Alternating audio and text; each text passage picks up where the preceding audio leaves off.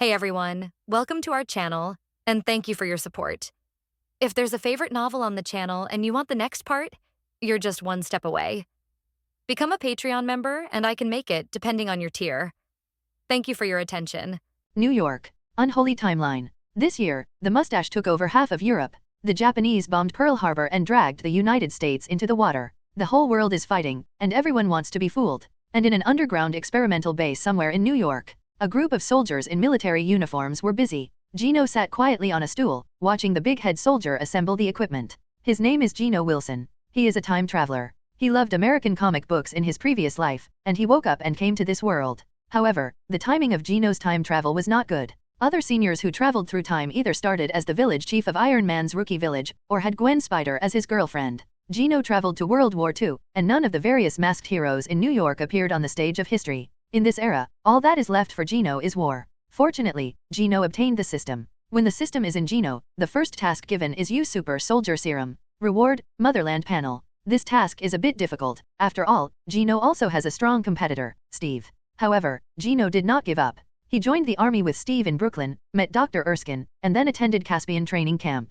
During the training camp days, Gino impressed Colonel Phillips with his outstanding performance, while Dr. Erskine was optimistic about Steve. After a big argument between the two, it was finally decided to let Gino and Steve participate in the experiment together. The experimental equipment made a buzzing sound. Gino came back to his senses at this time, and his eyes fell on the second floor of the base. At this moment, in the underground base, the iron plate on the second floor was filled with officers of all sizes. Phew, I'm not nervous, not nervous. Steve on the side took a deep breath and tried to calm down. Relax, Steve, you'll make it. Gino walked up to Steve and patted him on the shoulder. Why is the destined son panicking? While the two were chatting, as the line was connected, the experimental cabin erupted with a faint blue glow. Gino, Steve, the experiment is about to begin. At this time, the tall and beautiful Rose Peggy Carter swayed in front of Gino and Steve. The woman's eyes were on Gino, looking at this big boy with a complicated expression. He was obviously a guy 3 years younger than her, but his face was calm at the moment, and he seemed not to worry about the failure of the experiment. Peggy pursed her red lips and decided to encourage Gino, you have to work harder. No need to refuel. Gino shook his head and took off his shirt, revealing his perfect figure, which was in sharp contrast to the skinny Steve next to him. Tony's future father, Howard, shouted to Gino and Gino, hey, are you ready? Go in when you're ready. Gino glanced at Peggy lightly and said what he had not finished, because I will only succeed. Xiao Xiao pretended to be cool, but before he finished speaking, Gino stepped forward with his long legs and walked firmly into the experimental cabin. Whether the gears of fate can turn depends on today. Gino prayed silently in his heart, but he must not let the gears rust. Steve followed closely behind him and walked into the experimental cabin. Experiments will begin soon. As the hatch closes, the light blue light gradually lights up. Gino lay quietly in the instrument cabin, fixed tightly to the iron plate by his straitjacket. There were a row of cold syringes with cold light hanging on both sides, containing azure blue medicine. The experiment begins. Gino vaguely heard Howard's voice. The power generated continued to increase, and the syringe in the instrument penetrated Gino's body. The strengthening potion was slowly pushed into Gino's body. The second the cold potion entered the body, it seemed to turn into fire and burn every cell in Gino's body. It was like hundreds of blades slicing through the body, which was heart-wrenching. 70% power. Outside the experimental cabin, Howard remained motionless and stared at the instrument screen. With the maximum energy input, Gino's heartbeat rate also turned into a roller coaster on the monitor. Peggy Carter didn't know when she came to the instrument. She looked at the instrument silently and prayed for the success of the experiment. Gino endured the pain silently. For the sake of a better life in the future, what does this pain mean now? So even though he was in pain and wanted to die, Gino relied on his strong willpower to remain silent. Power 80.00%. Every muscle in his body seemed to be torn to pieces and reborn. Gino gritted his teeth and clenched his fists. 100% power. A huge blue light flashed, and at the same time, a cold voice sounded in Gino's calm mind. Complete the mission, use the Super Soldier Serum. Get, Motherland Panel, acquire, Superpower, Super Speed, Super Defense, Flight, Cyclops, Perspective, Super Hearing. With a long list of rewards crossing his sight, Gino closed his eyes and felt the surging power in his body. Refresh task. Rescue Dr. Erskine. Reward, upgrade Cyclops Heat. The system once again gave a reward to interrupt Gino, who was addicted to feeling the power. He heard the noise outside the experimental cabin. Gino slowly opened his eyes and through the hatch, using his perspective ability, he easily saw two men wearing windbreakers. They were sneakily approaching Dr. Erskine, but under the other's windbreaker was a loaded pistol. Gino exerted a little force, and the rope that originally tied him broke. He reached out his hand and touched the cold hatch, then pushed it gently. Next second, boom, The originally tightly closed hatch flew out like an off-string cannonball and hit the door on the second floor hard, even knocking out a huge hole in the iron sheet and kicking up a large amount of dust. Everyone was startled by the sudden movement. They looked at the hatch that suddenly exploded. A large amount of white mist poured out of the oval experimental cabin, obscuring everyone's sight. And a figure slowly walked out of the white mist, and everyone stared at him blankly. Tall stature, strong body, three-dimensional knife-like cheeks. He was undoubtedly God's perfect creature at this moment. The crowd was silent for a moment, and then the laboratory burst into loud cheers. The experiment was a success. Everyone was partying like crazy. Phillips hugged Senator Bland excitedly. Erskine looked at Gino with relief. He was very happy to see that his serum was successful again. Peggy in the corner crossed her arms and looked at Gino with a complicated expression, not knowing what she was thinking. But while everyone was celebrating, Gino stared at the two Hydra killers with a cold expression. Then, under everyone's puzzled gazes, Gino slowly walked towards the two of them. With every step he took, Gino's eyes became hotter and redder. Looking at Gino getting closer and closer, the two killers were overwhelmed by the terrifying murderous aura emanating from Gino, and pulled out the submachine guns hidden under their windbreakers. We've been exposed, do it now. Oh. The gun was pointed at Erskine, and the killer kept pulling the trigger on Erskine. The continuous gunshots immediately caused chaos in the venue, with roars and screams coming one after another. SHH. Gino appeared in front of Erskine at a speed that could not be caught by the naked eye. Clap. The bullet hit Gino's body and exploded into clouds of sparks. The twisted and deformed warhead lost its kinetic energy and fell to the ground with a crisp sound. The two Hydra killers looked like they had seen a ghost. Block bullets with your body, how can this be? They looked at this guy who suddenly appeared in front of Erskine. At this moment, his eyes were glowing red, like an evil ghost in hell. Any last words? Gino locked his eyes on the two Hydra killers and attacked his mission target. There was only one end, and that was death. The two Hydra killers looked at each other and then said in unison, Hydra. Buzz. Before the two of them could say the slogan, Gino's eyes glowed red. A hot red light instantly melted the heads of two Hydra killers. The terrifying thermal laser instantly opened a big hole in their heads, and they immediately fell to the ground dead. The cold voice of the system sounded in his mind. Gino looked at the two headless corpses and planned to test its power. Treat it as waste. His eyes lit up red, and he activated his Cyclops again. His eyes suddenly shot out rays the size of cannonballs, instantly melting half of the bodies of the two Hydras. Suddenly, the smell of burning permeated the entire room, and the scorching light even melted the steel plates, pierced the cement floor, and raised a pit of dozens of meters. As for the two corpses, they had already been melted by the high temperature and turned into a pool of solidified dark brown solids stuck to the ground. Vomit. Seeing this brutal scene, many people immediately fell to the ground and vomited. Carter hurriedly ran over to hold Gino and said, Gino, stop quickly, they are already dead. I'm sorry, maybe I just awakened my superpower and I'm a little uncomfortable with it, right? Gino lied casually, then turned to look at Dr. Erskine. Doctor, I'm happy to see you're okay. At this moment, Dr. Erskine opened his mouth wide, as if he had seen a ghost. He walked forward and patted Gino's arm, marveling. Are you really Gino? My serum can't be so strong. As a scientist, Dr. Erskine is very rigorous. His own super serum only turned ordinary people into superhumans. However, the Red Skull, who had used the super serum, could not physically block bullets and shoot lasers from his eyes. This is not scientific at all. Haha, maybe it's because people's bodies are different. Gino told a cold joke. For example, some people can only swing one whip per second, while some people can whip 5 times in a row with lightning. Gino lied again, and Erskine nodded thoughtfully, temporarily believing Gino's story. Boom. At this time, another cabin door opened, and Steve, who was taller and with 8-pack ABS, stumbled out of the experimental cabin. Steve. Erskine hurriedly came to Steve and asked, can you shoot lasers from your eyes? Steve, who had regained his life, looked confused. What the hell was this? He shook his head and said, send lasers through your eyes? I can't. Steve just touched his strong body and murmured, I feel full of strength all over my body. Erskine looked confused. Is it true that, as Gino said, people's constitutions are different? At this time, Colonel Phillips arrived with the congressman and walked straight towards Gino. The councilman looked Gino up and down and couldn't stop nodding. Oh, holy shit, we have a super soldier now. Phillips smiled and said, are you ready to go to the front line and serve your country, young man? After seeing how powerful Gino was, the congressman on the side did not let Gino sell war bonds. Instead, they focused on Steve. This young man looked in good shape and had a very perky butt. Maybe suitable for selling bonds. Ready at all the time. Gino grinned, showing his white teeth, looking like a sunny and cheerful boy. Wait a minute, Colonel, I want to serve my country too. Steve on the side was anxious and quickly stopped the colonel, while rolling up his arms to show off his muscles. I can also fight on the battlefield. Phillips glanced at the muscular man Steve, then pointed at the congressman and said, sorry, Steve, there is a more suitable position for you here.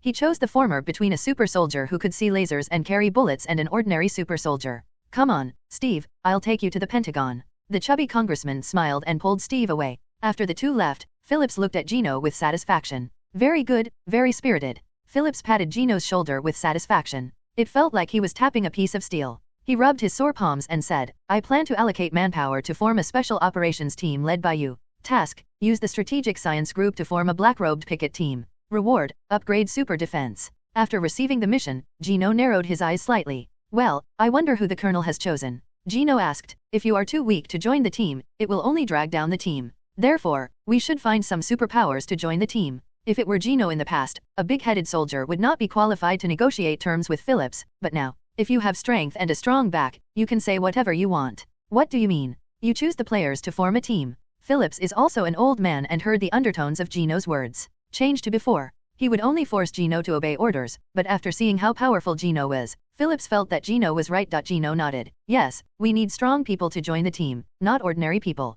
After taking a deep look at Gino, Phillips smiled. Okay, I will provide you with a list and you will choose the team members yourself. Done. The colonel left with the congressman, who wanted to tell the president the good news. At this time, Peggy led an autopsy team wearing white rubber gloves to the two remains, trying to find some clues. Don't waste your time, these people are Hydra's killers. Gino stopped Peggy. The charming British beauty rolled her eyes, glanced at Gino and asked, how do you know? Gino glanced at Peggy up and down, half smiling, because before killing them, I used my clairvoyance ability to see them. Those guys had Hydra coins in their pockets. However, the coin has been burned to ashes by my heat vision. Gino smiled and shrugged, looking like I'm sorry. But Peggy's focus was not on this. The woman subconsciously covered her breasts, but soon thought that there was something else other than breasts. You can see through. Little Rose stared at Gino in shame. Can you turn it off? Of course. I am a moral person and I do not use my clairvoyance ability to observe you. Gino stared at Peggy seriously and talked nonsense. The British Rose looked at Gino suspiciously. She always felt that Gino was not telling the truth. What? Do you still have clairvoyance? Dr. Erskine, who survived the disaster, jumped out and surrounded Gino with a large group of scientific researchers. Erskine's eyes lit up and he said, besides clairvoyance, what other abilities do you have? Well, abilities. Gino glanced at Peggy and then smiled. There are many, such as flying, super hearing, super clairvoyance, and invulnerability. Peggy on the side suddenly felt as if she had been looked down upon by Gino. She glared at Gino angrily and turned away. Oh my god, this is just absolutely amazing. Erskine couldn't imagine that Gino would become so strong, and looked at Gino with hopeful eyes. Can I draw some of your blood? Gino looked strange. You can try. Several doctors took out syringes and stabbed Gino's skin. But the sharp needle seemed to be stuck on the steel plate, and the needle was twisted and deformed, unable to penetrate Gino's skin at all. Haha, it seems that with current technology, it is not possible to obtain my blood sample. I'm so sorry. Gino smiled and retracted his arm. In fact, you can get some blood by yourself, but Gino doesn't want to give his blood to the strategic science group. Who knows what these people will do with his blood?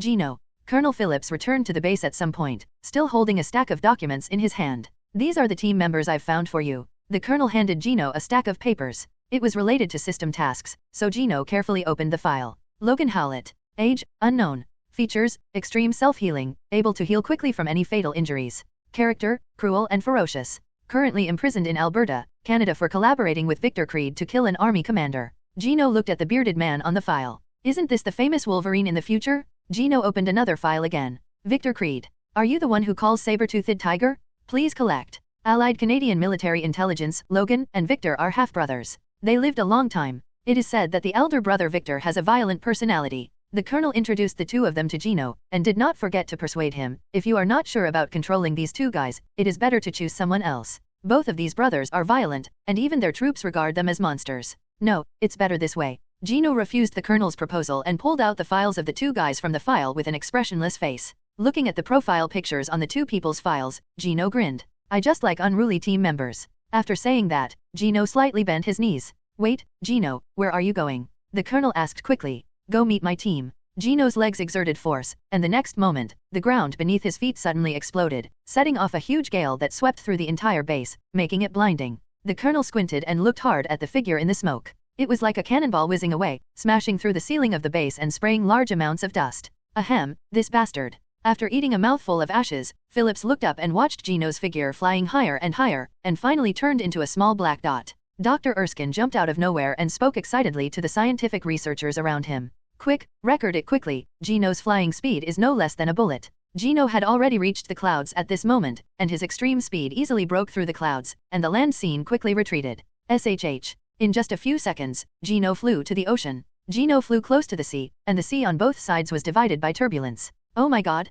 Colonel, what is that? On the Langley aircraft carrier, several top soldiers looked at Gino's leaving figure in surprise. With their naked eyes, they could only see an afterimage passing by. Guide, missile. The colonel said uncertainly, but it's impossible for the missile to fly so low, maybe a UFO. While several arguments were going on, Gino also flew to Canada. Through his supervision, Gino could clearly see many Canadian soldiers leisurely sunbathing below. Although he didn't know the specific location where Logan and the others were being held, Gino was not worried. He just spent some time flying around Canada and quickly found a secret military camp. It's here. Through his supervision, Gino saw a secret cage with 2 men chained inside, while soldiers with loaded guns and ammunition stood outside, waiting. Boom. Gino knelt on one knee and fell to the ground, and the huge impact shattered the ground beneath his feet. The cracks in the ground stirred up large amounts of dust, and Gino walked towards the sentry post expressionlessly. Hey, stop. The sentry guarding looked at Gino in horror. The other party fell from the sky and was coming this way. At first glance, it seemed that the person coming was evil. Gino glanced at the sentry slightly, then continued walking towards the camp.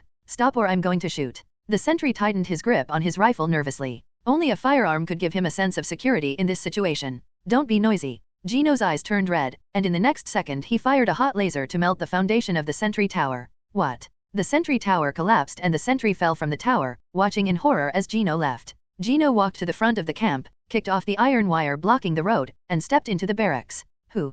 Canadian soldiers soon discovered Gino's uninvited guest. The other party was wearing an American military uniform, so he didn't look like an enemy. Gino said, I'll find your commander and ask him to see me immediately. Soon, a big-headed soldier called the person in charge of the camp. The person in charge was a middle-aged man in his early 30s, looking at Gino with a smile. Hello, who are you? The person in charge smiled and stretched out his hand. Gino glanced at the other person and had no intention of extending his hand. The man retracted his hand in embarrassment. Gino said slowly, according to the order of the Allied Forces Command, Logan and Victor are seconded from your military camp.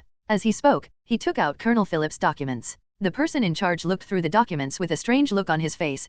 Sir, those 2 guys have mental problems, we can't let them out. Just kidding, Logan and Victor are 2 beasts, take them out and everyone in this camp will die. Executing an order. Gino stared at the person in charge and applied pressure. I don't want to say it a second time. The person in charge turned his head with a stern expression and asked people to release Logan and Victor. At the same time, he motioned to his soldiers to prepare their weapons just in case. Crack. The iron door opened, and 2 figures rushed out like a gust of wind. Ho, I'm going to kill you all. The leading man was in ragged clothes, and his clothes had long been turned into strips of cloth hanging on his body. At this time, the short-haired man glanced at the surrounding soldiers like a wild beast and said viciously, I will bite your throats out and eat your cheeks. Gino's eyes fell on the sharp nails of the man. This man should be Victor, the madman codenamed Sabertooth Tiger. The other man is a little short and has a beard, and he should be Wolverine Logan. Hey, you two. The person looking for you is not us, it's this guy from the United States. The person in charge quickly distanced himself from the relationship and pointed at Gino. At the same time, he was a little gloating and wanted to see Gino make a fool of himself. After all, these 2 guys killed people whenever they disagreed. American guy. The saber-toothed tiger spat disdainfully, because he had been locked underground for so long that he couldn't even see the sun. At this moment, his eyes narrowed to slits, and he looked at Gino coldly. Little pretty face, what do you want from us? Hearing what Saber-Tooth Tiger said, Gino raised his eyebrows slightly. This guy is really arrogant. I need you to join the Black Robe Pickets and follow me on my mission. Gino crossed his hands and stared at the saber-toothed tiger while raising a finger. This is the first time you have offended me. I appreciate your unruly attitude and hope you can continue to maintain it. Oh, the saber-toothed tiger suddenly became interested. He rushed to Gino in an instant and looked up at Gino, who was a head taller than him. So what if I offend you? America has no butthole. Before the saber-toothed tiger finished speaking, people around him saw Gino raise his hand instantly, and then punched the saber-toothed tiger on the chin. Oh, dozens of tons of terrifying power instantly shattered the saber-toothed tiger's jaw, and the ferocious fists continued until the entire head exploded. The strong head exploded like a watermelon, and red juice spread all over the floor.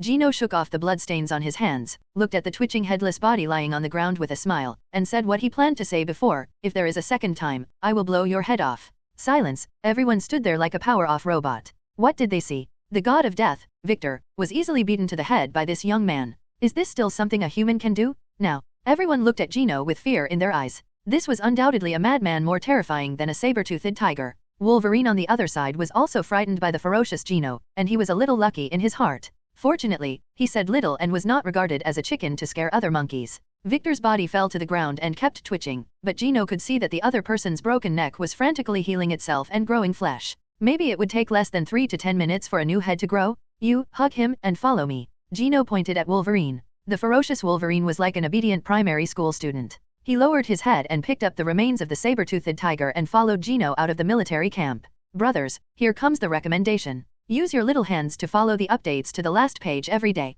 Thank you very much. Chapter 4 Star Making Plan, please collect and read. Sea surface. USS Langley. That's a missile. No, it's a UFO. The two sailors were arguing over what they had seen before. Whoosh! Another familiar afterimage passed by, causing the sea to surge. The two sailors stared blankly at the afterimage. Why did it come back again? At this time, Gino was carrying Logan, while Logan was holding Victor, who had lost his head. The three of them were galloping high into the sky. With Gino's super speed, the three of them quickly returned to the base. The sudden landing brought up a gust of wind, lifting up the white papers around him. Gino let go and threw Logan away. Vomit. As soon as he landed, Logan fell to the ground and sprayed out a puddle of food. This guy Gino is simply too scary. He caught me and flew from Canada to New York at who knows how fast. Logan felt like he was spinning and his whole body was dizzy. Even at this moment, Logan was a little envious of his headless brother Victor. After all, he was temporarily headless and did not have to endure the dizziness caused by high-speed movement. Ignoring Logan who was lying on the ground vomiting, and walking around Logan to stay away from the unpleasant smell, Gino met Dr. Erskine.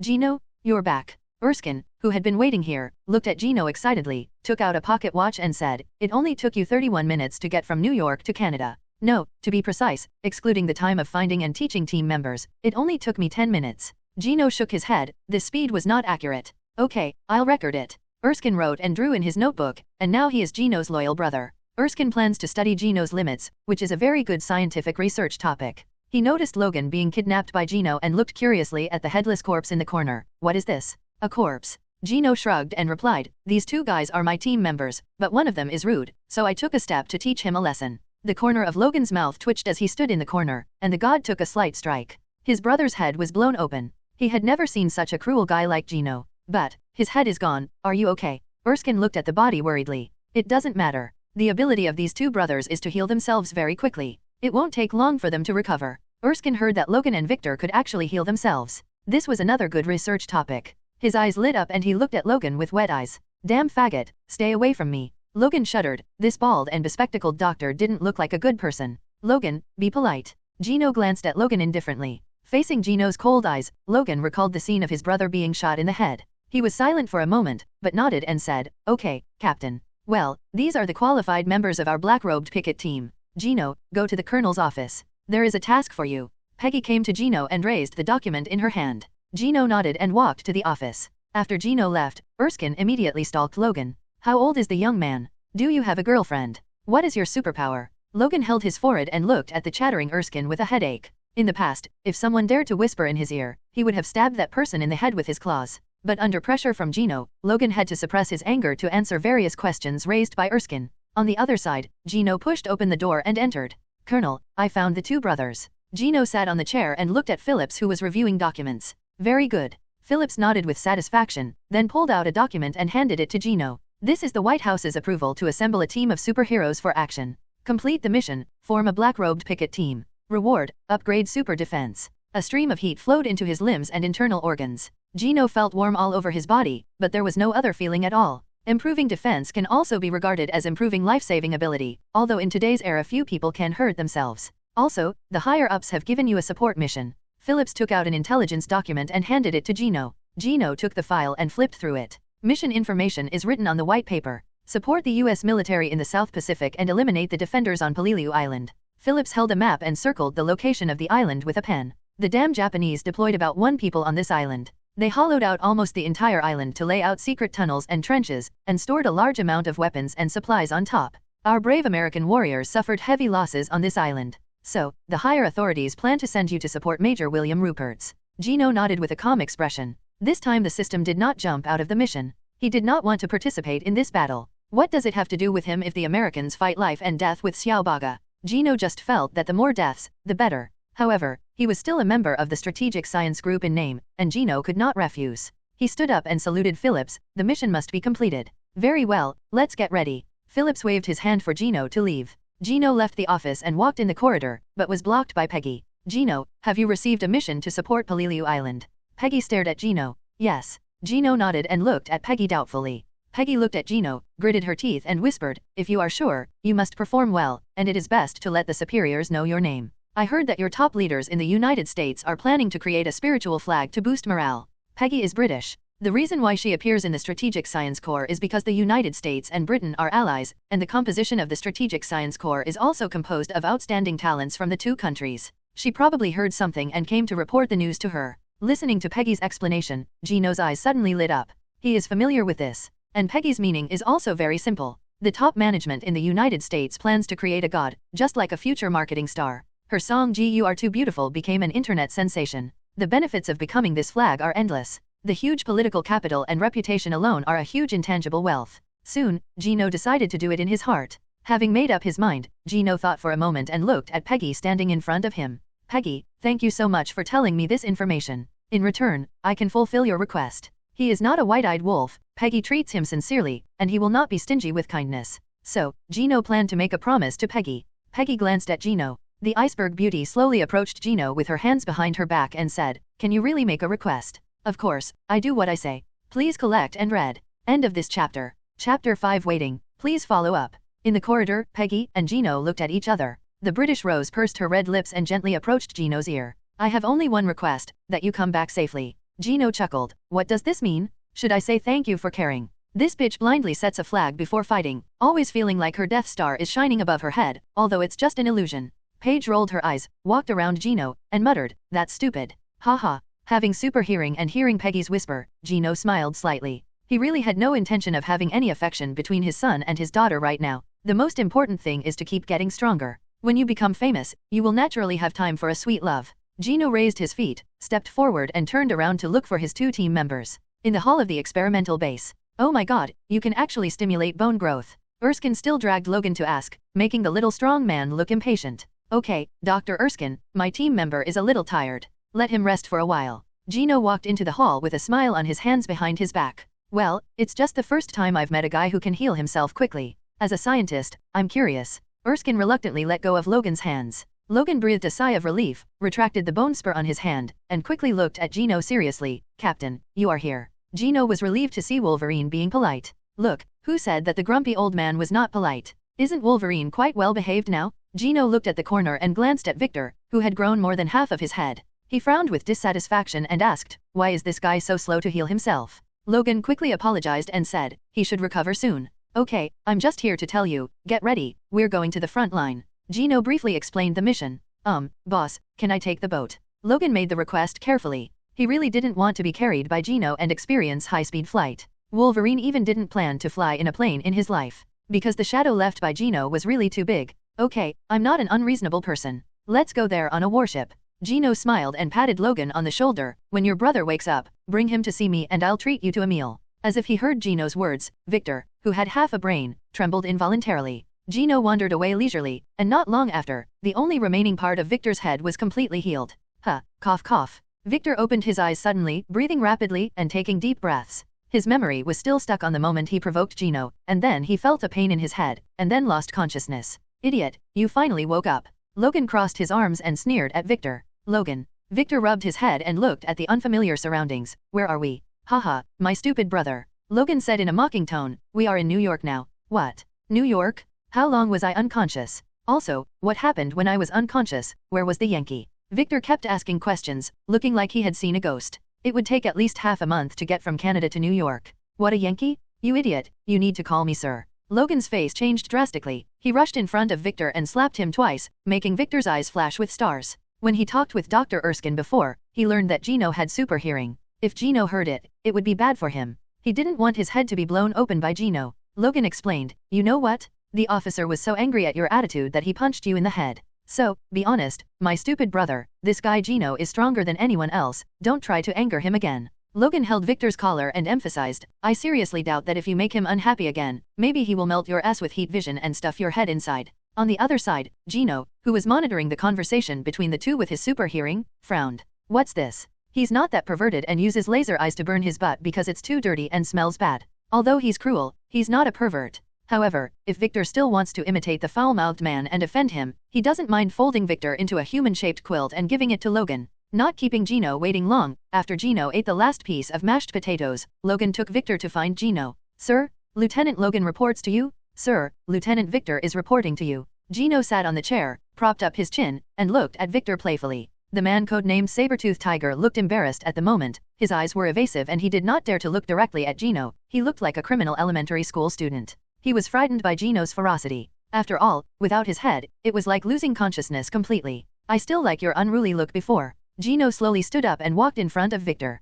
The invisible pressure made Victor lower his head involuntarily. Perhaps it was because Gino had his head blown off and the new head had more sense. Victor moved his lips and whispered, "Sorry, sir, it's my fault. Please punish me." Victor surrendered, which also meant that Gino took complete control of the team and established his leadership position. Forget about the punishment. Gino patted Victor on the shoulder. "I'm not one of those old men who rely on punishment to maintain their authority. Because I am the authority." Gino looked arrogant and said, "Follow my steps, and you will gain everything you have ever wanted, wealth, honor, and status. And in exchange, I have only one request from you, and that is to be obedient." The two Wolverine brothers nodded repeatedly. "I don't want to blow one of your heads off again, do you understand?" After drawing a big pie, Gino did not forget to beat the two brothers. The two Logan brothers said in unison, "Understood. Okay, no more talking nonsense, you guys have some food and come with me to get ready to go to the front line." Hearing that he could go to the front line, Sabertooth Tiger couldn't help but perked up. He had no other hobbies except killing people. "Boss, who are we going to kill?" The saber-toothed tiger licked his lips and dared to ask. "People from Dongying." Gino replied calmly and asked casually, "Have you heard of it?" The saber-toothed tiger rubbed his nose and said, "Well, I once heard a comrade of mine say that they are a group of uncivilized barbarians who would scream like locusts and cut open their own stomachs to commit suicide. In short, they are quite perverted." Wolverine Logan's eyes lit up, and he said with a sly smile, "Their women are very beautiful." Whether in comics or movies, Logan has been entangled with Japanese women, which can be considered a personal characteristic. Gino shrugged. "When the time comes to attack Japan Island, you can choose whatever you want. When the Japanese are defeated, the white people like them will be the masters and dominate the Japanese island. By then, Logan will be able to decide whoever wants to be the master." Please read it, collect it, recommend it. End of this chapter. Chapter 6, Peleus Island. Please read and collect. The Pacific Ocean. On the endless sea, several steel warships broke through the sea and were heading towards the US military base. Gino stood at the front of the deck, silently looking at the blue sea. Gino's powerful clairvoyance ability allows him to easily see scenery thousands of meters under the sea. There are many sharks wandering around the battleship, waiting for the food waste dropped by the battleship to feast on it. Vomit. Logan lay on the railing and vomited. "Is it okay for you to throw up even on a boat?" Victor, standing next to Logan, grinned. He was very happy to see his brother making a fool of himself. Fake squid. Logan raised a middle finger to show his anger at Victor. Victor shook his head. "Look at the boss again, he can't even move." At this moment, Gino was looking at the sea with his hands behind his back. Hearing the conversation between the two, he smiled lightly at Victor's flattering behavior. "Okay, we'll be there soon." Gino stood on his tiptoes slightly and his eyes fell on a small island 1,000 meters away. He could see the US military above being busy preparing. A group of people were pushing boats into the sea, seemingly planning an attack. The battleship quickly docked at the island, and Gino led the two of them down the island. "Come on, let's go find Major William." The three quickly found the base camp where the Major was located. Gino pushed open the curtain and walked into the military tent. The military tent was filled with smoke. A group of officers were sitting on the ground around a map, led by the bald Major William, who was smoking a cigarette. "We should be able to capture the island this time." These officers were discussing the battle plan, and many of them were stunned when they saw Gino suddenly barging in. "Hey, Lieutenant, this is not the place for you." William glanced at Gino, his eyes fell on the entrance of the camp, and motioned for Gino to get out. "Major William, I am sent by Colonel Phillips of the Strategic Science Corps to support you." Gino took out a document and handed it to William. "Black Robe Pickets." William frowned. "A team formed by superpowers. Are you kidding me?" William stared at Gino with a gloomy face, and said with an angry smile, "You and the 3 rotten fish in your team are worthy of supporting me." The officers in the military tent echoed William's laughter. People looked at Gino with mocking eyes. 3 people dare to claim to be supporting? William felt that he was going crazy. He had already applied for reinforcements from the Pentagon several times, but he didn't expect that they would send 3 clowns. Let these 3 people face the defenders of Peleus who are armed to the teeth? "I'm just afraid that I'll be beaten into a hornet's nest by bullets." William spoke in a rough tone and stared at Gino fiercely. "Get out of my military camp immediately. What I need are brave and fearless soldiers, not you 3 bullshit superpowers." 2 officers stood up and pushed Gino, but they felt as if they were pushing a huge mountain. Their faces turned red and they tried to push Gino away, but found that they couldn't move him in the slightest. Gino shook slightly and the 2 officers fell, causing the other officers to laugh. "Haha, Sam, are you too old? You can't even drive away a little kid." Ignoring the taunts from the bastards, Gino stared at William expressionlessly. "I think my team is far stronger than your big soldiers, Major." As soon as these words came out, the gunpowder barrel in the camp was immediately ignited. "Shut up, you bastard." William drew the pistol from his waist and pointed it at Gino's head. "How dare you humiliate those soldiers who gave their lives for America?" But before William finished speaking, whoa, Gino stood in front of the Major instantly. William was shocked. This guy was so fast? What do you want to do? Leave Major William. Many officers nervously held the pistols at their waists. The two looked at each other, and William felt like he was being stared at by some kind of terrifying beast, and the hand holding the pistol couldn't help but tremble. This is derived from the instinct engraved in the genes of living things, the fear of being unable to defeat living creatures. Gino stared at William with a smile on his face and said, I'm sorry, I'm not targeting everyone here. It's just stating the facts. Everyone here is garbage who can only hold meetings and can't come up with solutions. Saying that, Gino gently stretched out his right hand to hold the barrel of the gun. With just a slight exertion, the metal gun barrel in his hand seemed to be made of plasticine, and was twisted into a ball of iron in Gino's hand. Not only William, but all the officers could not believe what they saw. This guy actually crushed the barrel of the gun with his bare hands? If I don't want more people to die, I still hope the Major will seriously consider letting me join the fight. After saying this, Gino smiled and let go of the scrapped pistol, and said to William and everyone who looked shocked, also, I hate being pointed at a gun. If there is a next time. Haha. Gino glanced at William meaningfully, then turned and left the military tent. After Gino left, William let out a sigh of relief and slumped down on the chair to take a deep breath. Immediately, a sense of embarrassment surged into my heart. That damn lieutenant was threatening me just now, especially the look in his eyes before leaving. William had seen that look on the battlefield. It was a hint that he wanted to kill someone. Threats, naked threats. The more William thought about it, the angrier he became. He was actually threatened by a little lieutenant, and in front of all his subordinates. How dare he? Taking a deep breath, William forced himself to calm down and said with gloomy eyes, wait, Gino Wilson, this matter is not over yet. Refresh mission, lead the soldiers to victory and capture Belias Island, and be loved by all soldiers. Reward, double super speed superimposed. On the other side, Gino heard the system refreshing sound when he walked out of the military tent. He couldn't help but was slightly stunned and stood there thinking about the plan. At this time, Logan and Victor immediately gathered around. Boss, what shall we do next? Victor licked his lips. He couldn't wait to kill someone. Doing what? Gino narrowed his eyes and thought of a plan. He glanced at Victor and then said, wait. William doesn't want us to participate in the battle. He thinks we are a bunch of clowns from the circus. Do you understand? The grumpy old brother Victor couldn't bear it immediately and showed his sharp claws. I'm going to kill that bastard now. After saying that, Victor was ready to run to Camp William. Stop. Gino said calmly. The words were so light, yet they seemed to weigh tens of thousands of tons, weighing down the saber-toothed tiger Victor who stood there. Kill, kill, kill, just kill. Gino sighed, walked slowly to the saber-toothed tiger, and patted Victor on the shoulder. The army is not about fighting and killing, it is about human relations. As he spoke, Gino looked at the sea with his hands behind his back. In the distance, countless American troops were trying to land on the island under a hail of bullets. However, the dense line of fire of the Japanese soldiers guarding the island formed a death zone, and countless American troops were beaten into a hornet's nest by bullets before they even reached the island. Even the water near the island was dyed red with blood, attracting countless sharks to wander around with their dorsal fins exposed. Gino smiled slightly. It seemed that it was already a matter of time before the US military was defeated. What he has to do is wait. When William's attack is completely crushed by the scripts and fails again, it is time for him to appear. P.S. The Battle of Belias Island was known as the meat grinder of the US military in World War II. The Japanese on the island killed 1.5 US troops. End of this chapter. Gino TM is so strong, why not let Gino go to the battlefield instead of sending soldiers to die in vain? Gino walked up to Charlie and patted Charlie, whose face was red because of anger. Captain Charlie, go find your comrades. They are all still alive. When he used his heat vision to kill people just now, he deliberately avoided the survivors, so the wounded were still alive. Okay. Charlie subconsciously followed Gino's words and walked towards the scorched earth battlefield to look for survivors. Gino smiled brightly and said to Logan and Victor, you guys will go too. The mission of our black-robed pickets is to save lives and heal the wounded. As he spoke, Gino puffed out his chest and showed a majestic expression. If you ignore the corpses on the ground, his words may be somewhat credible. Yes, boss, okay, boss. Logan and Victor said in unison, and quickly ran to the battlefield to look for the wounded American soldiers. Seek collection, seek follow-up.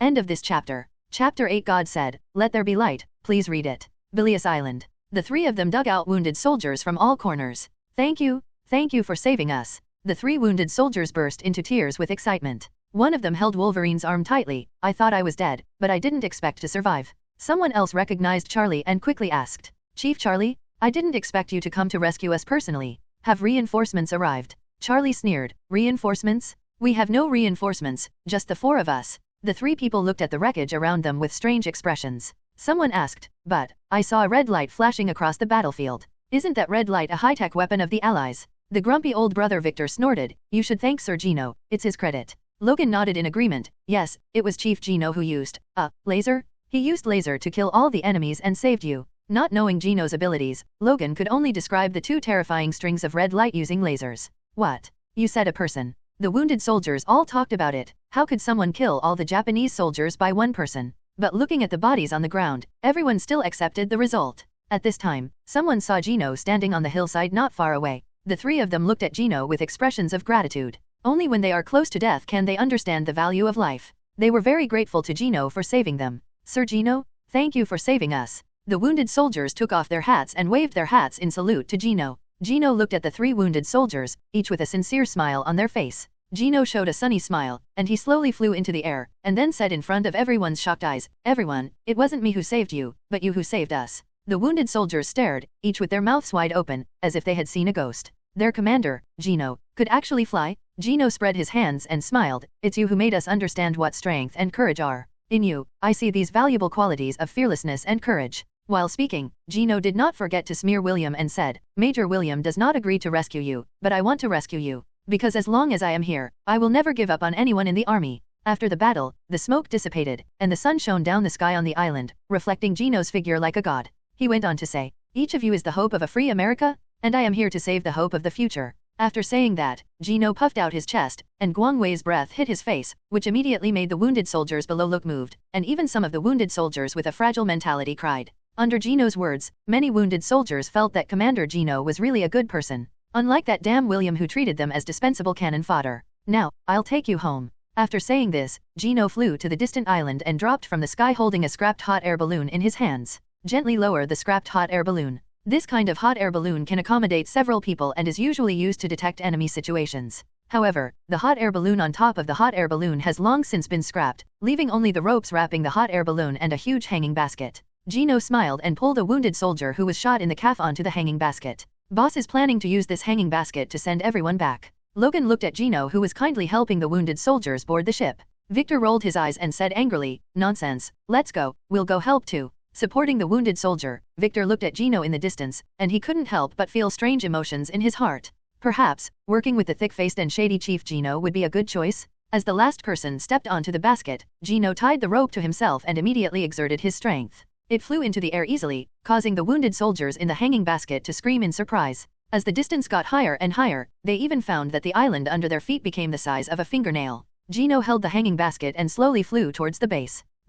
U.S. military base. Major William was still gathering his men for a frantic meeting to discuss the battle plan. "God? What is that? Oh my god, there's no hot air balloon hanging basket." Noisy sounds came from outside the camp, causing William to frown. William nodded to a lieutenant who liked him. "Lieutenant Lott, go and see what's going on." A lieutenant named Lott walked out of the military camp. He saw a group of soldiers gathering together and raising their heads. "What's in the sky?" Lott followed the soldiers' gaze to the sky, and then showed the same expression as the soldiers. He opened his mouth wide and rubbed his eyes. "That's a bird? That's an airplane? That's Superman. I saw a majestic figure slowly descending in the blue sky, carrying a hanging basket. That's our man. He's wearing a U.S. military uniform." The big soldiers said excitedly, "This man can also fly. Oh my god." In everyone's shock, Gino slowly lowered the basket and landed. Boom. As the hanging basket landed, several wounded soldiers helped each other out of the hanging basket. Looking at the wounded soldiers, another officer murmured, "God, he even saved the survivors on those islands." The survivors hugged their companions, and then someone shouted, "It was Captain Gino who saved us.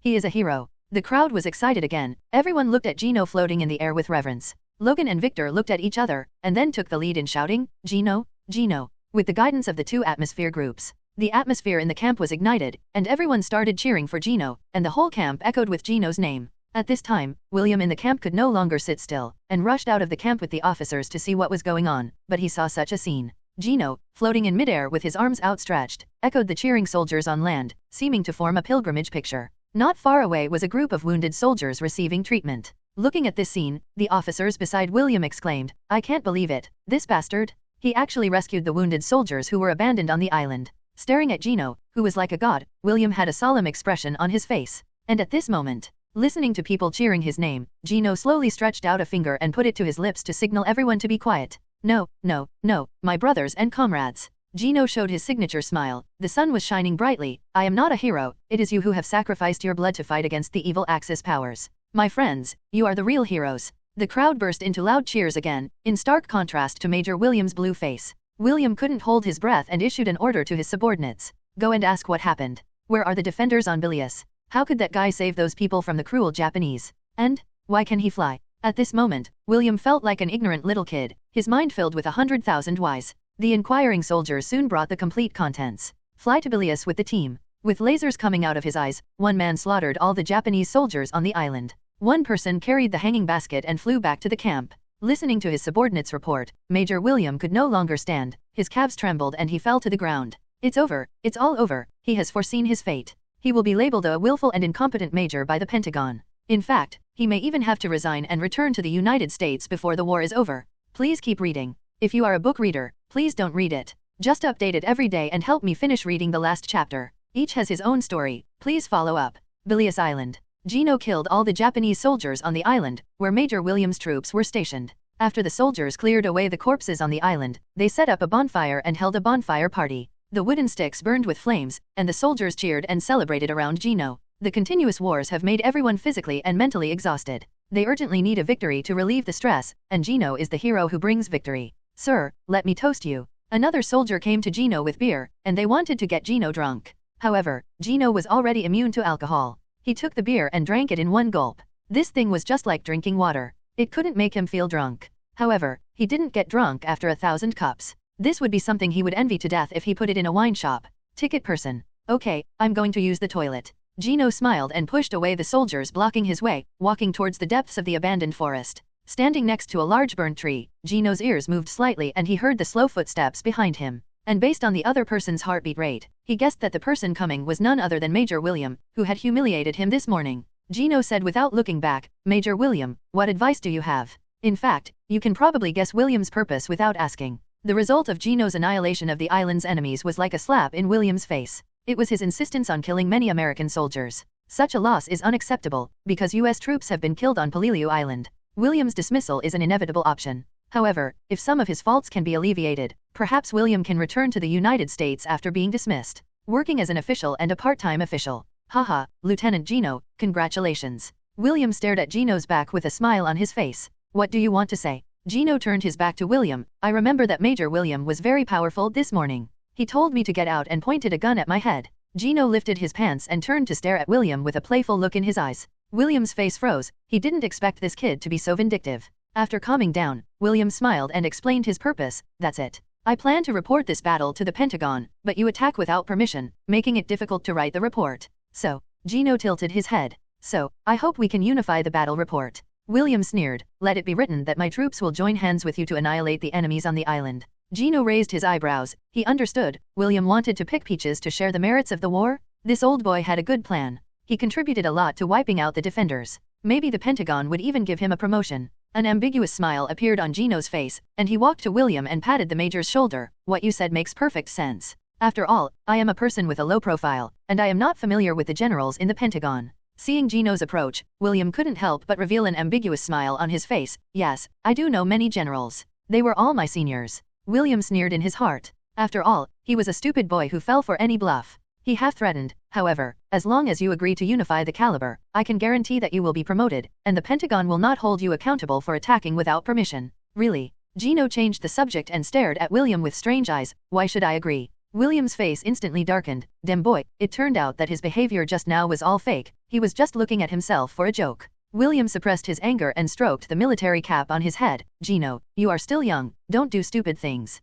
Gino sneered, cleared his throat and said, my answer is, refuse. You used to ignore me, but now you come here to build a relationship and want to share the merits of war? Gino's answer was too late. William's originally kind face turned gloomy, and in the dark abandoned forest, his expression flickered. In this case, it will be difficult to handle, Lieutenant Gino. Maybe I will truthfully report your disobedience to military orders to the Pentagon. Please. Gino chuckled. You are the only one William who has a backer. Is Colonel Phillips's backer or Lau Luo's? Who is afraid of whom? Humph. William snorted coldly, turned and left. After William left, Gino quickly contacted the Army's communications officer. Soon, 2 telegrams with different contents were sent to the Pentagon and the Strategic Science Corps. Strategic Science Group. In the huge base, countless people were busy, and the sounds of telegraphs and phone calls were intertwined. Everyone is a part in this huge machine, pushing this behemoth forward. Drip drip. The correspondent responsible for receiving the telegram typed the telegram expressionlessly. As the frequency of telegrams increased, the telegraph operator picked up the latest information and walked to Philip's office.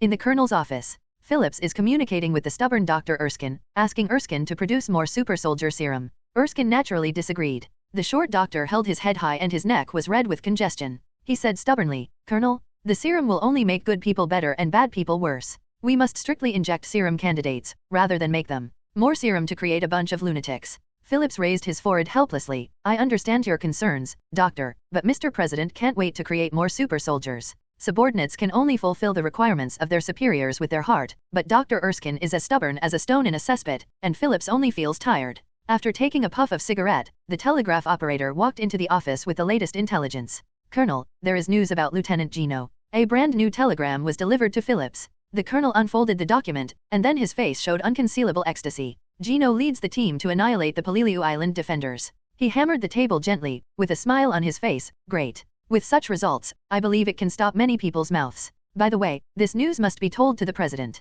The colonel held the telegram in his hands. Because of this surprise news, he didn't even have the heart to argue with Erskine. He walked in a hurry and walked to the phone, intending to tell President Luo the good news. After all, in order to promote this plan, the president has been impeached by the old people in Congress. With this result, many people can be silenced. In the Pentagon at this moment, Steve, who was tall and wearing funny clothes, took off the cute hat on his head. Steve stared at the hat in his hand gloomily. The costume designers even added a pair of square root-shaped wings on both sides of the hat. The chubby congressman smiled and patted Steve on the shoulder. "Come on, Steve, I will take you to meet the president. When the time comes, you will be serving the country by selling bonds to make money." The two pushed open the door and walked into the president's office. Lao Luo was sitting behind the presidential desk, leaning against the presidential chair and holding a phone in his hand. He held out a finger to the two of them, signaling them to wait. He changed his hand to hold the phone and listened to Phillips' report. The president's face was filled with uncontrollable joy. "Please collect it, please read it, and please vote for it." 0. What is a surprise? Seeking for further reading.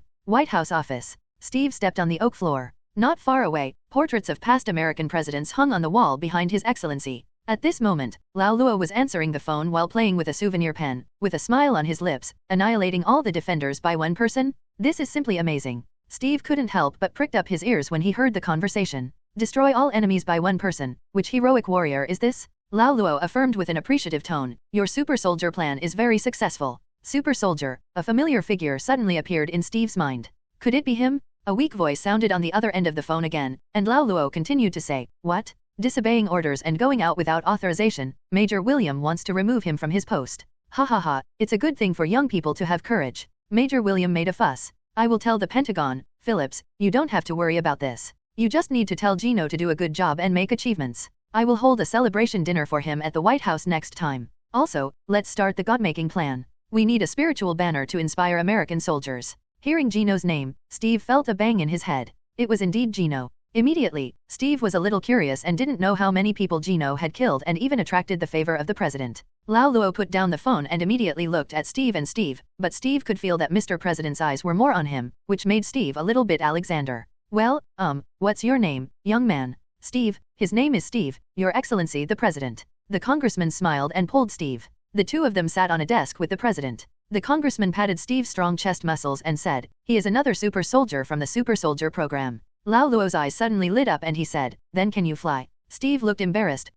He could jump to a height of 2 meters, but that didn't count as flying, so Steve shook his head and answered honestly, "Sorry, Mr. President, I can't fly." Hearing that Steve couldn't fly, the president was slightly disappointed, knocked on the table, and then asked, "Then can you send out heat vision from your eyes?" The expression on Steve's face became even more embarrassing, and he shook his head in denial again. "No, I can't emit lasers from my eyes." In fact, after witnessing Gino's ability to emit lasers, Steve also tried secretly in the dark, but until his eyes were dry, he was unable to emit heat vision from his eyes. The president's expression was somewhat intriguing. He knocked on the table and asked again, "Then what are your abilities? Why do you feel like this Steve is so good? Are he and Gino really using the same serum? Oh, what are your abilities? Can your body withstand bullets?" Steve was silent for a long time, then shook his head in frustration. "No." The three of them fell into an eerie silence, and the president sighed. He didn't plan to ask any more questions. It would be disrespectful to ask any more. Finally, the anxious congressman broke the silence and said, "Aha, Mr. President, I plan to ask Steve to sell war bonds for me. This can be regarded as a form of serving the country." The president glanced at Steve and felt a little disgusted in his heart. Instead of going to the front line to make contributions, the president went to sell war bonds? So the president asked, "Is that what you thought, Steve?" Steve thought of Gino, who was fighting on the front line, but he had to go dance and perform in front of the people. This was not the result he wanted. So Steve shook his head with firm eyes. No, this is not what I want. I want to be like Gino Wilson and fight on the front line. The congressman who heard this panicked. Steve, you are crazy? You are just stronger than ordinary people, and you are not a super soldier like Lieutenant Gino. You will die if you run to the battlefield. Steve's expression remained unchanged. He raised his eyes full of depth and said, although I don't have those powerful superpowers, I have the determination to fight for the country. Seemingly moved by Steve's momentum, the president pondered for a moment and said, then, go to the front line. Steve, I approve you to join Lieutenant Gino's black-robed picket team. Steve couldn't help but be ecstatic when he heard the president's words. Join the black-robe pickets, that meant that he could fight with Gino. Fighting spirit ignited in Steve's eyes, this is the life he wants. The Pentagon, meanwhile. Everyone, come and take a look. A gray-haired general knocked on the 2 telegrams on the table. This is the latest news from William's army. It was said above that Lieutenant Gino Wilson of the Strategic Science Group disobeyed military orders and led soldiers to raid Peleliu Island privately. In the conference room, another old man with a star on his shoulders asked puzzledly, huh? Strategic Science Group? Isn't that department in charge of that boy Phillips? Why did his people go to Peleliu Island? Perhaps it has something to do with His Excellency the President? I remember that the Strategic Science Corps seems to have a super soldier plan. The people sitting here are all big guys, and they all know more or less inside information. But since he disobeyed military orders, he was just shot. Why did he send a telegram to ask us? This guy William is really getting stupider as he lives. The general holding the document looked strange and said, but here's the problem. Gino Wilson did disobey orders and take the initiative to attack Peleliu Island, but the result was that he killed all the enemies on the island by himself. The atmosphere was quiet for a moment, and then there was a lot of noise, and a group of big guys with the star on their shoulders rushed to the old man to read the telegram. God, wipe out the defenders all by yourself. How did he do that? The bosses dug out the records and reports. Super soldier planned transformation, able to shoot lasers from both eyes. A group of generals became more and more excited as they watched. They all came up with a plan. If thousands of Genos were reproduced, not to mention the Japanese, maybe even the mustaches would have to kneel on the ground and surrender. Contact the Strategic Science Corps quickly and ask them to provide the super soldier serum immediately. We want to recreate the miracle of Gino and bulldoze the damn Japanese and mustache. A group of generals had already begun to fantasize about the world being unified by the United States, but the old man at the head was calmer and said slowly, just send someone to contact the super serum. Our current discussion is how to deal with Gino Wilson's disobedience. A group of generals suddenly changed their faces, and one of them said, ahem, resisting orders? Resisting for what purpose? Lieutenant Gino took the initiative to fight against the enemy. This is a sign of courage to fight. That's right. Not only can we not punish him, but we must also promote his military rank. Another short old man said, waving his fist. A group of generals nodded with deep understanding. They thought so too. However, how to improve Gino's military rank? While the old men were discussing, a soldier pulled the phone. Generals, the president is calling. His Excellency the President said he has something important to discuss with you. A group of generals quickly stood up and listened to Lao Luo's speech. The results brought by Lieutenant Gino Wilson are astonishing. His record of annihilating the enemy by one man should receive enough publicity. Lao Luo's voice on the other end of the phone was trembling with excitement. Once upon a time, people fantasized about being powerful, invulnerable, and able to fly and escape. But now, a legend has come alive in the United States. One can imagine how Lao Luo feels at this moment. You increase your publicity. I want all America to know about Lieutenant Gino's deeds. Okay, Your Excellency, we think so too. The leading general agreed with the president with a smile. After hanging up the phone, a group of generals sat together holding teacups and lamented, I didn't expect that even His Excellency the President received news from Lieutenant Gino. A general rubbed his nose and said bluntly, William actually slandered our American hope and removed him from his post. He is not worthy of leading the great American army. Anyone who is blind can see the political trend that will unfold around Gino, so there is no need for William to stay in the army when he slanders the hero Gino. Let William retire. Yes, he is not young either. Soon, a group of old men discussed the next arrangements. The recorder lowered his head and wrote quickly, writing down the arrangement of the two on the paper. Immediately, an encrypted urgent telegram was sent to the small island of Peleliu. Please follow up reactions from all parties, please follow up. Not only the Allies received news of the fall of Peleliu, the Emperor who was far away on the Japanese island also received this somewhat unpleasant news. In the small conference room, 2 Japanese soldiers stood guard at the door. From time to time, the great Emperor's roar could be heard coming from inside the room. In the room at the moment. Baga? Army Red Deer? They are all dead. You should all commit suicide by disembowelment and do your work. In the secret war room, there was a row of ceramic cups on the dark green conference table. The Emperor, who was the leader, turned red with anger. He grabbed the cup and threw it on the ground. Oh. The porcelain cup shattered on the ground, and the crisp sound echoed in the conference room. The officers present lowered their heads. The Emperor took a deep breath, his chest heaving. He stared coldly at the officers in yellow-brown uniforms on the right, and said, 1 people? 10,000 recruiting men were killed by 1 person. The Emperor was angry at the army, while on the other side of the table, the officers in white uniforms suppressed their laughter. They are the Navy, and the Japanese Army and Navy have been feuding for a long time. Now that their old rivals are suffering, they are very happy. Sir, it's not that we don't do our best, it's that guy is indeed a superhuman. The leader of the army was not convinced and took out a stack of photos from the table. He walked quickly to the Emperor, bowed and handed the photos to the Emperor. The Emperor lowered his head, glanced at the officer with cold eyes, and then raised his hand to pick up the photo handed to him. On the black and white background, a majestic figure floats in midair. A human who can fly? Perhaps, we have evidence to suspect that they really created superhuman beings. The Emperor rubbed his chin, squinted his eyes, and looked at the photo thoughtfully. Superhuman. Looking at the tall figure in the photo, his expression turned ferocious again. Whether he is a superhuman or not, since this guy dares to massacre great imperial soldiers, he will have to pay the price. Go find me the leader of the hand. I have a task for him to do. The Emperor sat on the chair again, with a sneer on his lips. Not only did the United States have extraordinary beings, they also had extraordinary beings in Japan. Just a few minutes. Just when the room was quiet, a man wearing a ninja uniform and covered with black cloth suddenly appeared in the room. He stood up slowly, his eyes falling on the Emperor, his cold eyes seeming to urge the Emperor to issue an order. I need you to kill someone for me. The Emperor threw the photo in his hand to the ninja. The ninja stared at the figure in the photo and silently stretched out 3 fingers. Baga, I will prepare the gold, but you must bring his body back to Japan. The Emperor slowly clenched his fists. I need to use his corpse to create our Japanese superhuman beings. The ninja nodded, and then the seal turned into a black mist and left. The night is as dark as ink, and everything is silent. On the unindustrialized island, Gino raised his head and silently stared at the stars in the sky. His plan went very smoothly. He rescued the wounded soldiers and won the support of this army. Another person successfully made a name for himself by killing all the Japanese soldiers on the island. The sound of the system sounds at the right time. Complete the mission, capture Bilious Island and be loved by the soldiers. Reward, double super speed superimposed. Every cell in his body seemed to be restless. Gino felt itchy all over his body, but this feeling went away as quickly as it came. The body moved slightly, and Gino appeared again, already standing on the other side of the island. The speed has improved significantly. It's obviously faster. Gino held his hands behind his back. If he were asked to challenge flying from New York to Canada again now, it might only take 10 minutes. Next, we need to wait for the results from the Pentagon. Gino was expressionless with his hands behind his back, but at this moment, his super hearing heard the sounds of wandering under the sea. Ordinary fish do not make such noisy sounds in the sea. Oh, there are actually people who attack at night? Are they coming for me? Gino looked at the sea not far away. Through perspective, Gino saw several black-robed ninjas exuding a cold aura swimming towards him in the sea. They were wrapped in black robes with only one pair of eyes exposed, carrying 2 samurai swords behind their backs, and were approaching Gino in a breaststroke posture. Whoosh! The next second, the ninjas on the sea jumped out of the sea, and instantly turned into afterimages and suddenly appeared in front of Gino. They stabbed Gino's chest with a sharp knife, intending to kill him with one blow. Facing the attacking killers, Gino didn't even bother to hide. How could this ridiculous mortal iron harm the man of steel? The tip of the knife pierced the chest, but immediately the assassins felt strong resistance from the tip of the knife. Boom! As if cutting into the indestructible meteorite, several long knives shattered.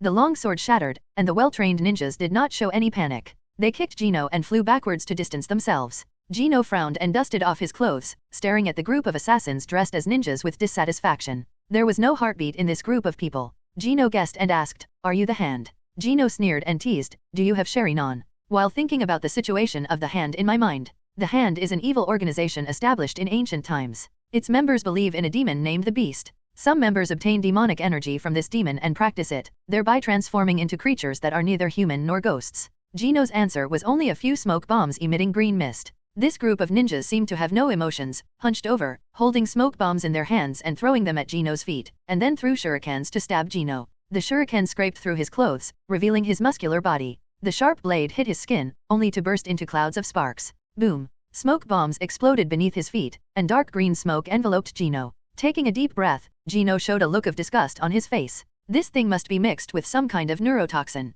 However, it didn't work for him. Instead, it just smelled like rotten eggs and made him smell disgusting. With his eyes glowing red, Gino gave up the idea of catching one person for interrogation and said coldly, "If we fight, we'll fight. But if you throw stink bombs and make people disgusting, it's your fault." Gino instantly came to a person, grabbed the ninja's neck, and with a slight force, the black-robed ninja exploded into a ball of black mist and dissipated, leaving only a ninja robe slowly falling to the ground. Gino turned his attention to the other ninjas again, his eyes becoming even redder. Half-naked, Gino slowly flew into the air. Go to hell. The next second, a ray of red light cut through the night. The hot red light passed through the bodies of several ninjas and fell into the sea in the distance. The high temperature melted the seawater and raised large amounts of steam. The moment they were hit by the heat vision, several black-robed ninjas suddenly exploded into a black mist, and the wind blew gently and dissipated with the wind. After completely destroying the ninjas who came to assassinate him, Gino slowly landed on the ground. Gino picked up the tattered ninja robe on the ground and looked at it carefully. The magic side thing is really weird. However, it would be great if I could also learn magic. Gino plans to find time to go to Karmatage and see if he can learn magic from the Ancient One. Seek to read favorites. A long talk under the moonlight. Please follow up. Gino threw away his moldy ninja robe. On the island at this moment, many American troops were sleeping around a campfire. Some soldiers who couldn't sleep gathered together in 2s and 3s to play cards. Gino found Logan and Victor, who were grilling fish. Come and play cards. Since possessing superpowers, even sleep has become dispensable. Gino took Logan and the two of them together, and the three of them gathered around the campfire to play cards. Taking advantage of the break of shuffling the cards, Gino asked the two of them with a smile, "How are you feeling recently?" These two little brothers are quite obedient, and Gino's attitude towards them is not the same as before. While Logan was dealing the cards, Victor raised the bottle and took a sip of beer. He said with a complex expression, "I think it's amazing, sir. Oh, it just feels like it's been unreal during this period. In the past, my colleagues in the army would only think that we two guys were monsters and aliens." Victor lamented, "For example, when Logan and I joined the army, we actually planned to defend our homeland and gain meritorious service. However, when I took a bullet for a teammate and the other person showed a horrified expression, I realized that we are not the same kind of people as them." Logan began to deal the cards and said, "I just didn't expect that working with you, sir, would one day gain the respect of others. Because just today, after the US troops stationed at the station learned that the two were members of the black-robed picket team under Gino, they expressed their high respect for Victor and Logan, and even asked them for their autographs. Well, the signatures of the two are probably not much different from those of a dog crawling, but they still have some collectible value." Logan and Victor couldn't believe this attitude, thinking they were dreaming. Even Victor's attitude towards Gino changed from fear to admiration. Victor handed Gino a grilled fish. This was something we both couldn't have imagined before. Gino took the grilled fish and took a bite, frowning. "There is no salt, it smells fishy and it's unpalatable." Then he played a 4, pondered for a moment and said, "Actually, my situation is different from yours. My abilities are the product of experiments, while yours are innate abilities. You only need a little stimulation to activate your superpowers. People will subconsciously classify you as aliens. This concept cannot be changed overnight. Becoming a superhuman through experiments and being born a superhuman are two different concepts. People are more willing to accept the existence of a human being transformed into a god from the bottom of their hearts, rather than being born a god. If people become gods, people will still treat them as humans." Gino smiled and waved his hands. "Of course, you can also think that I am bragging. After all, the miserable life of mutants in the future will inevitably be fueled by the American army, and there will also be some social problems. In short, it will be quite complicated. Yeah, maybe, this is the fate of people like us." Logan threw out a 6, holding a cigar in his mouth, nonchalantly, "But we just need to follow you, the boss, and live comfortably." Victor nodded in agreement. They couldn't control other people's lives, but the two of them could live happily by following Gino, and that was enough. Gino wanted to laugh a little, but the two brothers were optimistic, so they thought about it and said, "Actually, it's not impossible to eliminate the fear that ordinary people have towards you. Any solution?" The two of them stared with curiosity. Gino smiled and said, "That is to let everyone gain superpowers, but with current technology, we can't do it. Take the super soldier serum, for example." Gino knew that if it were promoted to the public, it would only amplify the human characteristics of ordinary people and create a group of lunatics even more perverted than the Red Skull. The good people are better and the bad people are worse. Then the problem arises. Are there many good people in this world? Haha, are there still a lot of bad people? When power can overturn the law, order will be gone. At this time, Victor threw out a 9, played a wave of single cards and said, "Boss, actually, at first, Logan and I thought you were a little scary. But after getting along with you, you are actually quite good.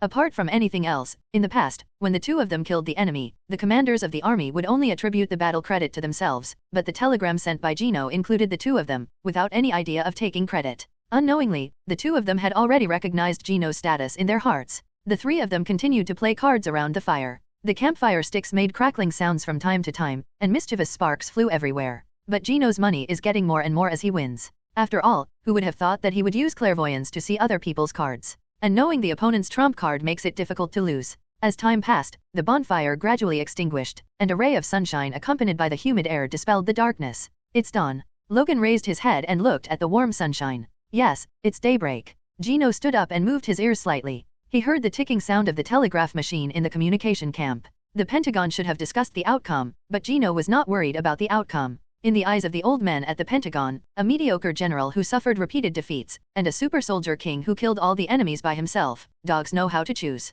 Therefore, it is only a matter of time before William is abandoned. It's time to see the results. Although he had already guessed in his heart, Gino still wanted to see the pained look on William's face. Logan and Victor looked at each other, quickly dropped their cards and followed. The three of them arrived at the communications camp and walked into the tent. Many communications soldiers were stunned when they saw the three people, and then their faces showed excitement. Sir Gino, here is your news. The signal soldier responsible for listening to the telegram handed Gino a blank piece of paper. Major William lost the battle and caused heavy losses to the American army. He is now removed from the rank of major and returns to the country to undergo trial by a military court. As his eyes glanced at William's punishment, Gino showed surprise on his face. He originally thought that the Pentagon would just remove William from his post and let him go back to his hometown to grow corn. Unexpectedly, in order to please himself, or to calm down his anger, he would send William to a military court. You must know that no matter which unit is sent to a military court, the skin will be peeled off even if it is not dead. Gino browsed through his arrangements again. Lieutenant Gino Wilson is extremely courageous to attack, annihilating the enemies on the island, and achieving significant results for the U.S. military's counterattack in Japan.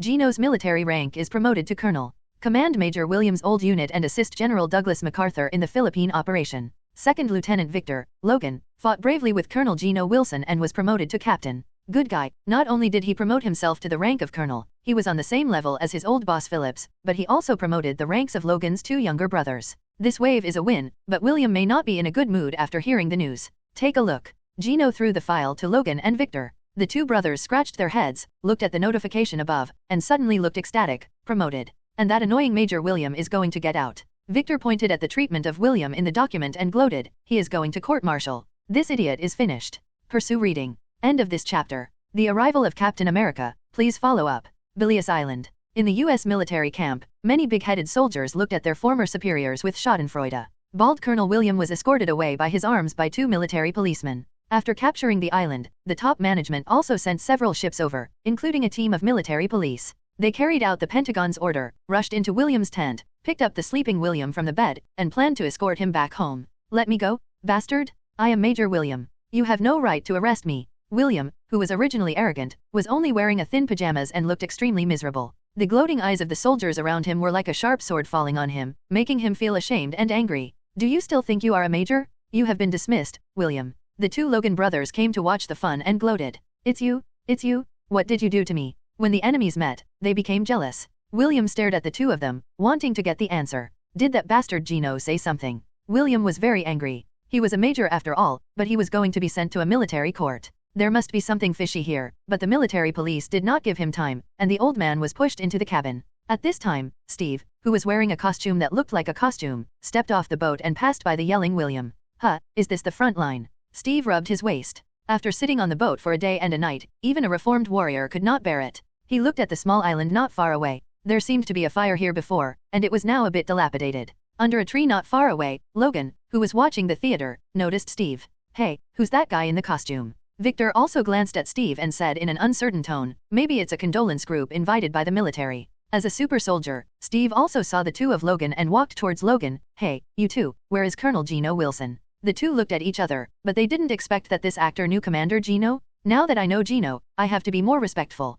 The grumpy old brother Victor asked in a slow tone, what's your name? Steve Grant Rogers. Steve smiled and extended his hand to the two of them. Damn, this guy's smile is almost as good as the captain's. Logan muttered. The three of them shook hands with each other and then chatted for a while, each knowing the other's intention. So, you and Captain Gino participated in the super soldier program together. Logan suddenly became energetic when he heard Steve's origins. He squeezed Steve's strong muscles and said, can you fly? Steve. I'm so speechless. Why does everyone who knows Gino ask him these questions? Steve smiled bitterly and answered honestly, no, I can't fly, I can't see lasers, and I can't even block bullets with my body. I'm just an ordinary person who is stronger than ordinary people. Steve said it in one breath, which was a self-effacing answer, as always in line with Steve's character. The two Logans had strange expressions on their faces. Why did they feel that this Steve seemed to be a promotional product given away, so was it dispensable? But they were the captain's former comrades, and Logan led the way, leading Steve through the busy barracks. The three of them dodged the soldiers moving the containers and arrived at the camp where Gino was.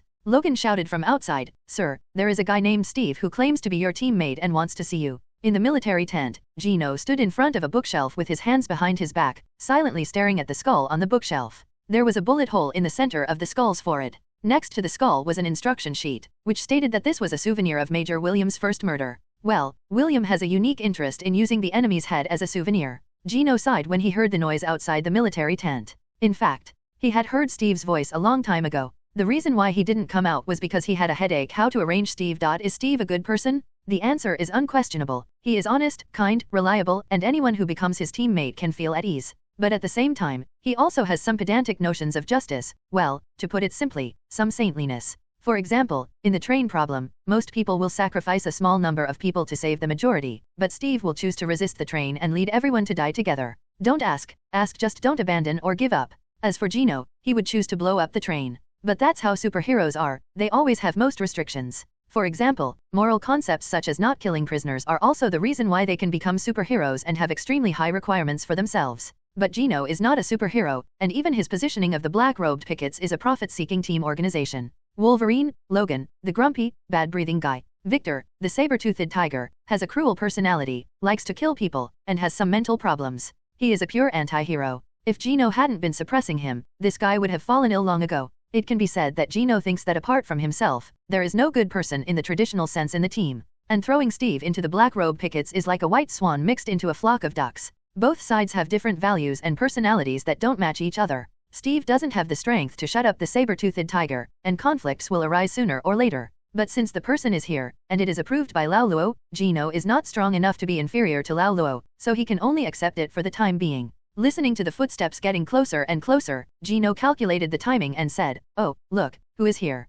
Gino suppressed the dissatisfaction in his heart, showed his 8 big white teeth, turned around with a perfect smile, walked quickly to Steve, and gave Steve a big hug. Gino smiled and patted Steve's strong shoulder, squinted his eyes and said with a smile, "Steve, I didn't expect you to come to the front line. This is really great." Logan and Victor looked at each other. It seemed that Steve and the captain had a good relationship.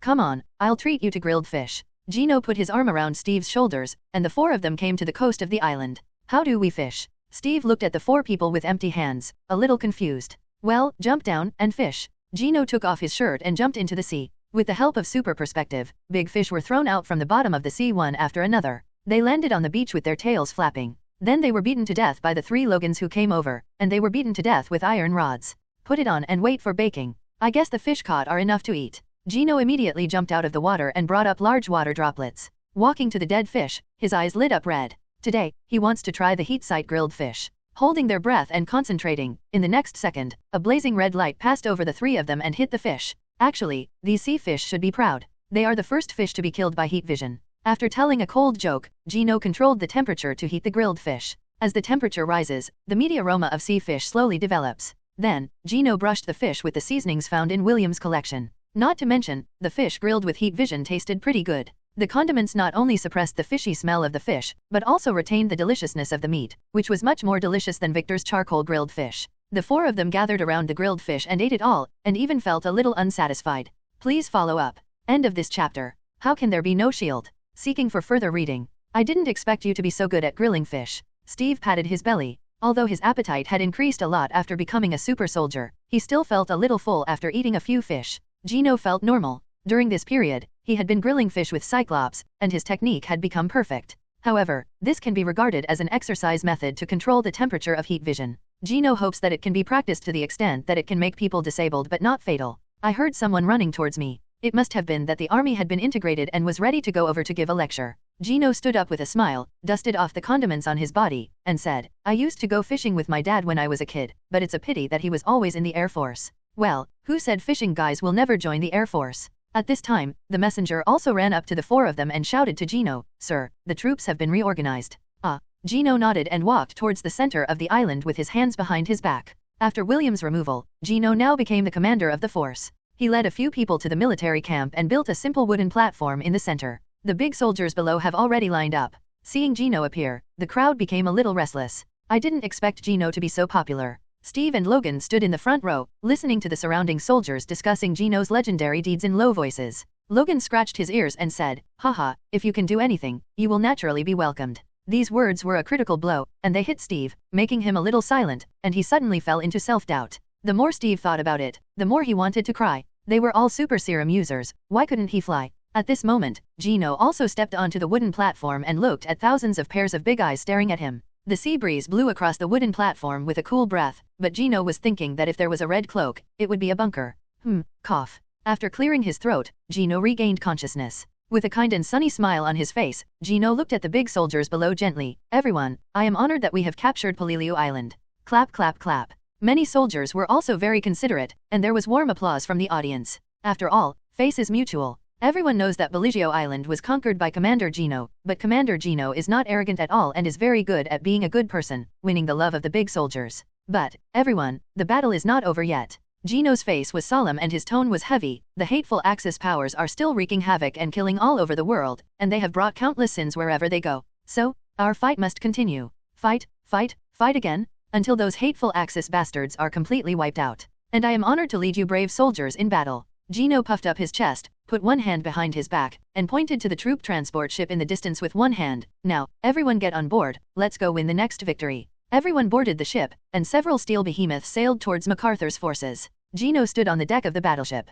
The sea was blue and the sky was clear. There were a few seagulls playing on the cannon not far away, and they cast curious glances at Gino from time to time. Gino closed his eyes and recalled MacArthur's intelligence in his mind. MacArthur, full name Douglas MacArthur. Arthur has another name in the military, also known as Mai Bao Bao. When Japan and the US military stationed in the Philippines were fighting, he underestimated the enemy, which led to the destruction of the US military's air force advantage in the Philippines. Moreover, due to the epidemic, the army's combat effectiveness was greatly reduced, and Arthur was almost forced to commit suicide. This was regarded as a shame by Lau Mai. After promising that he would definitely come back, he evacuated alone, leaving the remaining American troops in the Philippines to be captured. However, Lau Mai was good at building momentum. After 3 years of work, he became a 4-star general, and then led a large number of US troops to launch a counterattack against the Philippine Japanese army. When Lau Luo asked himself to support MacArthur, he was probably worried that the king would get away with it and ruin the US military again. Gino put his hands behind his back and went over the plan in his heart. Then, he thought about the battle uniform again. When it comes to suitable battle suits in the Marvel world, vibranium battle suits naturally have a place, but the group of Ni brothers in Wakanda are quite exclusive. Moreover, he couldn't leave for a while, but Gino still included going to Wakanda in his plan. Gino. At this time, Steve stepped out of the cabin and came behind Gino. Gino smiled and said, "Why didn't you stay inside?" "Well, they were playing cards and gambling in there, and it was a little too noisy." Steve, the moral pace setter, doesn't gamble or smoke, so naturally he can't play with those big head soldiers. The two chatted for a while, but Steve suddenly remembered something and rubbed his hair. "Gino, what do you usually fight with?" "Huh." Gino turned around and looked at Steve, who looked embarrassed. He couldn't help but smile and guessed what Steve was thinking. "What? Are you used to using guns?" Steve rarely used guns. He smiled bitterly and nodded. "Yes, I always feel that blowing someone's head off with a gun is too bloody." Gino's black question mark face. "Isn't it bloody when he hits people with a shield emotionally? After being hit on the stomach, the huge impact breaks the internal organs, and the death will be more painful, right?" But Gino didn't question him. After all, Steve was quite stubborn and he didn't bother to argue with Steve. Besides, how could the future Captain America not have a shield? Because of his appearance, Steve was not taken seriously by the top management, and the Strategic Science Group did not prepare weapons for him. Gino decided to help Steve make up for this regret, and said slowly, "In that case, I'll help you make a weapon, and I'll make sure you like it." "Really? What weapon?" Steve suddenly looked forward to it. He hadn't found a weapon that suited him yet. Gino put his arm around Steve's shoulders and said, "What are your requirements for weapons?" It can defend and fight, it can attack and defend in one." Steve subconsciously said the characteristics of the shield. "I understand." Gino's eyes flashed with confusion, and he led Steve into the bottom of the cabin, and immediately found a few pieces of steel. Steve lifted several pieces of steel and placed them on the ground. Gino's eyes lit up red and he began to build Steve's shield. Buzz! The heat vision hit the steel and exploded into large sparks. Gino was like a skilled welder, controlling the temperature to prevent the steel from burning into molten iron. Gino controlled his gaze and followed the steel in a circle, cutting off a round piece of steel with his heat vision. Even if this thing is a shield, it doesn't have any good materials after all. Looking at the whiteboard and steel, Gino pinched his chin, always feeling that there was something missing. Right, there is no pentagram emblem on the shield. Captain America's shield without the 5-pointed star is like Jerusalem without Tifa, it's not interesting enough. Gino activated his heat vision again and used it to engrave the iconic 5-pointed star pattern on the front of the shield. Steve, who was watching on the sidelines, looked at the shield and couldn't help but tremble slightly in his heart. It seemed that he had some kind of strange XP awakening. He felt that this shield was the most suitable weapon for him. Okay. Gino turned off his Cyclops, found a bandage and wrapped it around the back of the shield. He then handed Steve the newly baked Iraq war-damaged version of the shield, winking and smiling. "How does this shield feel?" Steve lowered his head and stroked the smooth shield, then held the shield, raised his chest and raised his head. Suddenly, Guang Wei's breath hit his face, and Steve's face was solemn. "It feels great. Arthur's welcome ceremony, please follow up." The voyage on the sea was a bit boring. After eating all kinds of seafood with the black-robed pickets for a week, and even Gino diving into the sea to catch a shark and taste the shark fin, the troops finally arrived at the shore. Lai Island is located in the eastern part of the Philippine island, but Arthur, who counterattacked, captured this island a week ago and made it the first base for counterattacking Japanese soldiers. Gino stood on the deck with his hands behind his hands, and brothers Steve and Logan stood behind him. Not far away, Gino's eyes fell on the island beach. With just one glance, Gino saw Arthur in sunglasses standing among a group of officers. This somewhat elderly man was smoking a pipe, grinning and talking to the people around him.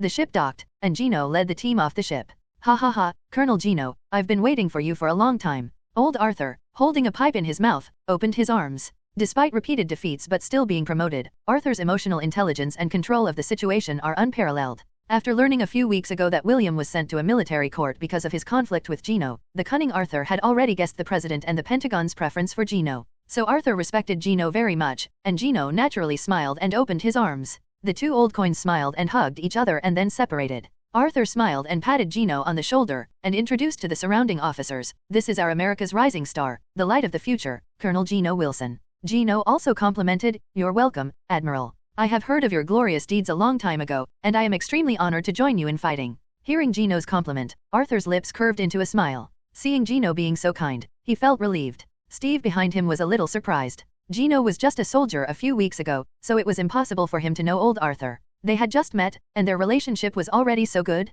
Old Arthur prepares a welcome ceremony for Gino's arrival. Arthur asked his soldiers to build an open-air stage on the cliff of the island to hold a dance. Several loudspeaker phonographs were placed around the stage. Old Arthur invited a group of young local girls in a semi-coercive manner. Then, Arthur invited all officers above the captain level to participate in the dance. At this moment, there is an open-air dance party. Gino and Arthur tasted red wine. The country bumpkin Wolverine Logan's eyes were wide-eyed. He could not wait to find a girl of about the same height to show off her dance moves awkwardly on the dance floor. As for Steve, who was tall and handsome, many girls invited Steve to dance, and the girls held their hands. Steve, an innocent virgin, blushed and clumsily followed the girls' dance steps. As for Victor, he has no interest in women and is feasting on lobsters on the dining table. Gino took a sip of red wine and observed the people on the dance floor. He estimated that the reason why Logan liked Asian girls was probably related to their height. Arthur laughed, took a sip of beer and shouted, "Let's play music and dance." Melodious music sounded, and on the dance floor, many officers danced with their arms around the black-skinned girl. "Sir, can you dance with me?" The fiery girl in national costume came to Gino and extended an invitation. This isn't the first girl to invite Gino. Gino just glanced at the girl lightly, then glanced at MacArthur who was smiling but not smiling, and said with a smile, "Forget it, I can't dance." The girl breathed a visible sigh of relief, glanced at Arthur timidly, and then left. "What? Gino doesn't like this girl?" Arthur raised his eyebrows and asked curiously. "Could it be that this person is not good at seducing women but is good at seducing men?" "No, I just don't like black." Gino found an excuse at random, and then said, "What are the Admiral's plans next?" Gino brought the topic back on track. He came to support old Arthur to gain military exploits, not to go on a date. Although this girl may have been arranged by Arthur, with Gino's current vision, ordinary women really can't look down on her. Arthur took a puff of cigarette, but he felt that Gino was a talent in his heart. After all, at his age like Gino, he was still addicted to women all day long. Old Arthur then asked, "I heard that you wiped out all the enemy troops on Palilio Island by yourself." Gino nodded and said, "Absolutely." Old Arthur smiled and said, "Can your team take the lead tomorrow? After that, planes and artillery will go into battle. I plan to launch a general attack tomorrow night to catch those hateful Japanese people off guard." To be honest, old Arthur had doubts about whether Gino was as powerful as the newspapers said. After all, it's not something real people have seen. No one can believe that someone can fly out of thin air and have lasers coming out of their eyes. Therefore, he planned to let Gino take the lead to see if Gino was as powerful as the rumors said. Gino also heard the suspicion in Arthur's words. He smiled slightly and did not argue. He just nodded and agreed, "Yes, I will lead my team to attack. All you need to do is prepare a ship for me." The two finalized their attack plan for tomorrow night. At this time, there was a noise on the dance floor. What happened? Arthur frowned and walked to the dance floor. Gino glanced behind him and found that the originally noisy crowd had formed a small circle.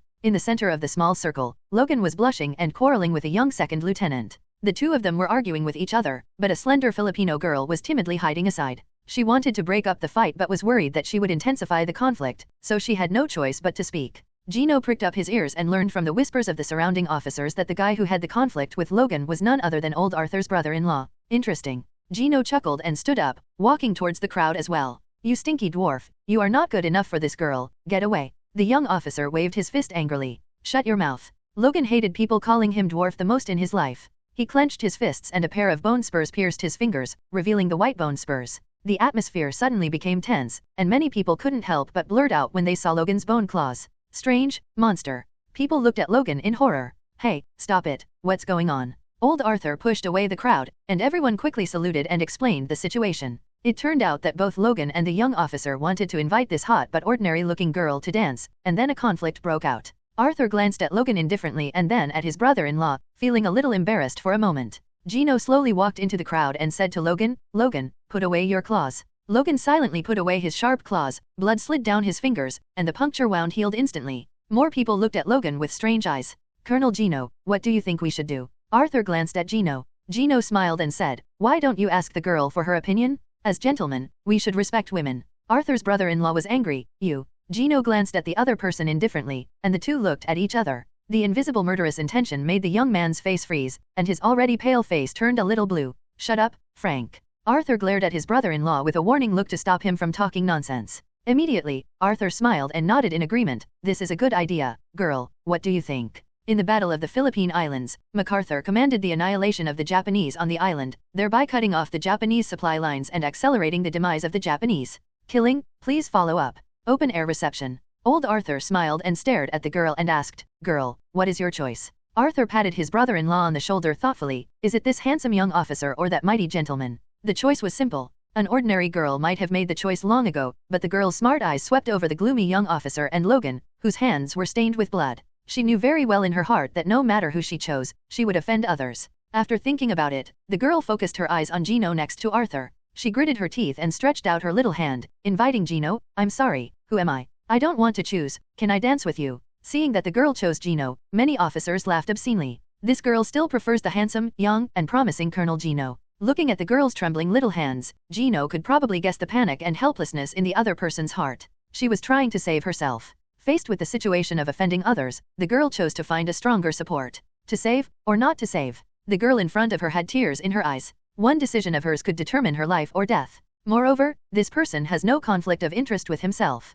Seeing more and more officers gathering around him, Gino thought for a moment, then looked at his younger brother Logan, and sighed. His remaining conscience still made him decide to take action. Gino shouted in the distance, "Steve." Where did he go? A figure immediately ran out of the jungle in the distance. Steve wiped off the rouge marks on his cheeks in embarrassment and came to Gino under the gaze of everyone. "Gino, are you looking for me?" Gino glanced at the lipstick mark on Steve's face and shook his head slightly. He was indeed a guy who could fall in love with Carter's niece. He was as good as Logan in terms of loveliness. Gino pointed at the trembling girl and said, "Steve, this girl is very good at dancing. Haven't you always wanted to learn to dance? Learn from her." Steve was confused. When did he want to learn to dance? But Gino didn't care so much. He pushed Steve gently, and the man grabbed the black girl's little hand with a confused look on his face. "Music!" Gino shouted, and melodious music slowly sounded. The conflict was resolved, soothing music echoed around, and Steve awkwardly held the girl's little hand and walked onto the dance floor. Starting to dance to the rhythm of the music, the girl led Steve to dance with graceful and smooth movements and gestures.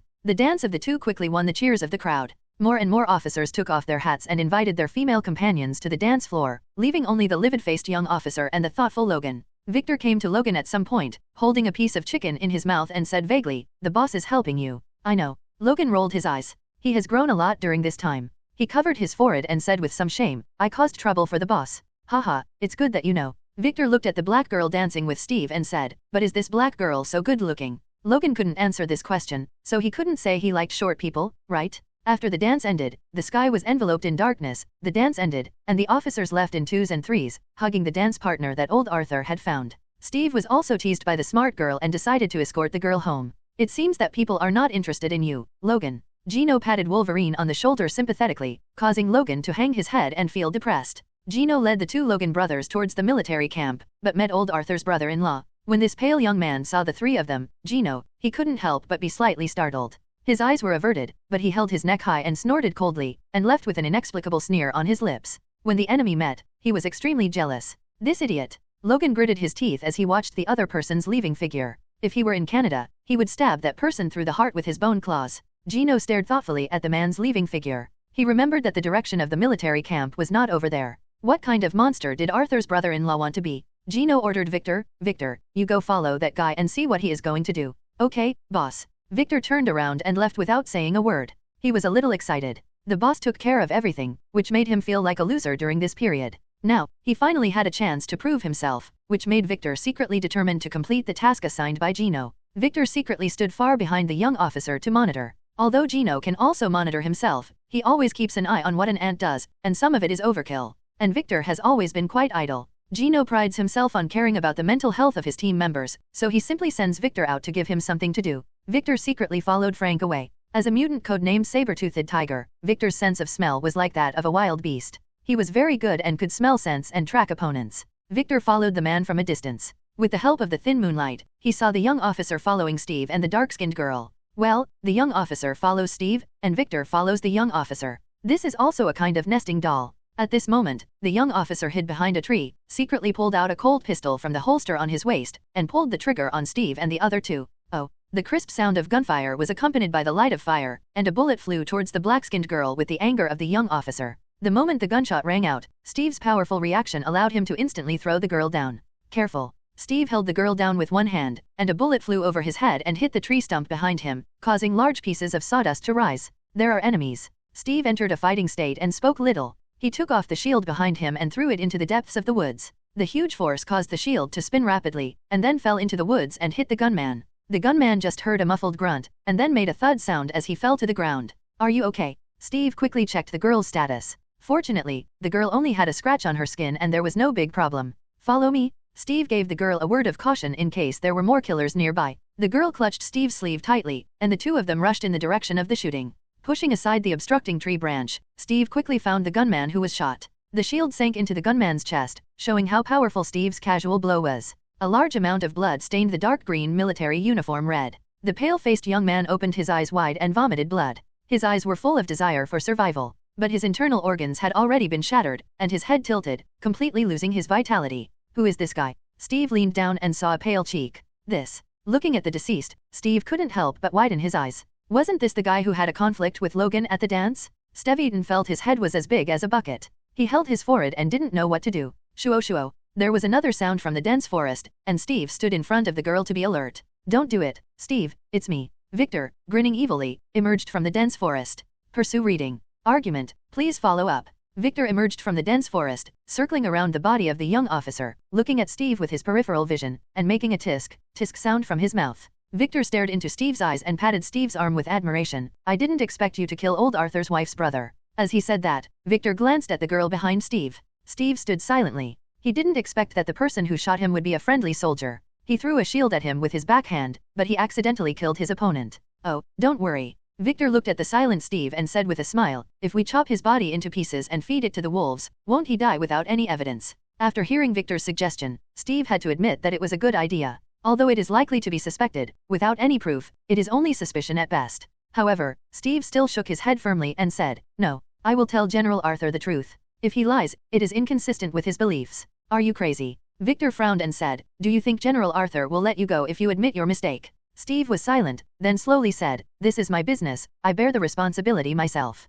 Haha, you idiot. Victor laughed angrily, do you think old Arthur will suspect that you were instigated? Logan just had a conflict with Frank, and he died in your hands. Did he think you killed Frank because you were angry with Logan? Victor has been with Gino for so long, and his mind has become much smarter, and he has learned to think deeply about problems. No, I will explain the reasons to General Arthur and I am sure he will understand. Steve held the shield tightly, and Silly Badian immediately planned to pick up the body and find the general. Seeing that Steve refused to give in, Victor was also ignited with anger in his heart. Mad, I'm annoyed by your attitude. He spread his hands and revealed his sharp fingers with a crack sound. The originally smooth nails gradually became curved and sharp. Victor stood in front of the corpse and stared at Steve coldly. I say it for the last time, Steve, put this body here and leave it to me. Get out of the way, Victor, this is my business. Steve removed his shield from behind and prepared himself for battle. The girl on the side looked at the two of them in horror. Her eyes fell on Victor's eyes, like wild beasts. The girl couldn't help but be a little worried about Steve. After all, Steve looked like a pretty boy and didn't seem to be very good at fighting.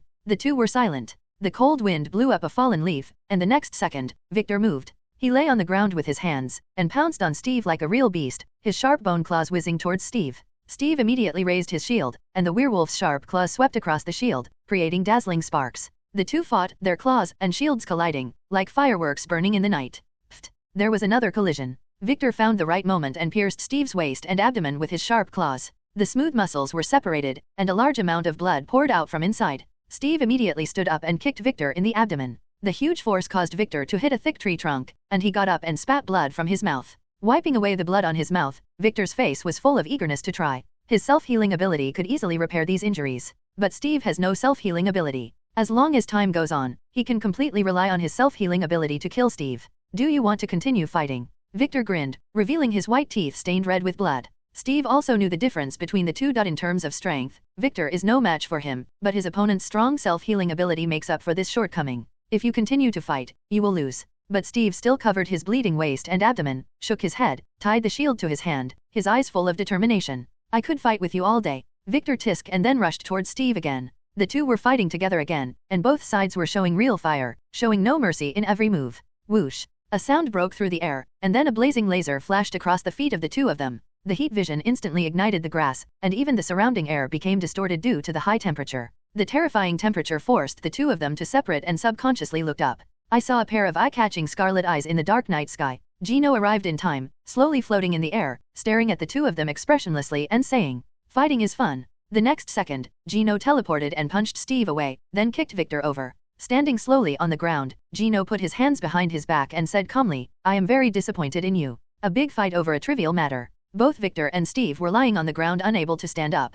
The twisted shield lay aside. At this moment, Steve, who was lying on the ground, stood up with difficulty, his heart full of horror. Just one punch caused burning pain all over his body. Victor, on the other hand, spit out the dirt in his mouth, leaned against a big tree, and waited quietly for recovery. Gino walked around the two of them and walked slowly. Maybe I should set another rule for the black-robed picket team. Team members are not allowed to fight with each other. If you really want to fight, come to me. The two of them were silent. Fighting with Gino? You have to be a masochist or crazy to come to Gino. Victor was not convinced. He was doing it for the good of the team, so he pointed at Steve and said, "But, boss, Frank is dead. If Steve, the bastard, surrenders, he will drag us down." Gino sighed, and then took out the camera from behind. "I have already thought of all the questions you can think of." As early as after asking Victor to follow Frank, Gino paid attention to the movements there. After Frank used his supervision to plan a sneak attack on Steve, Gino immediately came to the dense forest behind Frank to take pictures of Frank's incriminating evidence. So, let Steve take the body back. In this case, he fought back in self-defense.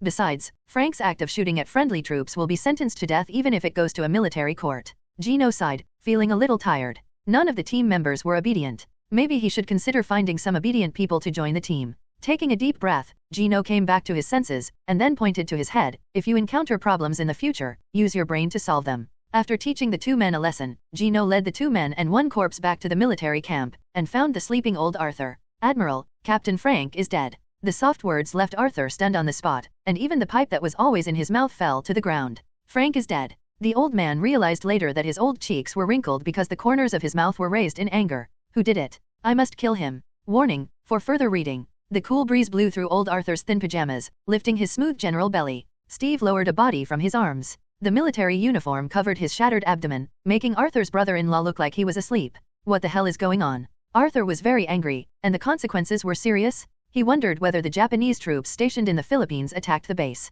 Otherwise, how could his brother-in-law Frank die? Steve smiled bitterly, then stood up and explained to Arthur. Listening to Steve's explanation, Arthur laughed angrily, stared at Gino and said, "Does he mean that Frank was killed for a sneak attack on a woman?" Arthur's tone was full of doubt, and he obviously didn't believe this statement. "I will send you to a military court for murdering your colleagues." Arthur stared at Gino fiercely. He felt that Gino deliberately killed Frank to avenge his subordinates. "The evidence is here." Gino sighed, and then took out a camera. "You can see for yourself." Arthur grabbed the camera and flipped through it. It clearly recorded his brother-in-law's crimes. From following Steve to pulling out a gun and shooting Steve, the entire criminal chain is clearly visible. Arthur sneered and threw the camera to the ground. "Who knows if you coerced him? Although I had already guessed in my heart that my brother-in-law might have really acted on Steve impulsively. But he was a 4-star general, and his brother-in-law was killed. He didn't want to lose face. Therefore, regardless of whether Frank struck first or not, Steve would die." Gino raised his eyebrows and smiled. "So what do you want?" Arthur stared at Gino and said word by word, "Kill for life." He reached out and pointed at Steve. "Guard. Capture him." 2 soldiers on duty rushed towards Steve and pinned his hands down. Steve lowered his head and was about to accept his fate, but was interrupted by Gino. "Admiral Arthur, I think you have some misunderstandings about our status." The smile on Gino's face disappeared and turned cold. "The Black Robe Tangle team belongs to the Strategic Science Group. Even if Steve is really guilty, the Strategic Science Group should convict him. He didn't have a good impression of Steve, but he was still a member of his team, and Gino couldn't just sit idly by. Pay attention to your identity, Colonel. You are now under my command. Arthur inhaled and tightened his abdomen, trying to show off the aura of an admiral. But facing the tall and handsome Gino, Arthur, who had to look up at him, was obviously at a disadvantage. I know my identity very well and I know the arrangements from my superiors. At this moment, Gino felt a little annoyed. Why are there always people who think they can take advantage of their ridiculous military rank and status when they are unwilling to admit it even though the evidence is right in front of them? Why do you always pretend to be smart and pretend to be a superior person to teach yourself how to do things? The ugly gestures of these so-called big shots made Gino feel sick. He slowly walked into Arthur, and with every step he took, his eyes became redder and redder, like devil's eyes in the dark night. The document says that we, the black-robed pickets, work together, not that I have to listen to you. Gino's eyes became increasingly hot, and the terrifying killing intent locked onto Arthur, which immediately gave him the illusion of returning to the battlefield of World War I. Gino pointed at Steve. As long as he is in the black-robe picket team for one day, I will cover this guy. I will handle my team members. Whether he lives or dies is not up to you to make the decision for me. So, if you dare to beep and teach me how to do things again, I will melt your head with laser eyes, and then throw you into the sea 1,000 meters deep to feed the angler fish. Do you understand? Gino had a gentle smile on his face, but his red eyes made his expression look extremely strange at the moment. Arthur only felt that his neck was being grasped by a pair of invisible hands, making it difficult to breathe. I understand. 4-star General Arthur finally lowered his head in submission. Very good, Comrade General. The red light in Gino's eyes dissipated, as if everything before was all a misunderstanding. Gino smiled and straightened Arthur's messy top that was blown by the wind. I hope that in the next battle, we can work together to let the light of American freedom shine on the earth. Arthur nodded. After watching the three people leave, he clenched his fists and his eyes were full of shame and anger. He was threatened by a young junior, but he could only give in. This humiliation made Arthur so angry that he secretly cursed, "Freak." After taking a breath, Arthur lowered his head again and fell into silence looking at the corpse on the ground. He didn't know how to explain this to his young wife, who was 20 years younger than him. Silently recalling his previous words, Arthur couldn't help but his eyes lit up.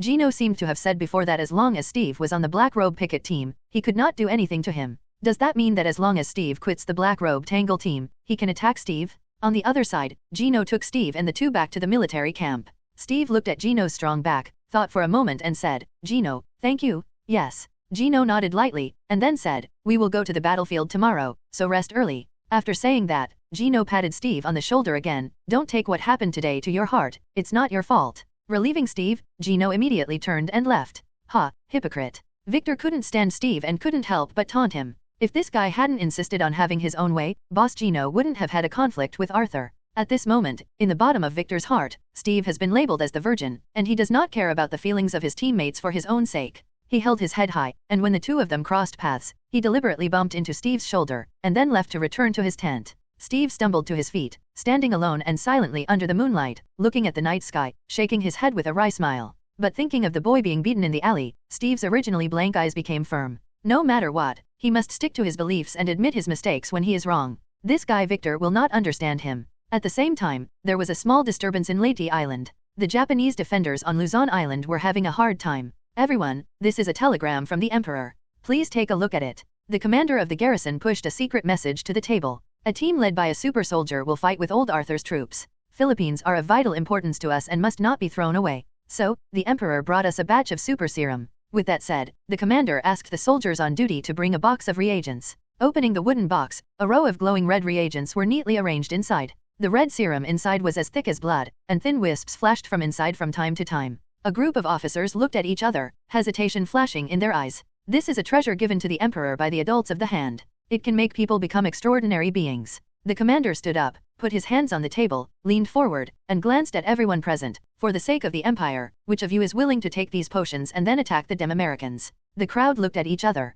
Since Belias was captured by Gino, an airport was built there, and planes bombed Japan every day, causing the Emperor to jump around and curse all day long. Therefore, these guys who have guessed that the Empire is about to end are not going to try these potions. Someone suggested, "Sir, maybe we should select strong soldiers and let them be loyal to the Emperor. Sneak attack, no martial ethics, please follow up. Let those strong soldiers undertake this glorious mission." Once this proposal was put forward, it received a lot of support. These officers' families have more or less inherited it for decades, so they naturally know that the Hand is an evil organization. The commander smiled and then said, "Then, each of us will take 2 people out of his men and launch a sneak attack tonight." The officers were very efficient. A group of sturdy Japanese soldiers soon stood outside the conference room door. The commander distributed the serum in his hand to everyone. Everyone, please take the serum and fight for the Empire. These brainwashed fools pulled the cork without saying a word. The red serum contains a faint fishy odor, and also exudes a vague smell of sulfuric acid. But for the sake of the Empire, these people did not hesitate to open their mouths and drink the serum.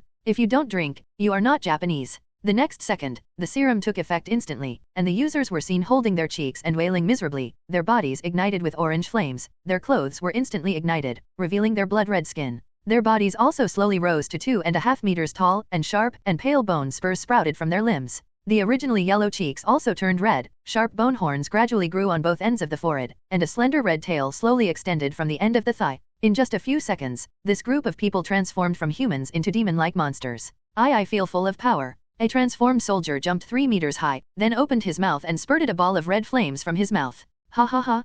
Powerful power? Long live the Emperor! The brainwashed demons shook their heads and adapted to their new bodies. What a superhero! What a Geno Wilson! I can easily tear him apart. A group of demons who had adapted to the power screamed, their eyes flashing with crazy luster. They felt a fire burning in their hearts and wanted to kill something to vent their anger. The commander looked at these inhuman creatures. His heartbeat was racing, but he still pretended to be calm, holding a loudspeaker and shouting from a distance. You warriors of the Empire? Go and tear the Demyankees apart. A group of demons looked at each other and then headed towards the island where the US military was located. In the darkness of night, the flames emanating from these demons are eye-catching like walking torches. Lie Island. 2 outposts stand at the entrance to the military camp. The sentry on the left yawned and stared blankly at the darkness in the distance. Hey, Bob, I've got some good pick-me-up stuff here, do you want it? On the other side, a sentry showed a mean smile on his face and raised a yellow-covered magazine in his hand. Companion Bob showed a knowing smile. He looked into the distance. The campground was as quiet as ever today. He knew how to fish a little, so he should be fine, right?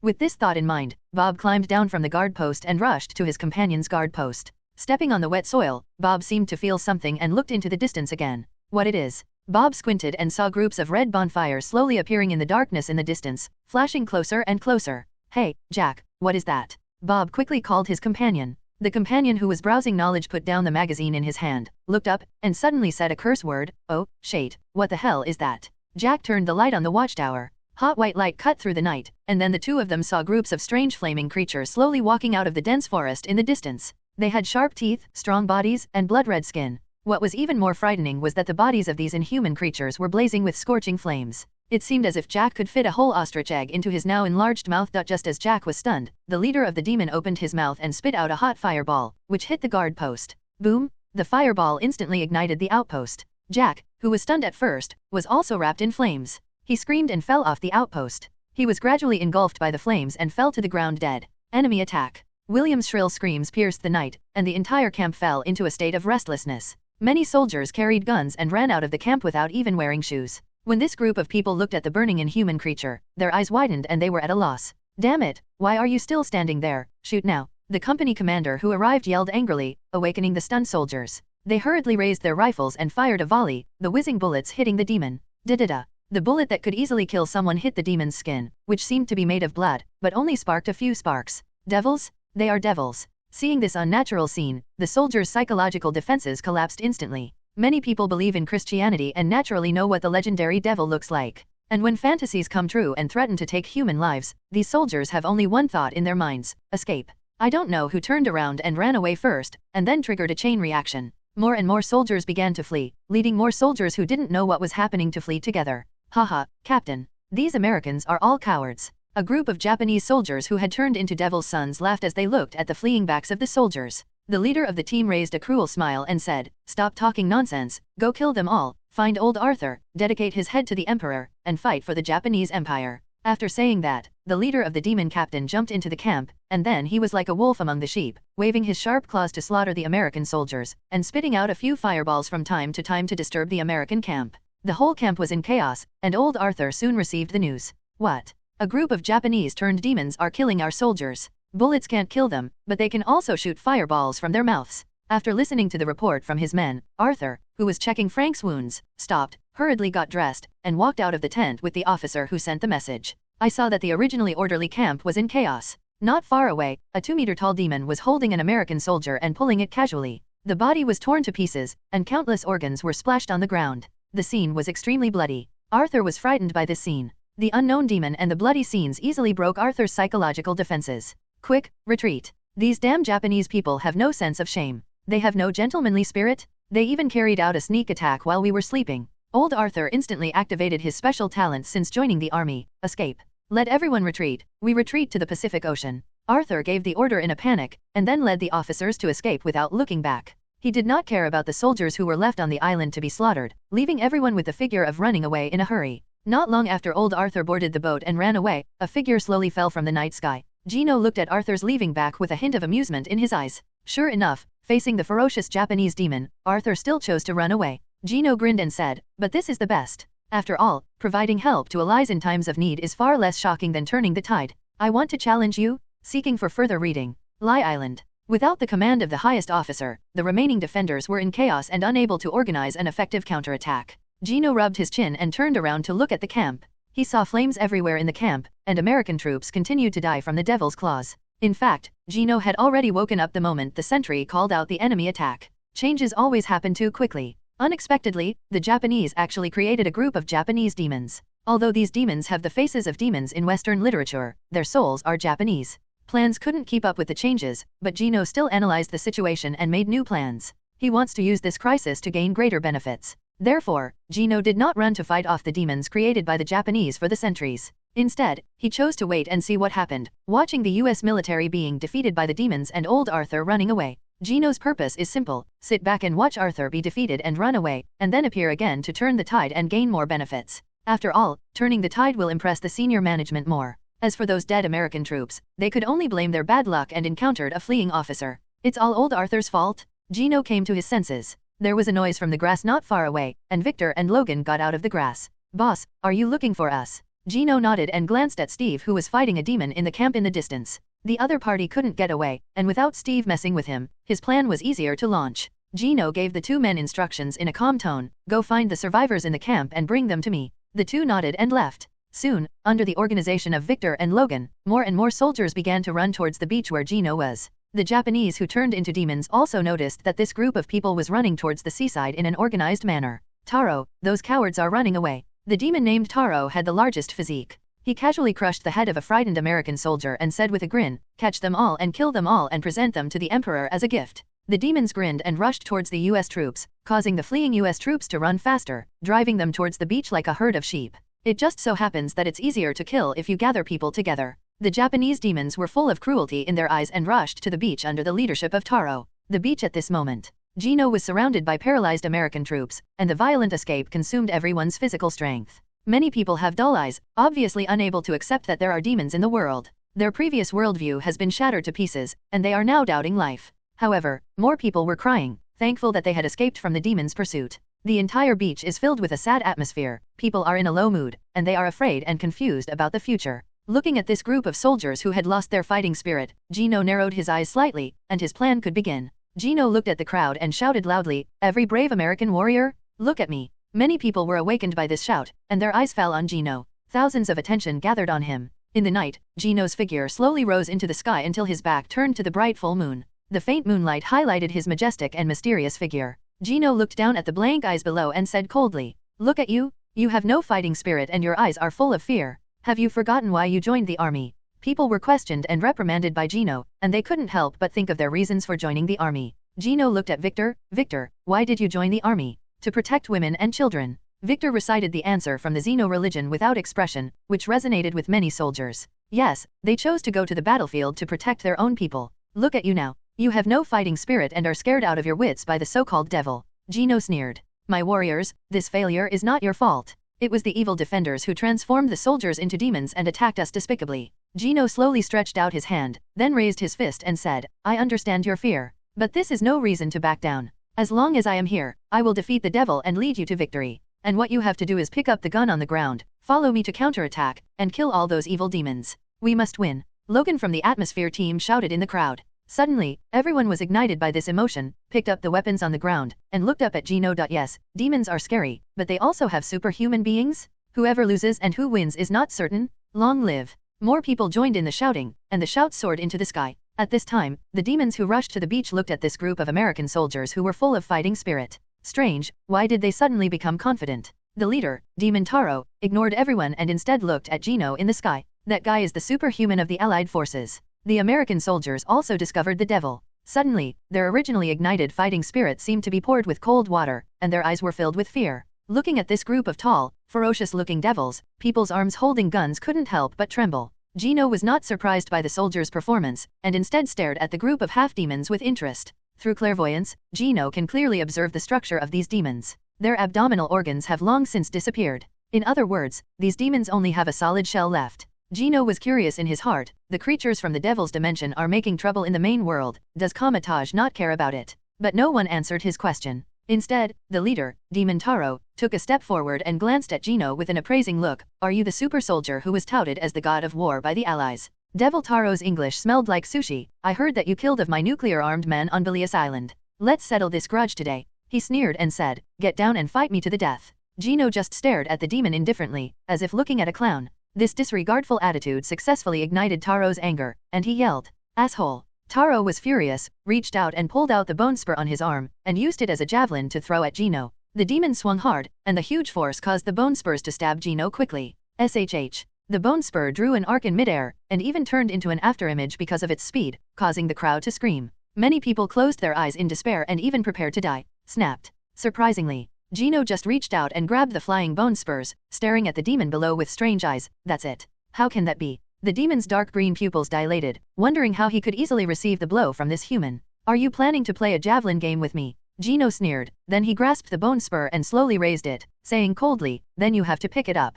Gino exerted force with his right hand, then aimed at Devil Taro's head and flicked it lightly. Boom. A terrifying sonic boom sounded in everyone's ears. People didn't even see the bone spurs, but found that Demon Tailiang's head suddenly exploded, and his tall body turned into a ball of charcoal and shattered. Even the place where Devil Taro originally stood was blown into a big crater.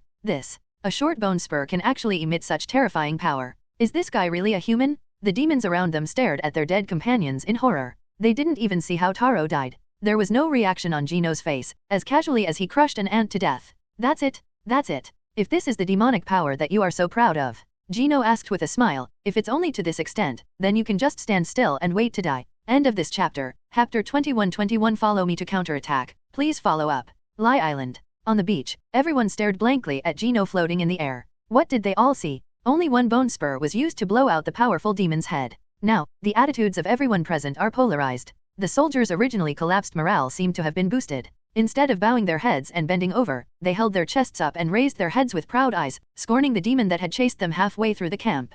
Don't ask, just tell them the confidence that Gino gave them. Your boss was easily killed by our, half-boss. This is the confidence that strength gives them. No matter which race is good at beating up a drowned dog. On the other hand, on the Japanese demon side, every demon looked ugly and had low morale. At this moment, it is their turn to doubt life. I gave up taking medicine and turned into a demon. I thought I could use my powerful demon body to push down the enemy's camp and kill Gino? Unexpectedly, after just a face-to-face encounter, the most powerful being among them could not last a single round in Gino's hands. Seeing that his own morale was low, a demon jumped out from the demon group. The horns on his head were longer than those of his companions. He had a serious face at this moment and clenched his fists to cheer up his companions. Everyone, take courage, the Empire is invincible, just unite as one. Before he could finish his words, the next second, his mind exploded, and the demon's body turned into a ball of charcoal and dispersed in the wind, leaving only a pair of demon horns. After gently hammering the demon's head, Gino appeared in the air again, his extreme speed making him seem not to have moved. Gino blew the sulfur black ash on his hands expressionlessly, and looked at the residue left by the dead demon with a sneer. Do you really think of yourself as the protagonist in a hot-blooded anime? Japanese people really like the hot-blooded kingly aspect. Unfortunately, the gap in strength cannot be bridged by a few words. This is the Marvel world. Even Spider-Man, the failed man of Marvel's own son, will kill his uncles, aunts, and sometimes several girlfriends. So, the hot-blooded way, it won't work here. The scene was silent. A group of demons looked at their companions who were beaten into sulfur black ashes, and their eyes widened. They didn't even see clearly how their companions died. Are there any stronger moves? Use them all. Gino had a sarcastic look on his face, but in his heart he wanted to test the characteristics of these demons and summarize the information. The demons seemed to know that they would inevitably die, but their spirit of acceptance made them choose to give it a try. Kill him and fight him. Several demons opened their mouths and sprayed scorching fireballs at Gino. The roaring fireball struck Gino with extreme heat. But the speed at which the fireball flew seemed to Gino like a slow-motion movie. He just blinked slightly and easily dodged the fireball. In fact, it would not be a problem for Gino if he resisted fireballs. However, the clothes on his body were not fireproof, so he could not show off his power by resisting fireballs. Gino did not have the habit of sneaking around under the moon. That's it, that's it. He sighed and shook his head. Forget it, that's all you can do. Go to hell. Gino didn't intend to waste time on these useless demons. He quickly came to the demons and punched them to pieces. Everyone saw the demons exploding like rubber balls, and the smell of sulfur filled the entire beach. Gino is like a ruthless death scythe harvesting the lives of Japanese demons. Don't you like tearing people in half? Why are you so unbeatable? Gino sighed. Only the last demon on the beach was killed by Gino. The demon's eyes were dull and he looked like he had been tricked. It was difficult for him to accept this fact. Is the power they thought they had turned out to be just a joke in the eyes of the other party? Snapped. Ignoring the demon's thoughts, Gino grabbed its neck. The flames burning on the skin could not hurt Gino at all. Amidst the cheers of everyone, Gino squeezed the demon with his right hand slightly, and a wisp of black ash dispersed in the wind. The crowd was silent for a moment, then cheered again. Long live. Gino opened his arms to welcome the cheers and support, with a faint smile on his face and said, "Look, what I said, as long as I am here, we will win. Now, everyone, take your weapons and move towards Luzon." Gino's eyes flashed with coldness. He wanted to maximize the results. Gino took the lead in flying towards Luzon Island while shouting, "Let's send these evil guys back to hell." Gino's words brought confidence to everyone, and no one questioned it. They all picked up their weapons and moved towards Luzon Island. Just looking at Gino floating above them, everyone felt their hearts filled with countless courage. Ignoring the excited soldiers, Gino silently looked into the distance and found Steve fighting with a demon. The two seemed to have been fighting for a long time, and both were exhausted. The devil's claws and fireballs made Steve a little embarrassed, and his clothes turned into tatters. But Steve was worthy of being able to fight anyone, and the two fought back and forth. Soon, Steve seized the opportunity, jumped up, and smashed the demon to death with the help of the tattered shield in his hand. After the difficult victory, Steve did not rest. Instead, he rushed here anxiously, seemingly intending to rescue the escaping soldiers. Steve soon joined the main force. The surrounding soldiers were in high spirits. Steve, who arrived, was a little confused and quickly stopped a soldier. "Where are those demons?" He clearly saw a group of demons running past here before. The soldier scratched his head and continued, "They were all killed by Commander Gino." Hearing this, Steve's confidence was hit hard again. He worked very hard to kill one demon, but Gino easily killed all the demons. Haha. Steve smiled bitterly and randomly found some clothes to wear on himself. It was really annoying to compare people to each other. After sighing and struggling to adjust his mentality, Steve decided to follow the large army forward, and he also wanted to contribute his own strength to the battle. At the same time, the defenders of Luzon Island also had the same idea. According to the intelligence from the advanced troops, the demons transformed by taking the medicine were so powerful that they cut down melons and vegetables and wiped out most of the American troops. This made the defenders on the island suddenly swell, planning to beat up the drowned dog and grab a share of the credit for promotion and salary increase. Assembling the troops, as the commander drew his saber, the defenders rushed towards the American camp. When the two sides were 1 kilometer away, Gino stopped the advancing soldiers and asked everyone to raise their guns and stand by. With trust in Commander Gino, the soldiers raised their guns and waited. Soon, Japanese soldiers appeared in the night. Gino looked at these arrogant Japanese soldiers and gave an order with a sneer, "Shoot." Bang bang bang. The soldiers pulled the trigger against the night before them. Thousands of bullets roared out, immediately wiping out the row of Japanese soldiers led by them. Many Japanese people were shocked by the sudden attack. The officers, on the other hand, looked confused. The two waves of people who wanted to beat the drowned dog collided with each other. The Japanese commander was a little confused at the moment. "Didn't you say that those demons have already killed all the American soldiers? Where did these guys come from? Fight back, fight back." No time to think. The Japanese defenders were not slow to react and quickly organized their men to fight back. The two waves of people shot at each other wildly in the night, and from time to time, an unlucky guy would be hit by a bullet and lose his life. Bodies fell to the ground bleeding, and some wounded people lay on the ground wailing. Medical soldiers braved the hail of bullets and ran to bandage them. Gino frowned slightly and looked at the two waves of people below. These people were too stupid to fight. Their fighting method was to shoot at the place where the gunshot was fired. As for whether they could hit it, it all depends on luck. Just when Gino was about to take action, refresh the main mission. Lead the troops to kill all the Japanese soldiers stationed in the Philippines. Reward, upgrade super hearing. You can hear the voices of creatures that are malicious to you within a certain range. Gino couldn't help but his eyes lit up when he heard that the system had refreshed the task for a long time. The ability to listen to malicious voices is very good. End of this chapter. Chapter 22 We Surrender. Please follow up. Listening to the system's mission, Gino's lips curved into a smile. Then he moved his eyes to the Japanese people in the dense forest in the distance, and his eyes gradually lit up red. "Just use your blood to make me stronger." Under the moonlight, the Japanese commander Cat fought passionately with the enemy behind a tree. He gritted his teeth and said, "Damn Yankees. At this moment, I feel more angry towards those demon warriors. Where have those guys gone? Commander Jiro, look at the sky." A soldier points to the night sky with his mouth open. Under the moonlight, a figure with red eyes was slowly flying towards this side. Jiro stared blankly at the figure. "What is that?" Before he finished speaking, the figure's eyes lit up with a dazzling red light. I saw a flash of red light, and the head of the soldier next to Taro exploded like an exploding watermelon. Warm brains mixed with bone dregs splashed all over his face. The man subconsciously raised his hand to wipe off the stain on his face, but then he thought that the thing belonged to his companion, and quickly shook off the mucus on his hand as if he was electrocuted. He looked up again and saw the figure controlling the heat vision in his eyes, constantly harvesting the lives of the recruiting men. Each person hit by heat vision dies differently. Some people were more lucky, and their brains were instantly melted by the terrifying temperature, leaving only twitching, headless corpses. Most of them were cruelly cut off at the waist, and would not die for a while. Their upper bodies dragged their long intestines and fell to the ground, wailing, until they bled excessively and lost their lives. This is a massacre, and every time Gino turns his head slightly, he can take away a large number of lives. The numerical advantage seemed particularly ridiculous in his eyes, and Taro even felt that in Gino's view, they were all just miserable ants. Gino floated in the air, controlling his heat vision to continuously harvest the lives of Japanese soldiers. The original dense forest was also ignited by the heat vision, igniting raging fires and sending up puffs of smoke. The morale of the Japanese soldiers quickly collapsed, and it was not as if no one shot at Gino, but the bullet hit his body and only lit up a few sparks. Gino turned to use heat vision to melt the Japanese soldiers who dared to resist, sending them to hell early. Like a killing machine, the heat line takes away countless lives wherever it passes. Under such one-sided massacre, finally some soldiers could not bear the pressure. People around you are dying every moment, and no one knows whether it will be their turn next. The Japanese soldiers only felt fear. The figure floating in the air was a demon, and the devil from hell was killing them. Finally, a soldier couldn't bear this purgatory-like scene, turned his head and ran behind him with a strange scream. More and more soldiers began to flee, and the battle line collapsed. Looking at the fleeing Japanese soldiers, Commander Jiro's face turned pale. He understood that they had lost and were easily defeated by a superhuman.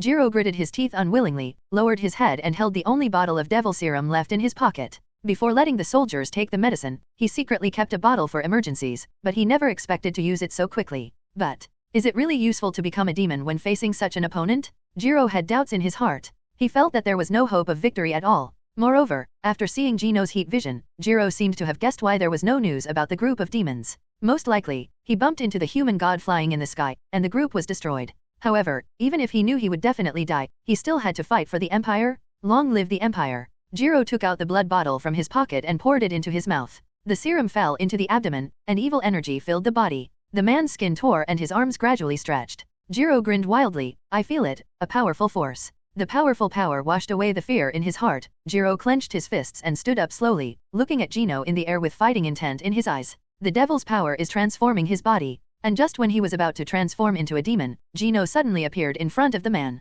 In front of the man's stunned gaze, he punched the man's left chest, then pinched the man's rapidly beating heart, and then squeezed it gently. Snapped. His heart exploded, and the half-demon who had not yet completed his transformation fell with his eyes wide open and lost his life in a pool of blood. Those dead eyes contained a look of resentment, seeming to be blaming Gino for not practicing martial ethics. He is obviously so strong, why would he carry out a sneak attack when he is transforming? Didn't see the dead body. Gino wiped away the blood on his hands. He didn't bother to watch the little character transform, so he simply took action to deal with it in advance and give this devil a happy life. Gino turned around and shouted to the soldiers behind him, "Everyone, catch up and kill them all." The soldiers did not hesitate. They were shocked and excited by Gino's performance just now. The gods on Earth are in their own camp. In this war, everyone doesn't know why the Japanese can win. The soldiers grinned ferociously and chased the fleeing Japanese soldiers. Like a ferocious wolf chasing a weak lamb, the situation on the battlefield changed rapidly, and the US military began to beat up the drowned dog. The two groups of people ran and chased each other. Under the command of Gino, the American troops soon divided into 3 groups and drove the remaining tens of thousands of Japanese soldiers to the beach of Luzon Island. The escaping Japanese soldiers couldn't help but fall into despair. In front of them was the endless sea, and behind them were the ferocious American troops. What should we do? Tens of thousands of people fell into despair, and their originally fanatical brains calmed down a lot because of Gino's killing. At this moment, their hearts were filled with the desire for life. Drop your weapons, raise your hands, you are surrounded. The arriving US troops immediately pointed their guns at the group of people. Surrender? We surrender. Some people slowly put down their weapons, which seemed to trigger a chain reaction. More and more Japanese soldiers put down their weapons and chose to surrender. At this time, Gino slowly flew to the beach and stared at the surrendering Japanese soldiers with an expressionless face. At this moment, the faces of these guys were full of fear and helplessness, and they looked like innocent victims. Are you talking about surrender? Gino said calmly, walking among tens of thousands of prisoners with his hands behind his back. Yes, this powerful lord, we surrender. A Japanese officer who knew English gritted his teeth and lowered his head, offering his saber to Gino, which meant surrender. Oh, it turns out it's surrender? Gino smiled,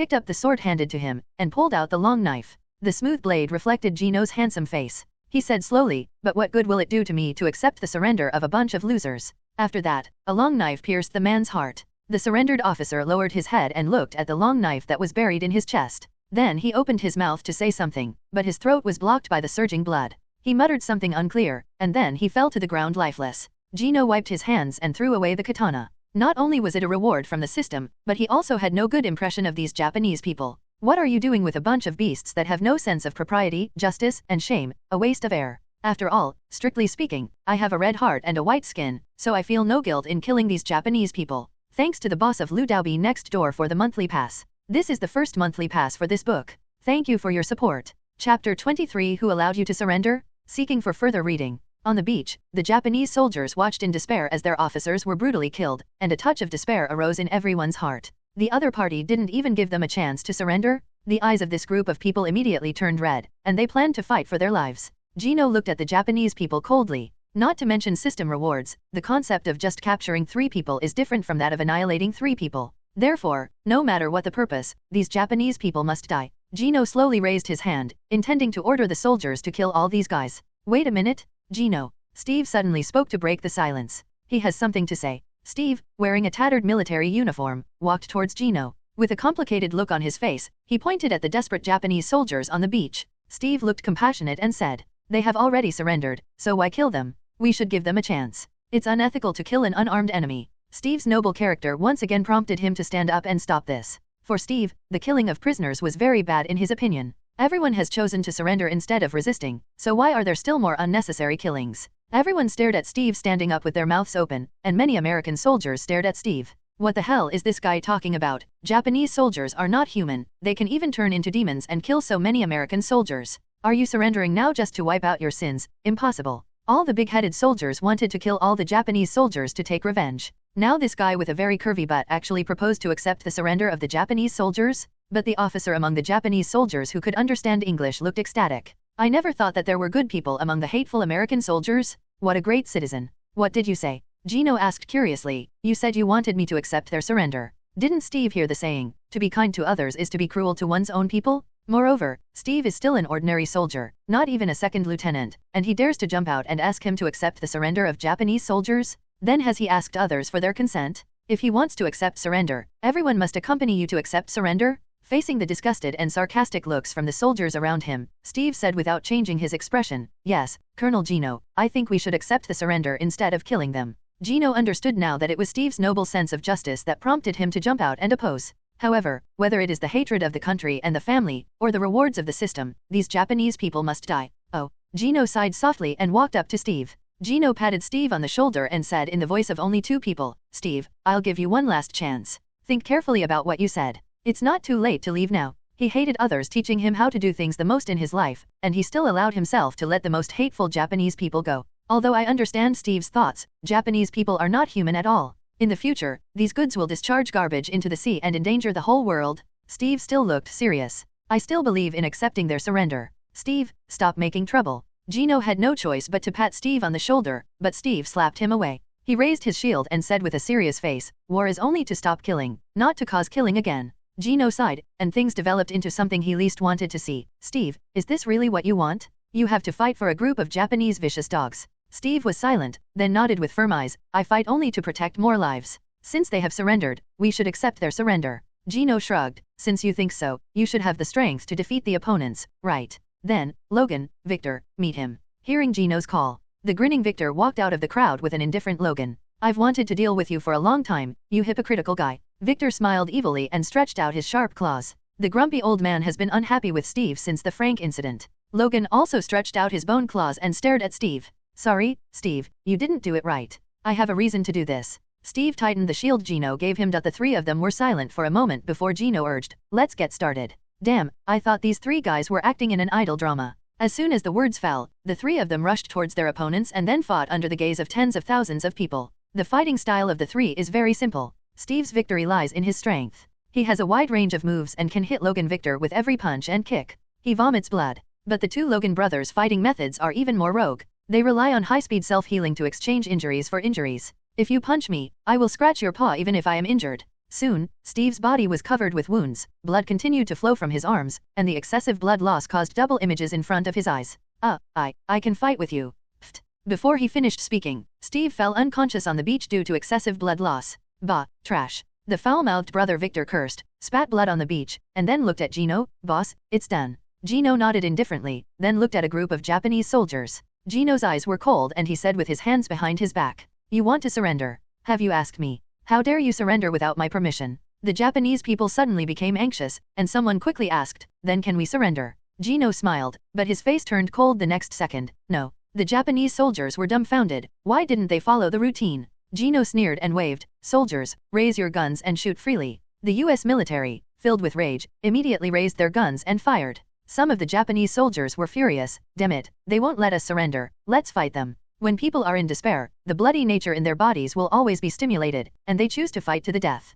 People raised their guns to fight back, but everyone was horrified to find that the bullets they fired seemed to hit the invisible barrier and explode into clouds of sparks. At this moment, Gino kept blocking bullets fired at the US military. He would not miss this moment that could enhance the prestige of the army. Yes, it's that devil. A Japanese soldier noticed the disappearing Gino. All Japanese people fell silent immediately, and the other party could even easily block the bullets they fired. Even greater despair surged into their hearts, and what frightened them even more was Gino, whom they regarded as a demon, had slowly risen into the sky, his eyes lighting up with the red light that symbolized death. Buzz. Boom, boom. Heat vision intertwined with bullets, composing a death song for Japanese soldiers. I don't know how long it took, until the muzzles of the guns were blazing and there were no more Japanese soldiers standing on the beach. The US military stopped shooting under Gino's restraint. Blood dyed the originally beautiful beach red, and even the shells were dyed red with blood and became bloody. The corpses of countless Japanese soldiers lay scattered on the beach, attracting many circling seagulls. Under the moonlight, the war reporter who came over shouted wisely, "Sir Gino, please stand there while I take a picture for you." He had a hunch that this photo was of great significance, and maybe he could be recorded in history along with Gino. Of course, why not? Gino floated in the air, smiling with his hands on his hips and chest raised. Crack. The shutter sounded, recording the scene at this moment. In the black and white photo, there are countless Japanese corpses on the beach, and in the sky, Gino is smiling brightly. Thank you to Mr. Wuchi for your 2 monthly passes. Thank you for your support. Chapter 24 Good stuff, please read more. Complete the mission, lead the soldiers to kill the defenders of Luzon Island. Reward, listen to malicious voices within a certain range. Gino fell into the air, looked at the broken limbs and arms everywhere and said, "Dig a hole and leave some people to dispose of these corpses. You know, if a group of corpses are not dealt with effectively, it is likely to cause a plague. As for the others, return to the camp." Gino smiled and raised his hand in a drinking gesture. "You won't come back until you're drunk." The troops cheered loudly. Soldiers evacuated in an orderly manner. Only some soldiers carrying corpses were left on the huge beach. Gino walked up to the unconscious Steve and pressed hard on Steve's philtrum. The severe pain caused Steve to wake up from his coma and opened his eyes suddenly. Hoo-hoo. He gasped for air, and the pain in his abdomen was so hot that Steve couldn't help but hold his stomach. The man was shocked and saw Gino standing in front of him. "Follow me." Gino finished his sentence and walked towards Luzon Island. He wanted to show Steve something, some reasons why he was determined to massacre Japanese soldiers. Steve's eyes fell on the countless corpses on the beach, and he couldn't help but lower his head in silence, then picked up the twisted shield on the ground and followed Gino. The two quickly walked to the Luzon Island garrison base. Gino walked towards a small wooden house. Through his clairvoyance ability, he could clearly see the scene inside. "Open this door," Gino ordered. Steve stepped forward and pushed the door open. The old wooden door made a creaking sound, and what he saw immediately was a scene he would never forget. Countless disheveled native women with numb expressions lay on simple wooden beds. The stench of decay permeated the room, making it difficult to imagine that this was a room where humans lived. The acrid smell in the air was nauseating. Many people even subconsciously spread their legs when they heard the noise. Steve was silent after witnessing this scene. He knew the horrors these people had suffered. "Follow me again." Gino grabbed Steve's collar and led him to a hillside. "Dig it." Steve was confused, but he still picked up the shovel on the ground and pried open the dirt. Soon, the soil opened up, gradually revealing the evil hidden beneath the soil. Countless pairs of green and white little hands proved that the burial time was not long ago. "Do they have to do that, Steve?" Gino asked. "No, I don't know what they are for." Steve shook his head blankly. "We are enemies on the battlefield, but why do we attack innocent people? Because they thought it was fun and it was fun to do it, so they did it." Gino sneered. "After seeing this, do you still think you should accept the surrender of those beasts?" Looking at the pale face half covered by the soil, Steve became more and more silent. Looking at this living atrocity, he felt a fire burning in his chest. He couldn't help but ask himself, was he really wrong? Steve reached out and gripped his hair tightly. At this moment, he felt that his view of good and evil was so ridiculous. Gino's devilish whisper rang in Steve's ears. If a wicked person shows kindness after doing evil, can his past sins really be wiped out? Steve. These words once again plunged Steve into deep self-doubt. Ignoring Steve's self-doubt, Gino walked towards the Japanese base camp. He saw some good stuff in the underground base there. The solid iron door blocked the way. Gino just raised his leg and kicked it gently.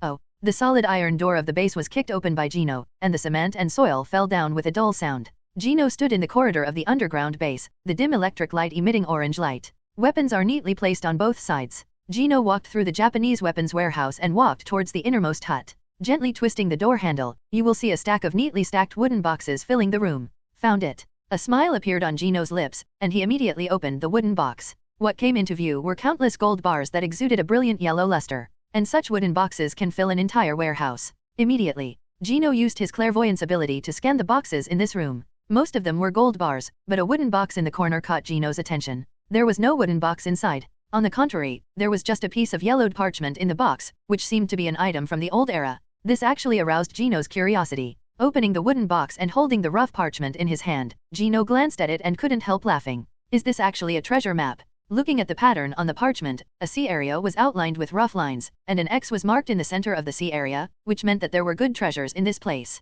Gino stared at the parchment and chuckled. Interesting. Gino guessed that this thing and the gold bars in the warehouse should have been collected by Japanese people in the Philippines. Unfortunately, after working for so long, he got an advantage in the end. Faced with this unexpected surprise, Gino's answer was that he could only accept it. He is not a good person. He would take the initiative to hand over these gold bars for confiscation in exchange for some flashy verbal praise, which would make him laugh out loud. After all, you don't know which guy's pocket will be used for enjoyment after you hand over these gold bars. Gino still understands the truth that all crows in the world are black. Hide these gold bars first. Gino narrowed his eyes slightly. The gold bars in this entire warehouse are valuable and will be useful in the future. Wealth can never be too much. But how to hide the gold bars and bring them back home is a problem. Although I can work harder, go back and forth between the Philippines and the United States, and use flights to transfer these gold bars. But not to mention wasting time, it is also a bit troublesome. Gino thought for a while and then had an idea. He needed a ship, but his army was an army and he did not have the ability to command a navy. But if you don't have it, it doesn't mean that others don't have it, such as a certain Admiral Arthur who has run away.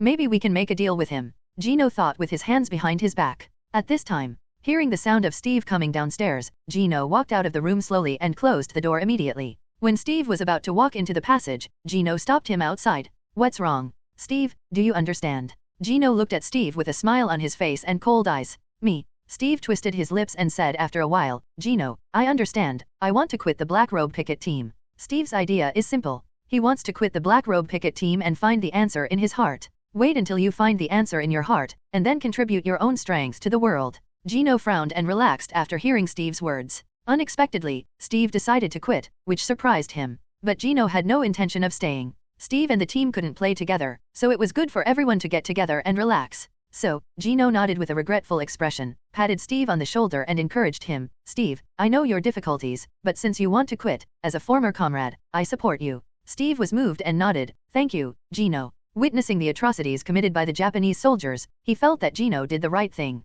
He really shouldn't sympathize with those devils. Those damn devils should die. Thank you to the top-level Sunguin boss for your monthly ticket. Thank you for your support. Chapter 25, The Fall of Arthur. Please follow up. The Pacific Ocean. A warship speeds across the blue sea. Below the deck, in the cabin, Arthur was hurriedly walking back and forth with a pipe in his mouth. He was very angry. The originally good situation was disrupted by a group of Japanese people who turned into devils, forcing him to flee again. There was the sound of waves crashing outside the cabin. But now, Arthur needs to use his head and think about how to get rid of the blame, otherwise his military career will come to an end. Arthur used his brain. Since there is no news about Gino Wilson until now, does it mean that this guy was also killed by the demon? Arthur wanted to laugh when he thought of this possibility. What kind of super soldier? When the devil appeared, he couldn't see Gino Wilson. The other party might have escaped long ago, right? Haha, the super warriors trumpeted by the top management are really ridiculous. Arthur sneered. Thinking of Gino, he suddenly had an idea. He said to the telegraph operator, send a message to the White House. Let's just say that the Japanese made an evil demon serum that can turn soldiers into invulnerable demons.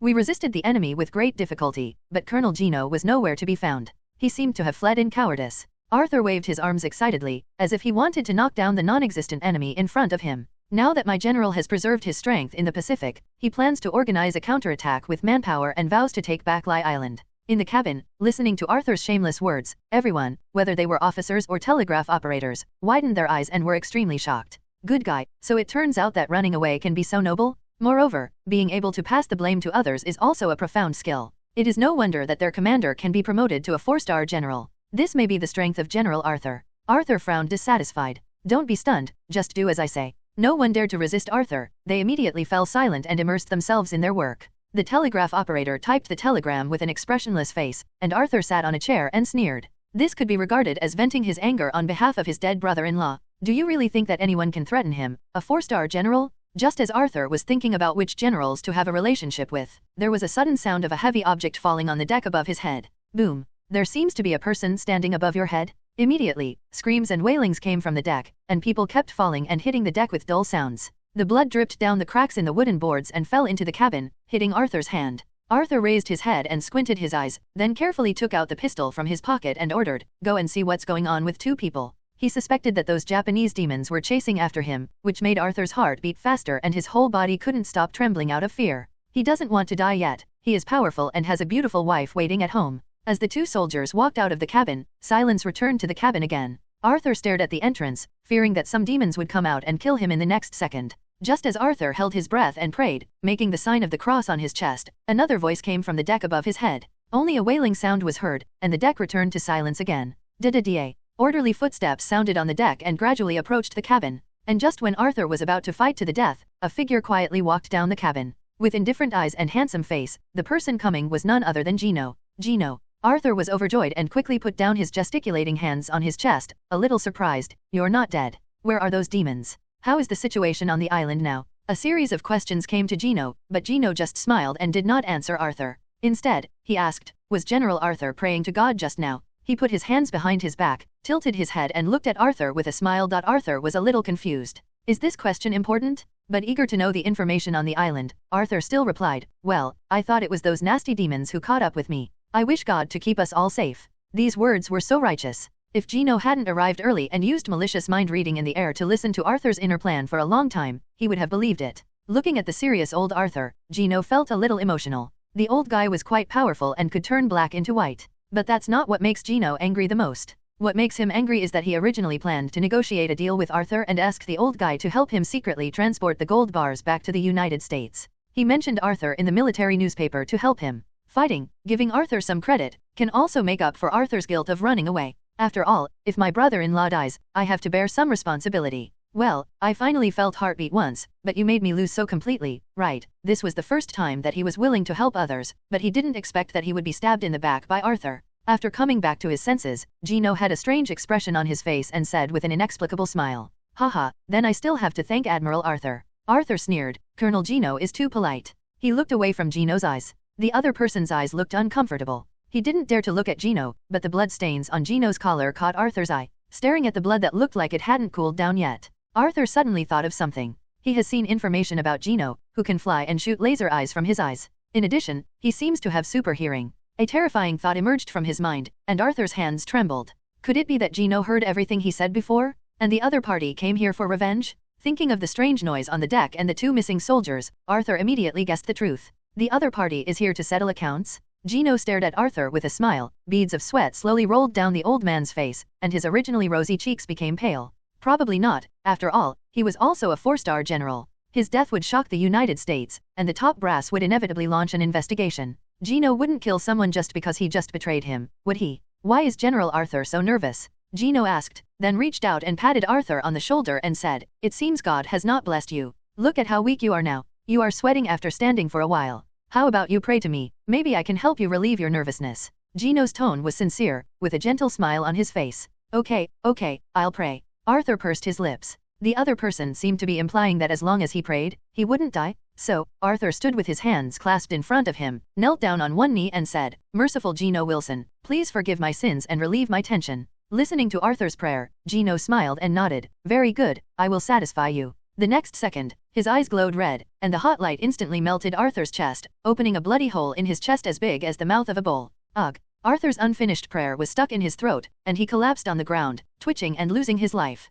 Before he died, a flash of understanding flashed in Arthur's eyes. It turned out that this was what the so-called elimination of worries meant. Staring at the dead Arthur, Gino chuckled, God has left long ago, and I am the god on earth. After saying this, Gino slowly rose into the air. His red eyes stared at the people in the cabin who were shocked by Arthur's death and said, When Arthur slanders me, if one of you dares to speak out, you can get a chance to live. It's a pity that there is no one. It seems that you are extremely loyal to General Arthur. I am a kind-hearted person and cannot see my loyal subordinates separated from their superiors, so I will send you to accompany him. A group of people stared wide-eyed. What kind of nonsense is this? They don't miss old Arthur at all, do they? But it's too late. Gino won't leave any trace behind. The blazing heat vision swept across the cabin. The 4-star General Arthur could no longer be upgraded to a 5-star general, and his life was left at the moment of the 4-star general. P.S. The Nadia trilogy is really good. The panicked senior management, please follow up. On the blue sea, a figure flew out of the burning cabin, stood in the air, and then melted the entire ship with heat vision, truly leaving no evidence of death, leaving only some oil floating on the sea.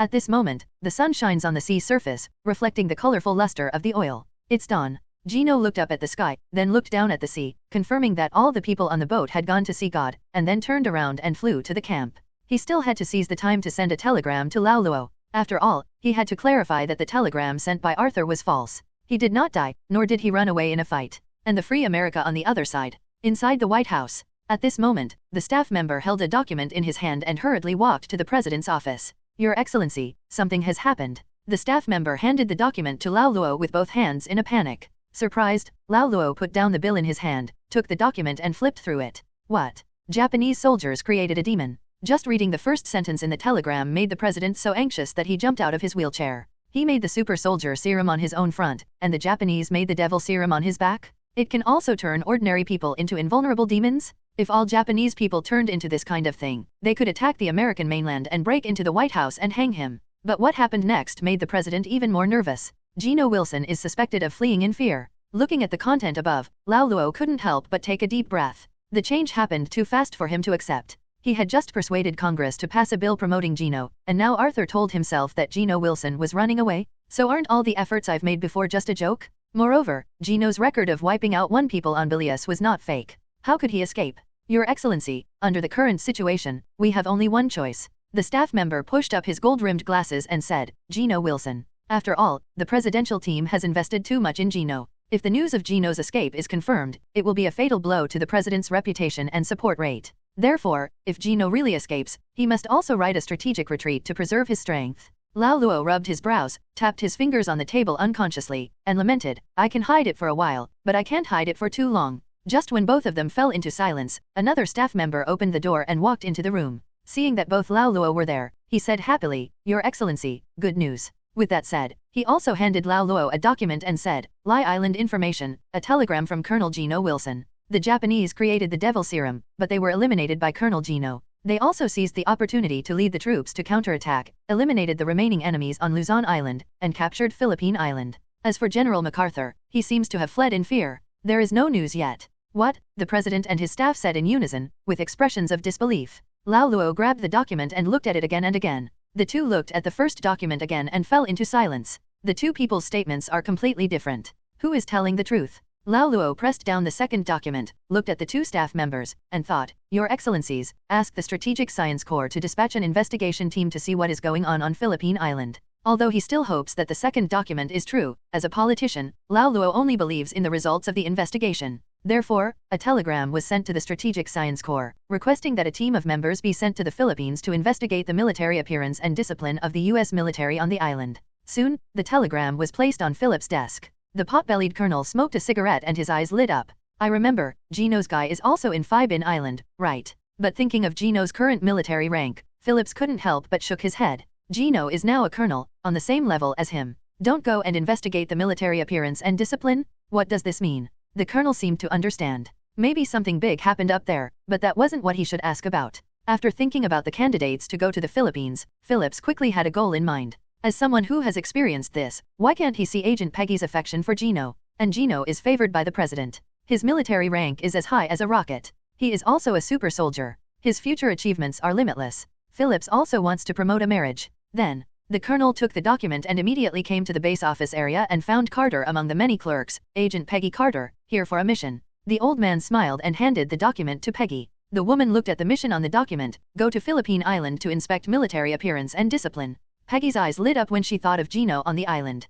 However, the aloof female agent soon thought that Phillips was not far away. Peggy quickly returned to her aloof and calm appearance and said in a cold voice, "The mission must be completed." Phillips smiled and nodded. "Well, as for the rest of the candidates, you can choose them yourself, but don't forget to bring a black person to ensure the multiracial nature of the team." Although the current society still discriminates against Nico, the strategic science group cannot follow the crowd and at least achieve equality on the surface. Carter couldn't help but have a headache. There weren't many niggas in the strategic science group. Just as he was thinking this, a Nico with an afro and a serious face swept past Carter's eyes. He mopped the floor quickly and well, and everything he touched was clean. Carter couldn't help but his eyes lit up. He was so good at mopping the floor, he must be a talent. So Carter pointed at Nico with the afro and asked, "Hey, what's your name?" Hearing someone calling him, Nick slowly raised his head. He was filled with excitement. "Did I finally attract the attention of my boss after mopping the floor day after day here?" Suppressing his inner excitement, Nico calmly replied, "Sir, I am Nick Fury." "Nick Fury? You are now transferred to my team and follow everyone to the Philippines. We will meet at the dock at 9 o'clock tonight." Fury's dark face flushed with excitement at this moment, and he saluted with trembling fingers. The mission must be completed. Well, his efforts were finally noticed by the big shots, and the gears of fate began to turn. Nick Fury finally took his first step in the Strategic Science Corps. Now, Luzon on the other side. The day after Steve quit the Black Robe Pickets, Gino kicked him back to New York in the name of recuperating. Right now, Steve sat lonely on a ship returning to New York. He looked at the landing dock, and no one he knew came to see him off. "I'm isolated?" Steve smiled bitterly and shook his head, then turned his head and thought about the future. The ship slowly started to leave, and Steve on the ship also figured out the next path. He planned to find his friend Bucky and explore the future path through practice. "Bro, please give me some recommendation votes." Fury's interview, please follow up. Lie Island. The luxurious tent built by General MacArthur for himself has now become Gino's. Logan and Victor stood on both sides of the tent, and Gino searched for Arthur's collection with great interest. The cabinets are filled with Arthur's collections. Ivory? Boring. Gino picked up the heavy ivory, threw it to Victor, and said nonchalantly, "Take it and sell it for money." Victor hugged the ivory tightly with a silly smile on his face. "This ivory is worth a lot of money." Old Cuban cigars. Gino frowned. Why were all the junk in Arthur's hands? "Which one of you wants it?" Gino raised the cigar box in his hand. Boss, I really like smoking." Logan immediately raised his hand and stood on tiptoes for fear that his brother would snatch the cigar. "Take it." Gino threw the cigar in his hand to Logan. Gino looked through MacArthur's collection again and unexpectedly pulled out a photo album. After flipping through a few pages at random, Gino couldn't help but frown, and quickly took out a lighter and burned the photos. As for the reason? Who wants to see a photo of an old man and a beautiful woman? You should divide these things. With a warehouse of gold bricks, Gino no longer looked down on MacArthur's crooked melons and cracked dates. He turned and left the tent. The two Logan brothers' eyes lit up, and they immediately rushed to fight for the souvenir they wanted. When Gino walked out of the camp, soldiers came to him. "Sir, the delegation from the Strategic Science Group is here." Gino raised his eyebrows. "Why are the Strategic Science Group here?" Looking up towards the dock, Gino saw the dashing agent Peggy standing on the dock. "Black lace, really nice." Gino chuckled. It has to be said that Peggy has a very good figure, with a bulging front and back, coupled with her cold and charming temperament, which can't help but make the men she meets desire to conquer. Immediately, Gino jumped into the sky and flew towards the dock. At this moment, Peggy was looking at the island with a critical eye. The lazy American soldiers were lying around in 2s and 3s bragging. These people looked very lazy, which made the strong woman Peggy frown. Peggy commented on the lack of military discipline in her heart. Just as she was about to record it, she heard the whistling wind above her head. Whoosh. However, a figure fell from the sky, bringing up a wave of wild hunting energy, causing many people to exclaim. Black Brother Fury was also shocked as he looked at Gino falling from the sky. It turns out what the newspaper said was true, Gino can fly. Now, Gino stood firmly in front of Peggy. The woman looked at Gino and her eyes lit up, but she still maintained an indifferent tone and said, "Colonel Gino, nice to see you." "Haha, long time no see, Agent Peggy." Gino smiled and took the initiative to reach out his hand, hold the woman's catkin, and then said, "You are getting more and more beautiful." Incidentally, his index finger traced across the woman's palm, causing her to frown. Peggy pulled out her hand without changing her expression, pointed at the unorganized U.S. troops, and criticized, "The military camp run by Colonel Gino has lax military discipline. Suppose the enemy makes a surprise attack, and if these people lose military discipline, they will die." Because the telegrams from the U.S. military on Lie Island could directly contact the White House, Gino chose to send the results of the victory directly to the White House. Therefore, everyone in the Strategic Science Group is still unaware of Gino's glorious record of annihilating Japanese soldiers. Gino's tone was calm. "Enemies? Where did the enemies come from?" He pointed at the small island. "I have killed all the enemies on this island." "What?" Peggy's beautiful eyes suddenly lit up, and then she pursed her red lips and said in disbelief, "On the island but there are 30,000 defenders." But as soon as she said this, Peggy quickly regretted it. Gino was a ruthless man who wiped out 10,000 enemies on Bilious Island, and even these enemies couldn't stop him. Thinking in her heart, Peggy's plain tone also had a hint of trembling, and she said softly, "You mean, the Philippine island has been recovered?" Gino smiled and nodded. "Yes, recovered? Is it difficult?" Looking at the shocked expressions of these people, Gino shook his head and made a fuss. There were only 3 people. If he wanted to, he could fly to Japan Island and hang their emperor from the rafters. This is a brilliant achievement, record it. Peggy said to the female secretary on the side, while ordering Nick Fury, "Go and carry the camera, take some records, we will take them back to the superiors." The hard work was left to Fury, but there was no dissatisfaction on his face. If Nico wants to get ahead in this era, he has to work 1,000 times harder than the white man. "Wait, what's your name?" Gino looked at this afro-headed Nico and asked curiously, "I feel like you look familiar." Carrying a heavy camera, Fury showed his big white teeth and smiled. "Sir, my name is Nick Fury. Why are you shouting so loudly?" On the other side, a soldier lying on the grass sleeping was woken up and yelled angrily. Gino was a little surprised when he heard the black man's name. He didn't expect that this guy was Nick Fury. It seems that the gears of fate have begun to turn, and even Fury has made his mark. "What's wrong? Do you know him?" Peggy glanced at the two of them curiously. Gino naturally couldn't admit that he knew Nick Fury, so he shook his head and smiled and said, "I don't know him, I just think it would be better if he shaved his head." Fury on the side heard Gino's words and couldn't help but secretly thought, "Shave your head? Is this a hint from Chief Gino to me?" Fury secretly thought to himself and left with the camera on his shoulder, making up his mind to shave his head bald tonight.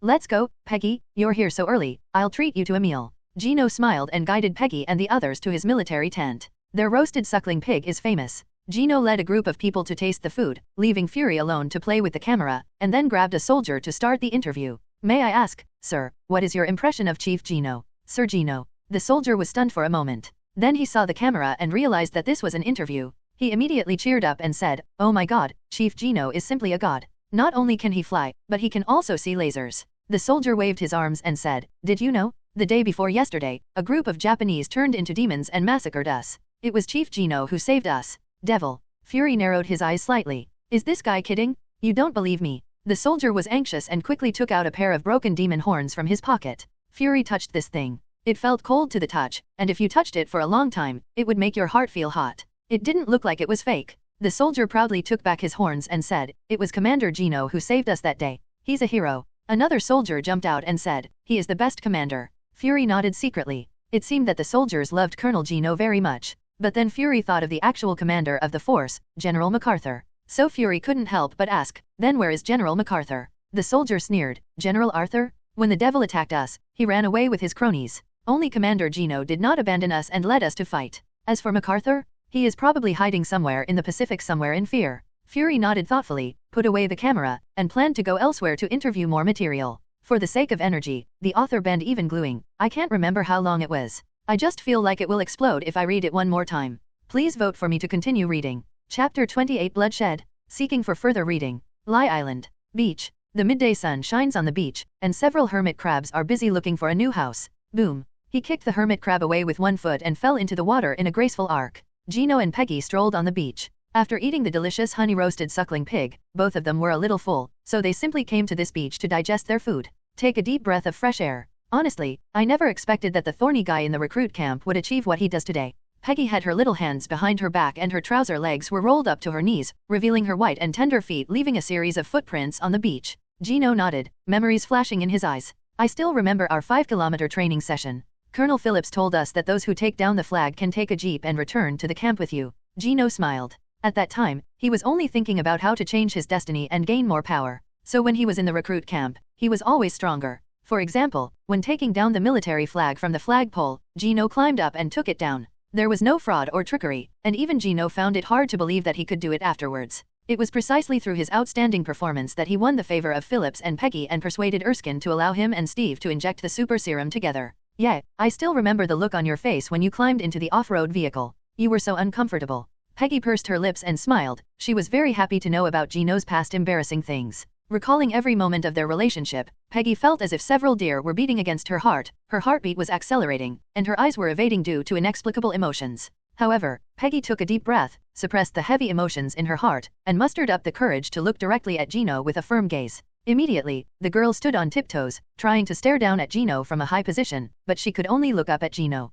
Peggy stared into Gino's eyes and said, "Why did you take that flag at that time?" Gino chuckled and looked at Peggy as well. Their eyes met. I don't think the smart agent Peggy can't guess it. Peggy's wavy hair shook her head, and she stared directly at Gino. I want to hear what you have to say. Gino chuckled lightly, took a step forward and put his arms around the woman's slim waist, and whispered in the woman's ear, of course I want to enjoy the scenery with the beautiful agent Peggy. After getting the answer she wanted, Peggy smiled with satisfaction. At this moment, her heart was filled with sweetness, and she shyly stretched out her hand. Gino smiled, gently held Katkin, and led Peggy to walk on the beach. Feeling the powerful force coming from her big hand, Peggy blushed a little. The two walked for a while, and the salty sea breeze blew over them. Peggy suddenly asked, what color underwear am I wearing today? Black, Gino replied without thinking, casually realizing that this was a trap. Facing Peggy's cold gaze, Gino narrowed his eyes slightly. He was indeed an agent, with 800 tricks. Peggy sneered, threw away Gino's arm, and said in a strange tone, Colonel Gino didn't look at the colors of his underwear all the way from Bilius Island to Lie Island, right?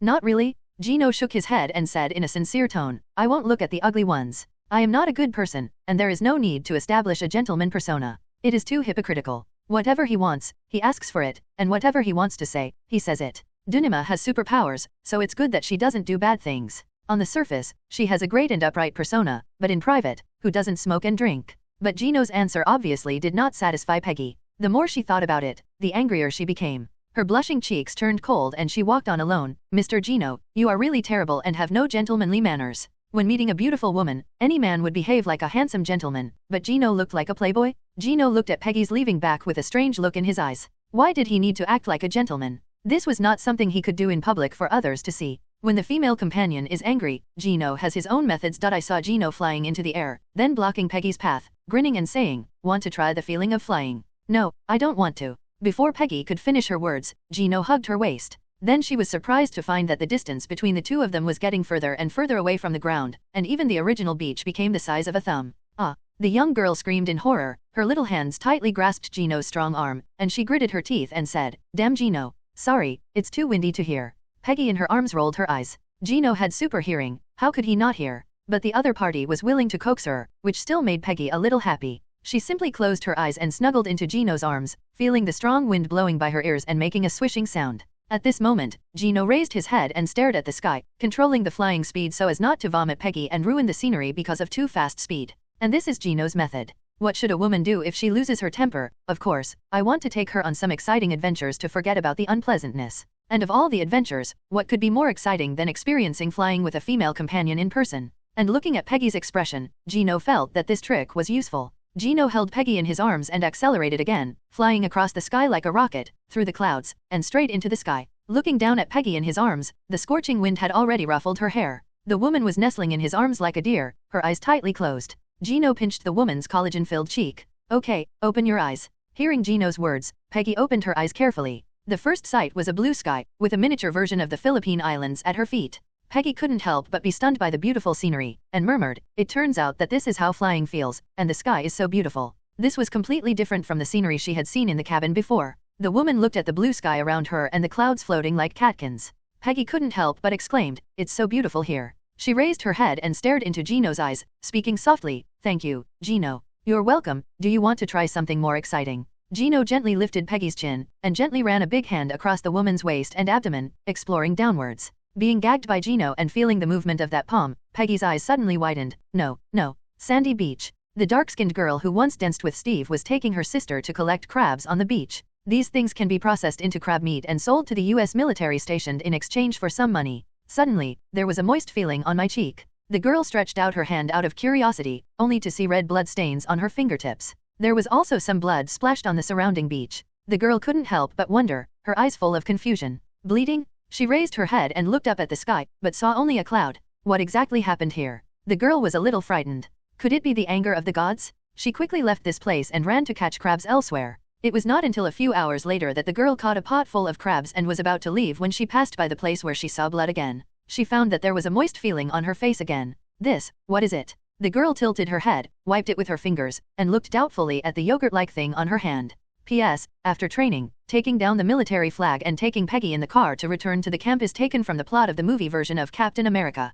P.S. I'm here to test the waters and make recommendations. Guys, please move your little fingers and scroll to the last page every day to display the ranking. Recommending this thing is very important to the author. Please help me. Chapter 29 I am a good person, please read. Early in the morning. The sun shines on the bed through the window. The bright cabin is filled with the smell of heather. Gino pushed his slender hands away from his chest. He felt a little regretful that his super strength and defense gave him unparalleled power. Gino got dressed.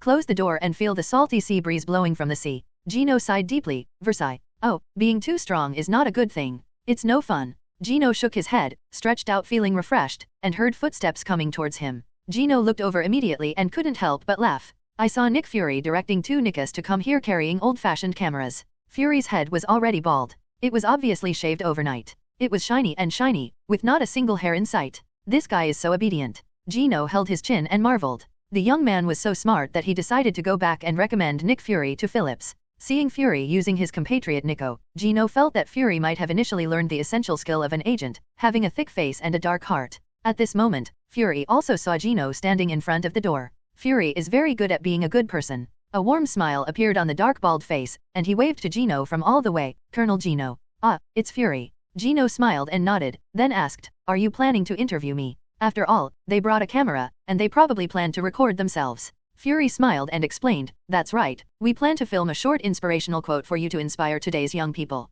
We will also record a short recruitment video, and we will have our allies play it with us. This is also considered a part of the god-making plan proposed by Lao Luo before. Thanks to newspapers, Gino's deeds have become a household name. Now, a film needs to be made to let the public know Gino better. You just show off your powerful abilities. Gino nodded and smiled, I understand, let's get started. Isn't it just a show? He's good at this. First shoot the first short film to encourage young people. Gino smiled. He had never seen a leader paint cakes for his employees before. He learned from others and could easily pick them up. As the old-fashioned camera turned on, Gino faced the camera with a gentle smile. Dear young people. Gino put his hands on his hips and straightened out his strong chest muscles. I am your old friend Gino Wilson. Gino stood on the lawn with an infectious smile, giving a thumbs up and said, young people are the hope of our free America's future. Then stretched out two fingers again. I hope you can study hard and stay away from bad habits. Become a better version of yourself. As he spoke, Gino leaned slightly, pointed at his eyes with both hands, tapped the camera screen again, and said in a low voice, I'm watching you.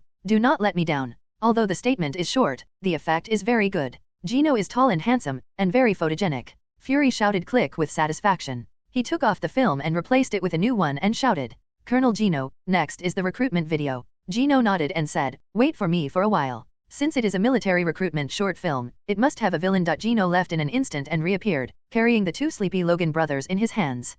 Boss, what are you doing? Logan covered his pajamas in horror, his face full of panic. Put on your clothes and cooperate with me in filming the movie to promote it. Gino threw Japanese soldier uniforms to the two of them. Victor was a little hesitant about wearing Japanese clothes, but after looking at Gino, he still chose to put on his clothes silently. There is no other way. Since I can't resist, I just lie down and accept it. The two of them changed their clothes. Gino held Victor and Logan by their collars and flew into the air, nodding to Fury below, let's get started. The camera was turned on, Gino left Logan and Victor behind, and they fell to the ground. They cooperated very well and turned their heads to the other side of the camera so as not to get in trouble. The two black men in charge of the atmosphere raised a lot of dust, as if they were actually on the battlefield. Gino's eyes were determined, and he strode out of the smoke, then turned his head and fired heat vision towards the place where Logan and Victor fell, looking as if he had killed them both. But the heat vision only scorched the grass not far away from the two of them, creating the illusion of murder. Immediately, Gino extinguished his eyes, crossed his arms and said plausibly, for the sake of our homeland, for our wife and children, join the allies and defeat the axis of evil. I am with you.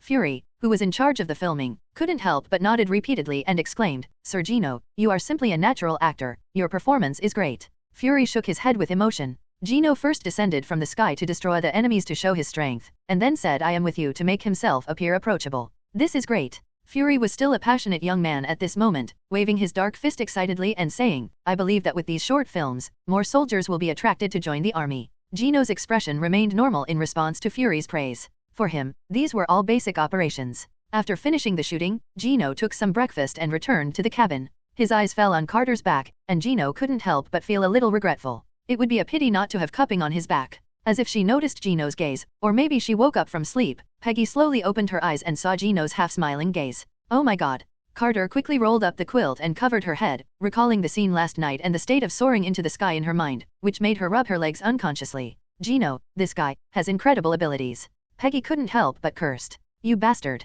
Gino smiled and handed Carter his breakfast. Carter picked up the bread, ate some, took a deep breath, adjusted his mood, got dressed, and planned to get out of bed and take a walk. But the severe pain from the wound made her frown. It hurt so much. Carter glared at Gino angrily. Gino Wilson, you are a bastard. Gino smiled and pushed Carter back. It's better to rest today. You can't walk, so why are you running around? Peggy held her forehead and sighed. This is the only way. But soon, the woman seemed to have thought of something, and she quickly covered her belly, with panic written on her pretty face. You didn't have any accidents yesterday, did you? This question stopped Gino in his tracks. He thought about it for a moment, and then said with uncertain eyes, it shouldn't be that coincidental. Gino was a little unsure. He had an extraordinary physique, so it shouldn't be that easy, right? You. Peggy gritted her teeth and tried to push Gino away, but found that the other person was like a mountain, unable to move at all, and could only lie in Gino's arms. I got you. Peggy sighed. She shouldn't have asked Gino that question yesterday. End of this chapter. Seeking demonic power. Please read. Luxurious bedroom. Bag, bag, bag. The angry emperor wielded his sharp samurai sword, slashing everything in sight. Documents and papers were split into two. Damn Gino Wilson. The emperor's thin body could not bear the strenuous exercise. He gasped and roared to the sky. The reason why he was so angry was because just now, he received news of another frontline defeat. The remaining Japanese troops on Philippine Island were killed by Gino alone. The emperor sat slumped on the ground, his eyes dull, and murmured, Gino, Gino, it's this guy again. At this moment, the emperor felt that his heart was bleeding. First it was Palilio Island, then the Philippine Island. What was next? Are you going to rush to Japan Island and hang yourself? A bunch of losers. The emperor covered his heart angrily. In order to deal with Gino, he sacrificed hundreds of pure sacrifices to the hand. Their souls were exchanged for demon serum, allowing the soldiers to master the power of demons. Even so, they were all killed by Gino. No, Gino Wilson must die. The emperor stood up and smashed the long table in front of him with his sword. He believed in his heart that Gino was his lifelong enemy and the enemy of the empire. He shouted to the empty corner, Hand, I know you are here, come out and see me. After the words fell, the ninja shrouded in darkness quietly walked out of the corner. The other party stared at the emperor with indifferent eyes. The emperor took a deep breath, stood on the high platform and reprimanded, your serum is useless at all. Those inferior demons were all killed by Gino.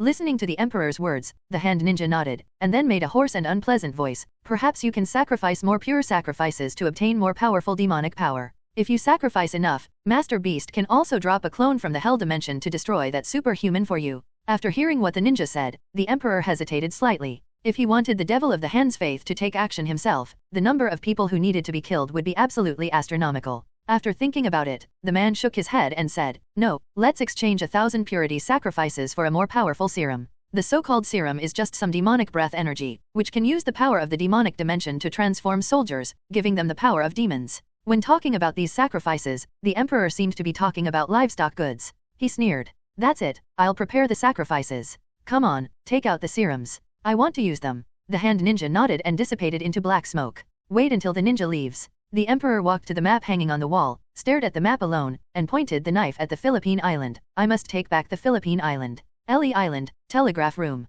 After 2 days of rest, Peggy finally returned to normal and could walk. The girl rushed to the telegraph room as soon as possible and sent a telegram to the Strategic Science Group to investigate. Colonel Gino Wilson annihilated the defenders of Philippine Island. General MacArthur is missing and suspected to be missing. The smart Peggy knew that the top management didn't want her to investigate the so-called military appearance and discipline, which the US military did not have at all. As the telegram was sent, it quickly fell into Philip's hands. After browsing the contents of the telegram, Phillips clapped his legs excitedly, that's great. Gino did not disappoint, annihilating all the Filipino defenders. This heavy achievement was enough to once again raise the status of the Strategic Science Corps in the heart of the president. He ordered to his men, go and tell the president the news. As a result, President Lau Luo also received this news at the White House not long after, holding up the incoming telegram. Great. After seeing the contents of the telegram, the president and his staff breathed a sigh of relief. These big guys who usually make the United States tremble with every decision they make, are now rubbing their hearts like children because of Gino's news, with happy smiles on their faces. He was afraid that what General Arthur said was true and would bring a devastating blow to his election. But now it turns out that Gino's telegram is true. He did completely wipe out the Philippine Island defenders and cut off the supplies of Japanese soldiers. Quickly, share this telegram with our allies and let them know the news. Lau Luo said with a smile. Someone will do it immediately. The office fell silent again. Your Excellency, perhaps we should invite Gino back to the country for the honors. At this time, a staff member suggested, through the newspaper publicity, many people already know about this American superhero. Besides, the next election is about to begin. The staff member didn't finish what he said, but Lau Luo knew what the staff member meant. Gino is now a hot star, and he is still a star promoted by himself. Summoning him will undoubtedly be a huge improvement to his reputation. This is the so-called popularity, and the popularity of Gino. Of course, for the president, it needs to be said in another way, such as, this is to reward Gino for his heroic battle and meet the fighting hero. After a little thought, Lao Luo quickly agreed to the plan. Okay, send a telegram quickly and ask Gino to return to the country. This hero has been fighting for so long, so it's time for him to return to the country. Lao Luo chuckled, and the surrounding staff laughed, and the presidential office burst into laughter. How wonderful that the president cares about war heroes. His Excellency the President has made a great move by promoting Colonel Gino. Listening to the flattery around me, Lao Luo pressed his palms to signal everyone to be quiet, and then said with some hesitation, there is no problem in conferring a medal on him, but to upgrade the military rank, you need the consent of the Pentagon. Go and tell the Pentagon and let them draw up a plan. At the Pentagon, a group of aging generals received a message from the president. Colonel Gino wiped out all Filipino defenders. After hearing the news, many generals looked at each other in shock. After a while, Gino once again made great achievements. Moreover, is this super soldier really that strong? Killing someone is like killing a chicken. The tall general raised the telegram in his hand and reported. Gentlemen, let's talk about Colonel Gino Wilson's military rank promotion. Everyone was silent for a moment, and a short general said dissatisfiedly, it didn't take long before he was mentioned as colonel. We treat him well. If he is promoted again, this guy will be on equal footing with us. His words couldn't help but arouse the agreement of the other generals. Yes, young people, you should move up slowly, it's not safe to go so fast. You should practice more as a colonel. Yes, we promoted him so quickly. He should thank us and let him continue to hone his will. After all, if Gino really becomes an American general under the age of 20, where will the dignity of these old guys go? If you are so awesome, doesn't it make us, the big guys, look like useless people? Therefore, after everyone unanimously agreed, Gino's military rank remained unchanged, and he was only awarded the War Hero Medal and asked Gino to lead the troops to station on the island. This is considered a form of suppression. To put it simply, there was no real benefit, it was just an honor to send Gino away. When Lao Luo saw this result, he couldn't help but smile bitterly, but he could also guess the thoughts of many generals. He rubbed his brows and then said, the government will fund and reward Colonel Gino with $5. P.S. There are 2 chapters left at M, so I'll catch up. Thanks to the Big Book friend 2019111023090428 for the reward. Thank you, Big Brother. QAQ. Chapter 31 Returning Home Triumphantly, please read it later. The telegram from the White House soon found its way into Gino's hands. Squatting on the beach, Gino stretched out his fingers and was wrestling with a crab. You want me to return to the country? Gino browsed the telegram. When he saw the column that the military rank would not change, he couldn't help but sneer. Those old guys in the Pentagon still like to suppress people. And the dollar reward from the White House? What can we do? I own a warehouse of gold bars, so the dollar is useless. Peggy stood next to Gino. The cold girl looked at the crab wrestling with Gino and said in a helpless and comforting tone, Gino, you are only here this year, so don't worry. She felt a little sorry for Gino's maturity and passion for power and wealth. He didn't act like a boy at all, but instead looked like a veteran who had been struggling in society for many years. No, these old guys think they can take advantage of me. Gino pushed the crab away with his index finger. The little crab seemed to think it had won, waving its claws and moving its legs sideways to leave in a show of force. Gino patted the gravel off his pants and walked side by side on the beach with Peggy. Looking down at the beach, Gino was thinking about his next plan. These guys feel that I have been promoted too quickly and are a little worried. However, Gino couldn't just let his achievements be ignored by the idiots in the Pentagon. Peggy on the other side didn't take this matter to heart. Peggy is quite happy about Gino and herself returning to China. After all, the sea journey is long, and with Gino's strength, the two of them can do more interesting things. By the way, where is Steve? Peggy suddenly thought of Steve, another super soldier who participated in the experiment with Gino. She heard that Steve had also joined Gino's team, but she didn't see anyone when she came over. He went looking for answers within himself. Gino told Peggy what happened, causing his female companion to frown. These Japanese people are so abominable, they are simply not human beings. Gino, you killed them well. Peggy hugged Gino's arm tightly. Feeling the touch on his arm, he glanced at the reef not far away. Gino's eyes suddenly lit up. He gently pulled Peggy and winked at his female companion. Peggy, who has evolved into an experienced driver, has a cold expression on her pretty face, and she lightly opens her red lips to refuse. However, her mind couldn't help but recall the scenes of the past few days. Somehow, when she came to her senses, she and Gino were already behind the reef. Make sure there's no one around. Peggy bit her red lips and warned Gino. Of course, there is no one. Gino looked around, but there was no one. Peggy sighed, pressed her thighs wrapped in black socks, slowly squatted down, rolled her eyes and said, I'm convinced. Into the night. Gino carried unconscious Peggy back to the camp and settled in with his female companion. Gino found the two Logan brothers. He put his arms around their necks and said in an incomprehensible tone, Can I trust you? Boss, what are you talking about? The two of us are extremely loyal to you. Victor patted his chest and promised that after following Gino for so long as he was not seeking death, he would be enjoying the good times and having fun every day. Where could he find such a good boss? Me, ahem, me too. Logan quickly followed. I am loyal to you, boss. Very well, I have a task for you. Gino was satisfied with the attitude of the two, and then pointed to the naval ship in the distance. This warship is used to transport the strategic science group and wounded soldiers back home. Gino plans to use this ship to transport gold back. Gino patted the two of them on the shoulders. I removed the navy on the ship. You two go and carry those boxes to the ship, and then keep watch on them. The two nodded quickly, and then took advantage of the darkness to move the box full of gold to the ship. Gino was still relieved about Victor and Logan, and stretched himself back to the cabin to sleep. A night of silence. The next day, Gino led everyone onto the ship returning to the United States and waved goodbye to the soldiers left on the island. After several days of sailing, the battleship quickly arrived at the port. During the Battle of Peleliu Island, many people had already known Gino's name through official propaganda. The residents of Washington wanted to meet America's first superhero, and newspapers wanted to get first-hand information about the super soldier to increase newspaper sales. Everyone gathers at the port with a purpose. At this moment, the port was crowded with reporters and spectators. The Washington guards struggled to maintain the defense line, fearing that these people would collide with the big shots and lose their jobs. On the battleship, Gino stood quietly on the top of the deck with his hands behind his back, looking down at the crowd. There are so many people, boss. Victor and Logan had never seen such a scene before. They hid behind Gino and did not dare to show their faces. Gino was not nervous, he just looked at the crowd quietly, and he heard a lot of malice. If he can fly, is he still human? Could it be an alien? This is a freak. He's a monster? Why doesn't the government kill him? Such malicious thoughts poured into his ears, and Gino smiled indifferently, not caring at all.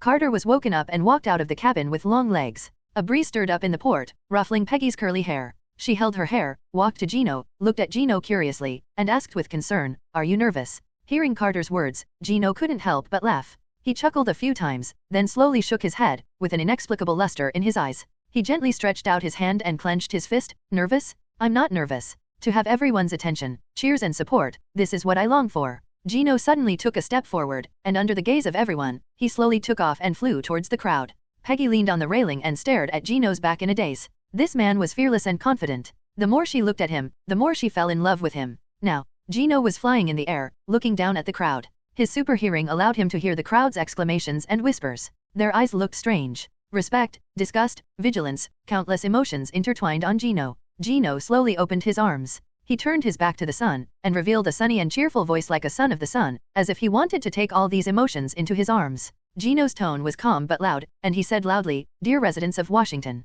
Hello, I am Gino Wilson. Nice to meet you." The crowd was silent for a moment, and then a series of camera shots sounded, and all the photographers pressed their shutters frantically to capture the figure flying in midair. The bold girl whistled in the hope of attracting Gino's attention. The disgusted man held up the wine bottle and wanted to throw it, but was quickly pushed down by the guards. All this is like a picture of all sentient beings playing out in front of Gino. Reporters rushed to hold the microphone and expected Gino to be interviewed. Supporters cheered his name, while haters kept their children away with wary eyes. The enthusiastic female fans expressed their affection, while the jealous men clenched their fists. Gino looked at all this and murmured, "This is the passionate life I want." In the crowd, two young men were so excited that they were trembling all over. A young man shook his companion's arm crazily. "Jerry, did you see it? He is simply Superman." It was just like his fantasy, able to fly, magnificent and sunny, as if all the beauty in the world fell on Gino. Another companion looked at Gino longingly and murmured, "Joe, we should create a comic based on him. What should it be called? What's his name?" Jerry looked at Gino's smile and said with a knowing smile, "Just call him Superman."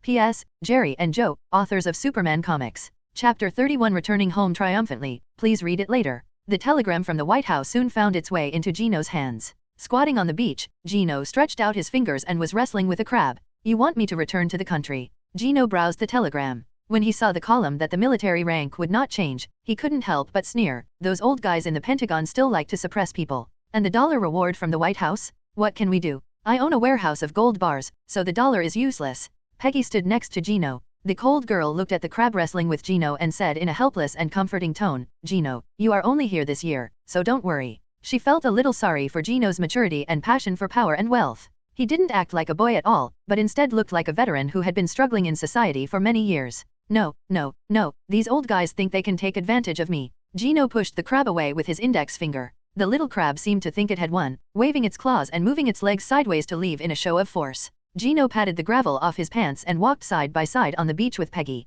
Looking down at the beach, Gino was thinking about his next plan. These guys feel that I have been promoted too quickly and are a little worried. However, Gino couldn't just let his achievements be ignored by the idiots in the Pentagon. Peggy on the other side didn't take this matter to heart. Peggy is quite happy about Gino and herself returning to China. After all, the sea journey is long, and with Gino's strength, the two of them can do more interesting things. By the way, where is Steve?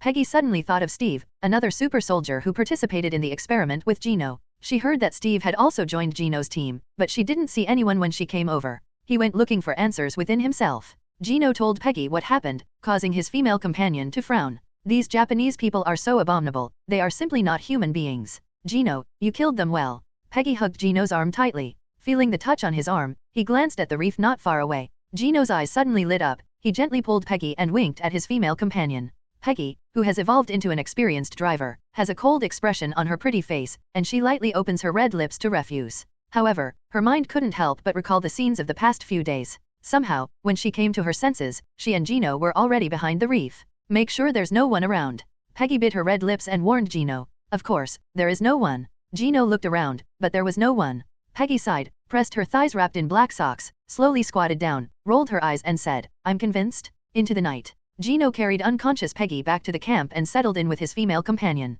Gino found the two Logan brothers. He put his arms around their necks and said in an incomprehensible tone, Can I trust you? Boss, what are you talking about? The two of us are extremely loyal to you. Victor patted his chest and promised that after following Gino for so long as he was not seeking death, he would be enjoying the good times and having fun every day. Where could he find such a good boss? Me, ahem, me too. Logan quickly followed, I am loyal to you, boss. Very well, I have a task for you. Gino was satisfied with the attitude of the two, and then pointed to the naval ship in the distance. This warship is used to transport the strategic science group and wounded soldiers back home. Gino plans to use this ship to transport gold back. Gino patted the two of them on the shoulders. I removed the navy on the ship. You two go and carry those boxes to the ship, and then keep watch on them. The two nodded quickly, and then took advantage of the darkness to move the box full of gold to the ship. Gino was still relieved about Victor and Logan, and stretched himself back to the cabin to sleep. A night of silence. The next day, Gino led everyone onto the ship returning to the United States and waved goodbye to the soldiers left on the island.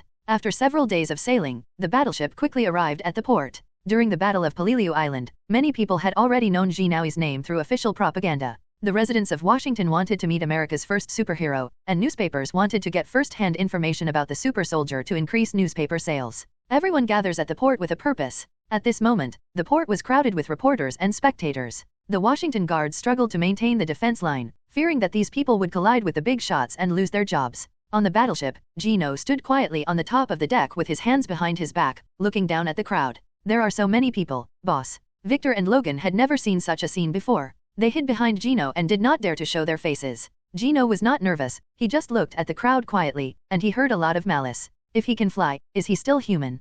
Could it be an alien? This is a freak. He's a monster? Why doesn't the government kill him? Such malicious thoughts poured into his ears, and Gino smiled indifferently, not caring at all. Carter was woken up and walked out of the cabin with long legs. A breeze stirred up in the port, ruffling Peggy's curly hair. She held her hair, walked to Gino, looked at Gino curiously, and asked with concern, Are you nervous? Hearing Carter's words, Gino couldn't help but laugh. He chuckled a few times, then slowly shook his head, with an inexplicable luster in his eyes. He gently stretched out his hand and clenched his fist. Nervous? I'm not nervous. To have everyone's attention, cheers and support, this is what I long for. Gino suddenly took a step forward, and under the gaze of everyone, he slowly took off and flew towards the crowd. Peggy leaned on the railing and stared at Gino's back in a daze. This man was fearless and confident. The more she looked at him, the more she fell in love with him. Now, Gino was flying in the air, looking down at the crowd. His super hearing allowed him to hear the crowd's exclamations and whispers. Their eyes looked strange. Respect, disgust, vigilance, countless emotions intertwined on Gino.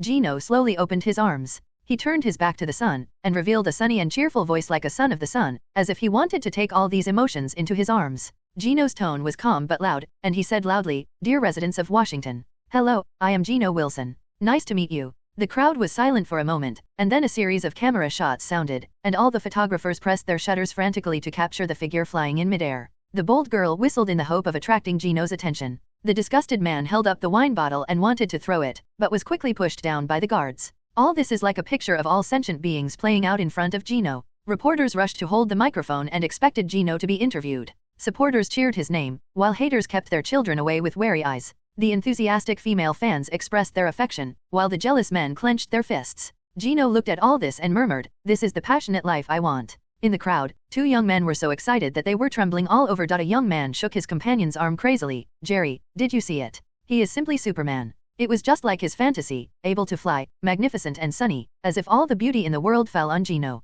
Another companion looked at Gino longingly and murmured, "Joe, we should create a comic based on him. What should it be called? What's his name?" Jerry looked at Gino's smile and said with a knowing smile, "Just call him Superman." Suppression, please follow up. People's enthusiasm was like a flame. Gino answered a few reporters' questions casually and was taken away by the agents of the Strategic Science Corps who arrived. Gino sat in the back seat of a car and heard the familiar voice of Colonel Phillips. "Hey, Colonel Gino, good job." The old man was happily holding his pipe, and the carriage was filled with the smell of smoke. He squinted his eyes and stretched out his hand. "Long time no see, Gino, you performed very well on the battlefield." Colonel Phillips. Gino shook hands and smiled. "Long time no see, you look more energetic." The two exchanged a few words, and the car quickly took them to the White House. Gino walked down the White House and stepped on the emerald green grass. He saw the giant sitting in a wheelchair. Mr. President was standing at the door of the White House looking at Gino with a smile. "Colonel Gino, America's great hero, I finally see you today." Lao Luo smiled brightly, and the cameras around him kept taking pictures. "Haha, Mr. President, it's nice to see you. You have worked hard for this country." Gino smiled and bent down, stretching out his hand. The two held hands, and the camera clicked to capture the famous meeting. The next part was a bit boring. Lao Luo personally awarded Gino a medal and wore a worthless medal. Then there were some more poses and some speeches, and until nightfall, there was also a dinner, which was also a platform for various dignitaries to communicate. Gino was not interested in this kind of occasion, but he couldn't resist Lao Luo's warm invitation, so he still brought his female companion Peggy to the banquet. Gino wore a medal on the chest of his suit to match the presidential show, while Peggy wore a conservative and slim-fitting red dress, looking bright and elegant. The two were so talented and beautiful that when they attended the White House banquet, they instantly killed the reels of many photographers. Enter the White House. On the lawn of the White House, many men and women stopped to chat. There are also many rich girls who want to strike up a conversation with Gino, but Gino has no interest in these women with average looks, average figures, average IQs, average emotional intelligence, and average abilities, so he asks Peggy to help stop them. These girls were no match for Agent Carter, and they were soon made angry by Peggy's weirdness and left. Finally clean. Gino took a long breath and led Peggy to a fruit table. "I thought you would accept everyone who came, Mr. Gino." Peggy folded her hands and looked gloomy. Gino smiled and wagged his fingers and gave Peggy a banana. "No, no, no, I have already said, I like beautiful and smart people." Carter raised his eyebrows. "Why is there another one?" Gino ignored Peggy, picked up a piece of apple and chewed it. Feeling the sweet juice explode in his mouth, Gino squinted his eyes in satisfaction. Isn't tasting delicious food better than accompanying a group of veterans to act? Others need to make powerful connections, but Gino doesn't need them at all, because if you have the strength, you can do whatever you want. Unfortunately, when Gino was about to taste a few bunches of grapes, several old men in military uniforms approached Gino. Peggy glanced at a few people, patted the back of Gino's hand to calm down, and then walked away, leaving room for conversation with a few people. "Hello, Colonel Gino." Several Pentagon generals held their hands behind their backs, but Gino didn't seem to hear him, and was eating fruit by himself, completely ignoring the old guys. Several people frowned and stared at Gino, exchanging glances with each other. This young man is too impetuous. He doesn't salute his superior when he sees him? The leading general, Charlie, snorted coldly, took a step forward to block Gino, and asked with his head held high, "Colonel Gino Wilson, can't you hear me?" Gino raised his hand to wipe away the water stains on his mouth, expressionless, staring down at the old man. "Is something wrong?" He had already confirmed from Lao Luo that it was these old men who were responsible for the mischief, claiming credit for training and suppressing him. "I didn't kill these old guys on the spot because I was concerned about the reaction of the senior officials, but these guys rushed to disgust people." Gino's attitude annoyed several old men. They were in high positions. When would anyone dare to talk to them with such an attitude? Several people looked at each other, and the short general was the first to attack. "Haha, Colonel Gino fought hard for the country, we are here to see you." The short general sneered and shouted loudly, "I heard that Colonel Gino can have heat vision? Let's give everyone a show and let us see how powerful the American heroes are." The loud voice quickly attracted many onlookers. Everyone was also curious about the abilities of this American hero. Some people saw that Gino was being made difficult, and they were holding a glass of wine and curious about how Gino should respond. These old men deliberately wanted to embarrass Gino. Another chubby general smiled and said sarcastically, "Don't you know how to fly? Why don't you perform somersaults in the air for everyone?" In their opinion, Gino is just a product of super serum manufacturing. And they have Dr. Erskine, the inventor of the serum, and they have as many super soldiers who can fly and use heat vision as they want. Gino just got the upper hand. If you dare to disrespect them, it seems that this Gino Wilson should give him a hard time to make him understand who is the real person in charge of the American military. "What are you doing? You should have fun and eat today. Why are you discussing superpowers?" A voice broke the silence. A drunk figure broke into several people's rooms. Everyone took a closer look and saw that it was Howard Stark, the latest rookie in the military. Gino narrowed his eyes slightly and stared at the half-lidded bright eyes of Howard, who was staggering drunkenly. The other party was not drunk at all. Did he come to rescue him? This made Gino's impression of Howard much better. He was worthy of being able to get along well with the military, and he was quite good at getting things done. Howard, you're drunk. Attendant, pull him away. Several generals waved, and soon an attendant lifted Howard up and left. Let go of me, I'm not drunk. Howard struggled hard, secretly cursing these generals for being idle. Having seen Gino's brutality, he didn't want any tragedy to happen tonight. After all, the bodies of those Hydra agents are still stuck to the floor of the Strategic Science Corps. But helplessly, Howard, who had already been drained of his body by wine and sex, could not break away from the strong attendant and was dragged away. Seeing Howard being pulled away, a group of old men urged Gino again. Colonel Gino, start quickly. Are you not afraid anymore? Gino sneered, took a step forward with his hands behind his back, glanced at everyone, and said slowly, you want to see me perform. He was obviously smiling, but onlookers felt an inexplicable chill. Jack was still shouting provocatively, that's right, Colonel Gino, let everyone see how powerful the American hero is. Gino's eyes fell on the short general's hat, and a smile appeared on his lips. Since these guys want to embarrass themselves, let's see who makes the fool. Then, here I am. The voice has not fallen. Buzz. Everyone only saw Gino's eyes light up red, and a red beam as thick as a pair of chopsticks passed through the short general's hat, then hit the wall of the White House and went out. The pierced hat instantly ignited flames. The short general took off his hat in horror. The burning flame even attached to his hair and burned, giving off a burning smell. The big back of his head was also plowed with 2 holes by heat vision, making it look like a bald head from a distance. There were exclamations from the crowd, followed by bursts of laughter, and they pointed at the short general. Fuck you, bastard. The short general's face turned red with anger. He gripped his burnt hair tightly, stared at Gino and cursed angrily. Gino Wilson, are you trying to kill me? I won't tolerate you. Please read more. White House, lawn. The charred hat fell on the grass, and the bald general's eyes seemed to spit out flames. In the past, no subordinate had acted respectfully and pretended to be a grandson when they saw them. This bastard guy in front of him actually dared to make fun of himself, and even made a life-threatening joke. Gino stood there indifferently. At this time, Peggy, who received the news, hurried over, grabbed Gino's arm, and whispered, calm down, Gino. Peggy is very worried about Gino. After all, these old guys control the military. If they ignore public opinion, it is only a matter of words to remove Gino from his position. A lot of power. Gino laughed secretly in his heart. He was still very strong. These old men wanted to beat him. Are you worthy? Thinking in his heart, Gino said loudly, they are just a bunch of old bones who bully the weak and fear the strong. These words could not help but make some ladies laugh. The young officer in front of him was really upright and did not give these generals any face. Gino's words made the other generals change their faces. This bastard actually humiliated them in public. They stared at Gino with hatred in their eyes. Gino didn't care what these old men thought and gently pushed Peggy away. Gino chuckled and walked up to the bald general. His tall and oppressive figure made the old man look up at Gino. The two looked at each other. The other party's eyes were playful, as if he was a pet. Gino stared at Jack, shook his head with a smile, sighed, and said with a sincere face and an innocent tone, I was just joking with the general. You have to believe in my strength. The heat vision will never miss. Saying that, Gino reached out and patted the old man's shoulder gently, glanced at his bald head, and raised his voice. Bald general, aren't you scared anymore? The same answer was like a slap on the old man's face. His face turned red with anger, but he was helpless. If he really angered this guy, he would be the one who died. He only had one life. The old man clenched his fists and finally chose to turn his head away without saying a word. Seeing the old man acting like a turtle, Gino was a little dissatisfied. Why didn't this old guy say anything? I just like the way you can't understand me and can't kill me. Gino sneered and glanced at the other old men with his peripheral vision. Who else wants to try? The remaining generals looked at each other and did not answer any questions. They had seen the short General Jack almost get his head blown off by heat vision, and none of them dared to provoke Gino. Oh, I thought there were still people who wanted to see me perform. Gino sighed, took a few steps forward and approached the bald head, lowered his voice and said to the short Jack, listen, if you dare to disgust me again, next time I will crush your throat and stuff your ass in your mouth. If you don't believe it, try it. Saying that, Gino patted the old man's shoulder gently, with a little force, and there was a click sound, and the old man's collarbone broke. The pale old face suddenly turned red, and he couldn't help but kneel on the ground and howl.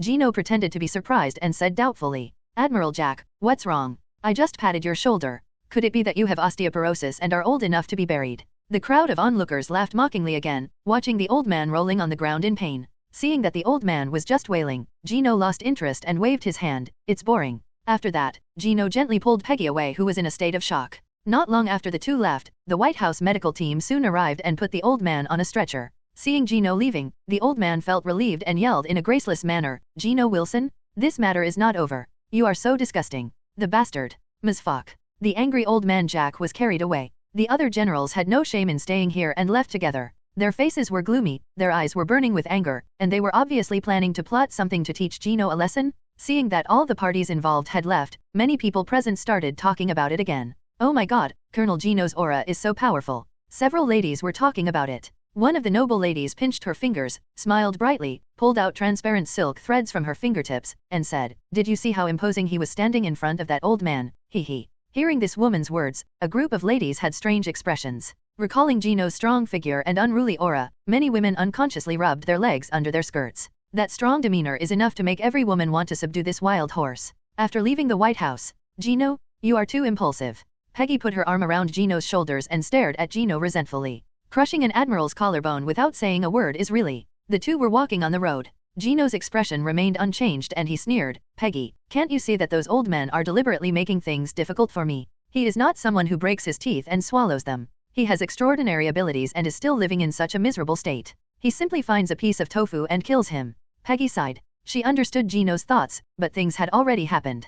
Peggy began to make suggestions for Gino. "How do you think they will deal with you?" The two quickly walked to the officially arranged hotel. Stepping on the luxurious carpet, Gino hugged Peggy's slim waist and sneered, "What else can we do? Remove from office." Peggy couldn't help but frown. "But you are from the Strategic Science Group. They have no right to interfere with our Strategic Science Group, right?" Gino shook his head and pinched his female companion's face. "Haha, you underestimate their shamelessness. These old guys can put pressure on the president, and the president also needs to consider the feedback of these guys, so it is a high probability that I will be removed from office. Just watch, it won't be long before my dismissal order comes out. Even if it gets serious, I will be sent to a military court by them." Peggy sighed helplessly, but she knew that Gino's character would not rely on the powerful, but she was still a little worried and asked, "What should we do? What should I do?" "Wait, the allies can't do without me." Gino sneered. "I may be able to guess what those old guys are thinking that they can use the super serum to copy countless MEs. But they will soon discover that they are wrong. His abilities are not given by the super serum. Those old guys using Dr. Erskine's serum will only create a group of Red Skulls or high-level Madonnas who are not even willing to kill chickens.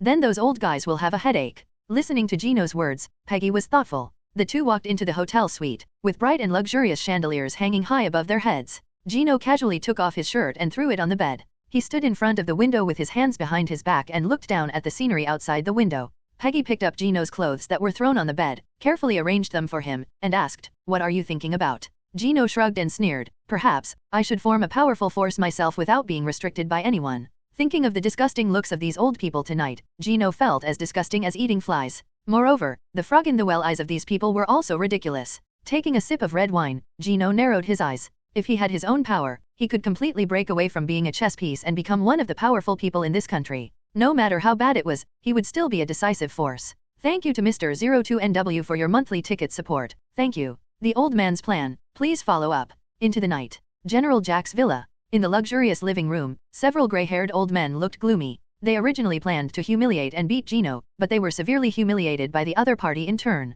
This shame makes old men breathless. Aren't they the ones who always bully young people? Now I've hit a snag with Gino and I feel unhappy. The leader of the old man gritted his teeth and looked ugly. This bastard? He even broke old Jack's collarbone. These old men are leaning against luxurious sofas. Lewis knocked the wine glass with a crisp sound and raised his neck. "Gentlemen, we should be vigilant. Gino Wilson seems to have escaped from the control of the military, and he has such terrifying strength." He didn't finish his sentence, but others understood what he meant. They need to create more Gino Wilson checks and balances, and they can even let the new Gino Wilson kill Gino to wash away their shame tonight. Everyone exchanged glances with a tacit understanding, and they roughly agreed on their wishes. They could never let Gino Wilson go. What they need is an obedient dog, not a double-edged sword that can kill them at any time. However, Dr. Erskine, the maker of the super serum, has always disagreed with the batch production of super serum. Someone questioned. General Lewis sneered and said, "Erskine? He's just a nerd. Our spies in the Strategic Science Corps have collected the materials for making serum from this old guy." The insidious US Army had launched secret surveillance on Erskine as early as when he joined the Allied forces.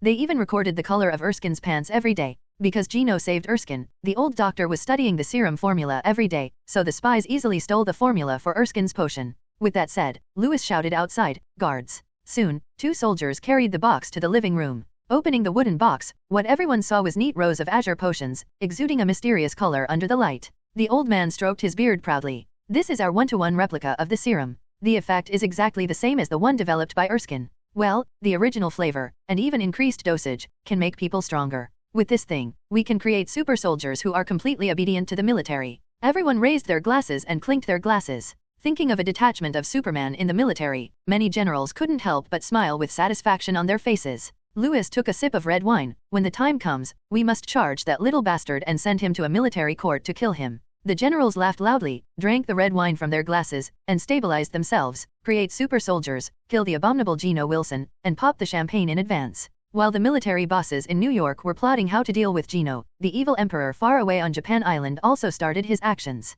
Underground in the palace, on the dark altar built with countless lily bones, several ninjas were drawing a five-pointed star pattern with bright red blood. Following the successful outline of the five-pointed star, the altar suddenly glowed with red light, and a bloated figure loomed in the red light. Immediately, a group of ninjas pushed several large vats filled with blood. As the bloated figure gently sucked, countless children's souls vaguely appeared in the blood and fell into the bloated figure's mouth. The ninjas immediately took out a box of reagent tubes filled with blood. Ah, what a delicious soul! The figure made a low and hoarse voice. It slowly stretched out its fingers, and a few wisps of black breath slowly fell into the reagent in the box along the magic circle. The dark power immediately transformed the blood into a serum that smelled fishy and smelled of sulfur. The huge figure let out a deep laugh. Happy cooperation. Immediately, the demon disappeared, and the blood-red light beam slowly extinguished. After the demon left, the thin emperor walked out of the corner with a cold face. His face was pale, and he was obviously addicted to the demon's terrifying aura and frightened. The emperor took a deep breath, clapped his hands, and dozens of Japanese soldiers walked into the underground tunnel with firm eyes. These are good soldiers carefully selected by the emperor. He clapped his hands to attract everyone's attention. Fellow warriors of the empire, the time has come when the empire needs you. The emperor then looked at the demon serum in the box and said, "Take the serum and take back the Philippine island." The soldiers' eyes were wild and they moved forward to receive the serum in an orderly manner. They stood in a row and shouted in unison, "For the empire." They pulled the cork off the serum and drank it in one gulp. Next second, the demonic power merged into everyone's internal organs, and the skin surged with flames, devouring the skin and exposing bloody flesh. In the originally short stature, the bones made a clear and crisp friction sound. He continued to grow taller, with bone spurs protruding from his arms and sharp horns sprouting from his forehead. Roar! The demons roared, and saw the smooth back slowly tearing apart, large amounts of blood dripping, and a pair of ugly wings made of flesh and blood attached to white bones gradually sprouted from the back. The Emperor of Japan looked at these winged demons with satisfaction and nodded with satisfaction. Very good, go and fight for the Empire. The Emperor pressed the switch, and the cave above his head exploded. Countless gravel fell down, revealing the dark night sky. The demons grinned and showed their sharp teeth. They tried to flap their ugly wings, and then slowly rose into the air and flew towards the direction of Theban Island. After several hours of flying, the demons also found their destination, the Philippine Island. They scanned the island from the sky. Because of Gino's glorious record of wiping out the defenders, most of the US troops on the island already felt that they had a chance to win. Therefore, they did not even build sentry posts. They were either drinking or flirting with local girls. Looking at this rabble, the demons laughed ferociously and fell from the sky. These demons are very fast, and the flames on their bodies sway in the wind. From a distance, they look like huge fireflies. It wasn't until they landed on the ground that anyone realized they had been invaded. However, it was already too late. The cruel Japanese demon waved its claws and smiled evilly, killing the American troops left on the island. Some perverted demons even took out fire sticks and caused some handsome American soldiers to feel extreme pain.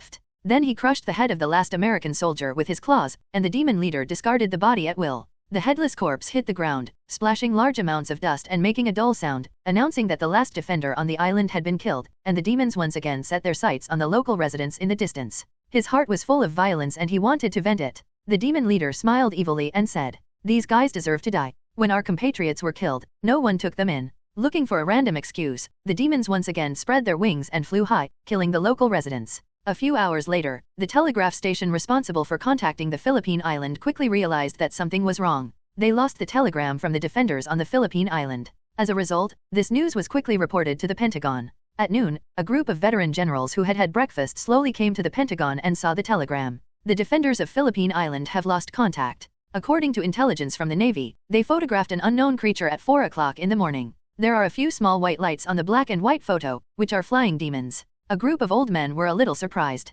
One of them said slowly, "I remember that Gino seems to be in charge of the Philippine Islands, right?" Everyone's eyes lit up, and they were worried that they wouldn't have a chance to deal with Gino, and someone would give him a pillow if he fell asleep. Lewis gloated. Cough, cough, we can't contact the Philippine Island defenders. It is suspected that all of them died in the battle. As the main commander, Gino Wilson bears the main responsibility. That's right, remove him from his post. Send him to a court of war. We can also contact the newspaper to discredit this guy's previous achievements. The old guys were spitting and discussing, as if they had already seen the moment when Gino was nailed to the pillar of shame. Crisis, please follow up.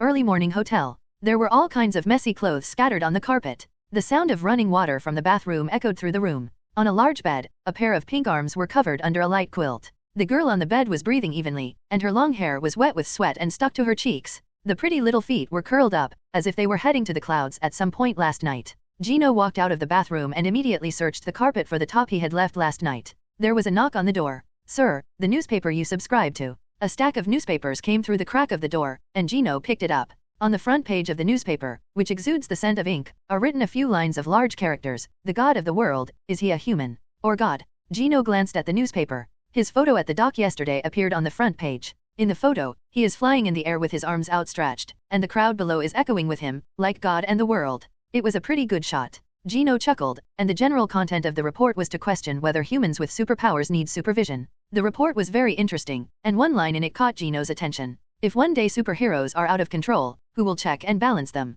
Well, that's a good proposition. Gino held the newspaper and opened the window. The cool air sweeps away odors in the house. Gino glanced at the newspaper's publishing company, Daily Bugle. Gino raised an eyebrow. He didn't expect that the Daily Bugle would be active in free America so early. Well, when Peggy wakes up, let her acquire this company. Gino became interested and planned to grant Peggy a large amount of money to acquire some companies. These companies are very immature now, but over time they will gradually grow into behemoths, which are their predecessors. Moreover, if you want to establish your own power, funds are also necessary. No money. Who will follow you if you have no money? Gino made up his mind to ask Peggy to acquire all the entertainment companies that would be well known to future generations, and to establish a film company at the same time. The plan should be laid out as early as possible. The noise downstairs attracted Gino's attention. Gino sat on a chair and through his supervision, he saw many men in trench coats gathered downstairs, sneaking around nearby. In front of the fire hydrant, behind the corner of the building, some were even sitting in cars. Malicious thoughts reached Gino's mind. Philippine was lost, the battle failed and Gino Wilson was arrested.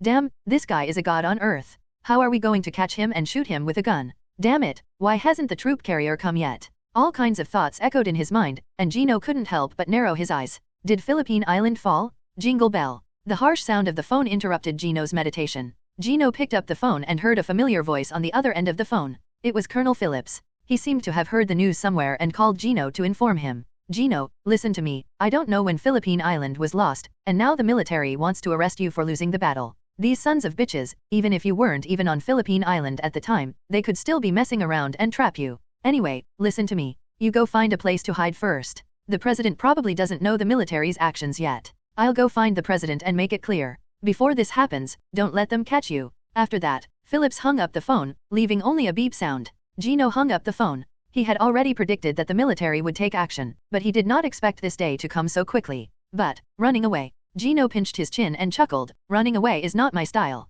Gino walked over to the bed and pinched Peggy's nose. Well, the girl couldn't breathe, so she immediately opened her eyes and breathed through her small mouth. Wiping off the white stain on her lips, Peggy stared at Gino in confusion. Huh? What's wrong, Gino? Listen to me, the military is coming to arrest me later. Gino informed Peggy of what was about to happen and helped her pick up her clothes. Damn it, how dare these people? Peggy put on her clothes, her pretty face turned red with anger. She held Gino's arm tightly and looked at Gino with her big eyes. The two looked at each other, and Peggy pursed her lips. What can I do for you? Gino chuckled and leaned gently against Peggy's ear. I have a shipload of gold bars on the Haley ship. You go get a box and exchange it for American knives, and help me acquire some companies. Hearing Gino's words, Peggy stamped her feet angrily. The girl frowned and said, Is now the time to discuss acquisitions? You are going to be arrested soon. Do not worry. Gino smiled and patted Peggy's butt, causing the woman to roll her eyes. I will be caught by them, but those guys don't dare to do anything to me. Gino is very confident, because at this stage, the garbage in the military can't come up with any means to eliminate themselves.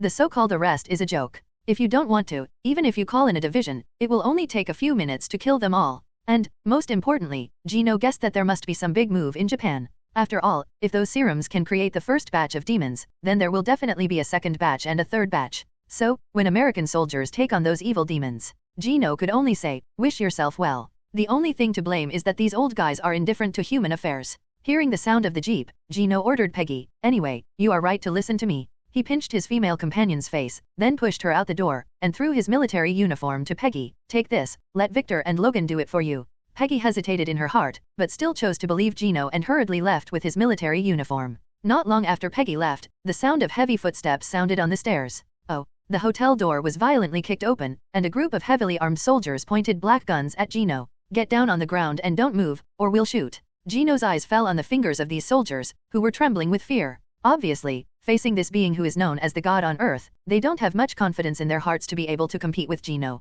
But to everyone's surprise, Gino just smiled and raised his hands to show that he meant no harm. You're here to catch me, right? Lead the way, I'll follow you. Saying that, Gino patted the leader of the team kindly. A group of soldiers stared with big eyes, obviously unable to believe that they had captured the god on earth so easily. Gino turned his head and stared at everyone. Let's go, everyone. Do you want me to go to the military court by myself? A group of soldiers led Gino downstairs in surprise. Perhaps out of fear of angering Gino, the group did not put the so-called handcuffs on Gino. As soon as he walked out of the building, Gino was drowned by the overwhelming sound of camera shutters. These were tabloid newspapers supported by the military, and they planned to use these materials to spread rumors about Gino in the dark. In response, Gino just smiled and got on the military's off-road vehicle. A group of heavily armed soldiers sat on either side of Gino. As the car started to move, the accelerator was increased, and the car roared towards the Pentagon. The news of Gino's arrest spread like a gust of wind throughout the top management of the United States. In the president's office at this moment, Lau Luo rarely lost his temper. Asshole! I'm going to kick those old guys in the ass with my boot. No wonder Lau Luo was so angry. Gino was the trump card he had single-handedly promoted, and the sudden arrest of Gino by these old bastards from the military caught him off guard. Lau Luo said in a cold tone, "Call the Pentagon immediately and ask them to release him. The longer this matter is delayed, the worse it will be for them." The staff member hurriedly stepped forward, bent down, and whispered, "Your Excellency, the military said that Philippine Island has been lost, and they want Gino to assist in the investigation." Lau Luo almost laughed out loud at this statement. The military people were so shameless in order to suppress Gino. When Philippine Island fell, Gino was still in Washington and had nothing to do with him. However, the president is not the emperor. If the military insists on not releasing people, he has no choice but to keep putting pressure on the military. Lau Luo sighed deeply, rubbed his brows and said, "Now I can only pray that Gino can be more angry and not be beaten by those bastards." But soon, Lau Luo thought of Gino's body that could withstand bullets, and couldn't help but smile bitterly. The person who could hurt him hasn't been born yet, right? The other side. A convoy of military jeeps roared past,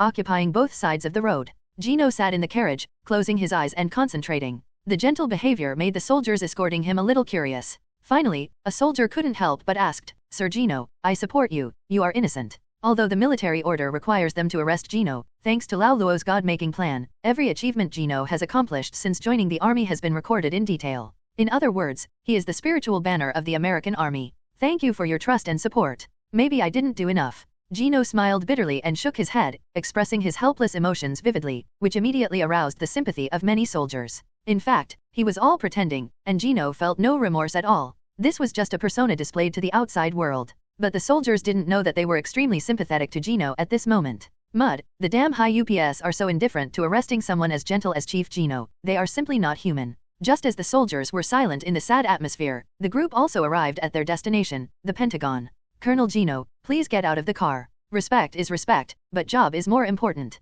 Just like that, Gino followed the soldiers into the Pentagon. In the corridor, many officers holding documents looked at Gino in surprise. They couldn't believe their eyes. The higher UPS had actually arrested the god on Earth. Gino was taken to a spacious room. There was a long table in the innermost position, and senior US military officials were sitting on the chairs behind the long table. Gino glanced at the group of people one by one, and he saw familiar faces among them. Even Jack, the old man whose collarbone he pinched, attended the trial wearing a bandage. Gino Wilson, the leader, General Lewis, viciously hit the table with his magic weapon, making a dong-dong sound. "Are you guilty?" Gino clasped his hands behind his back and sneered, "Convicted? What crime have I committed? These old guys know how to judge. Should we seize Belias Island, which the US military has been unable to capture for a long time, or should we lead the soldiers to seize the Philippine Island when the commander escapes?" Gino's words were like a slap in the face of the old man, but these guys were already thicker-skinned than the city walls. They ignored Gino and said to themselves, "You made a mistake in command and we lost Philippine Island. Therefore, we sentence you to 15 years in prison."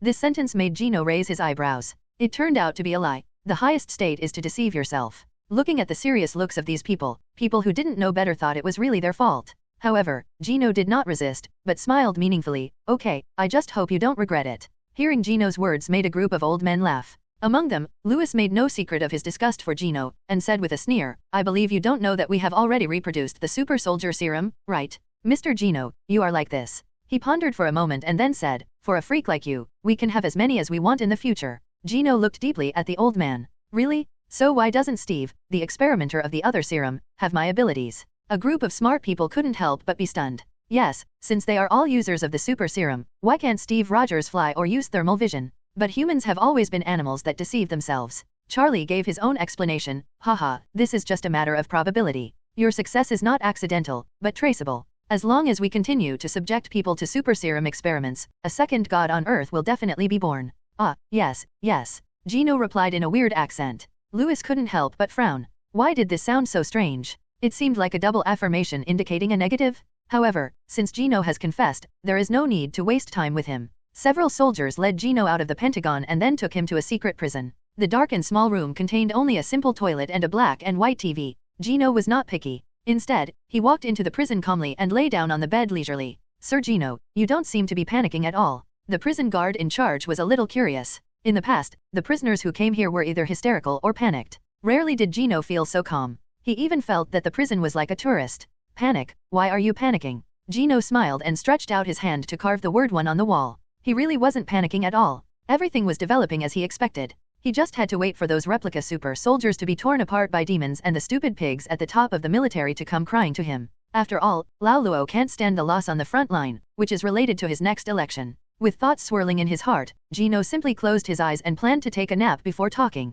While Gino was sleeping, the top brass of the US military also started their actions. In an underground base somewhere, dozens of oval-shaped instruments and circuits erupted with dazzling luster. As the blue light went out and the hatch opened, hundreds of super soldiers with 8-pack ABS and perky butts looked at their bodies with disbelief. Someone showed off his biceps and murmured, "I feel like my body is full of power." There are also people who keep trying to jump, their eyes full of jealousy and madness. Damn it, why can't I fly? Damn it. Wow, your ass is really nice, can I touch it? If you dare to touch me, I will kill you. A group of people were arguing in a mess. At this time, the voice of Admiral Lewis came from the second floor. He and a few old men looked at the group of muscular men with satisfaction, and then asked with expectation, "Which of you can fly? Can you fly?" After listening to the old man's words, a group of people looked at each other and then shook their heads in unison. "No, sir, we can't fly." Although these people have more or less character problems. But when General Lewis selected the experimental subjects, he chose soldiers who were loyal to the military to participate. Therefore, these super soldiers have great respect for the top military officials, and the super serum amplifies this aspect.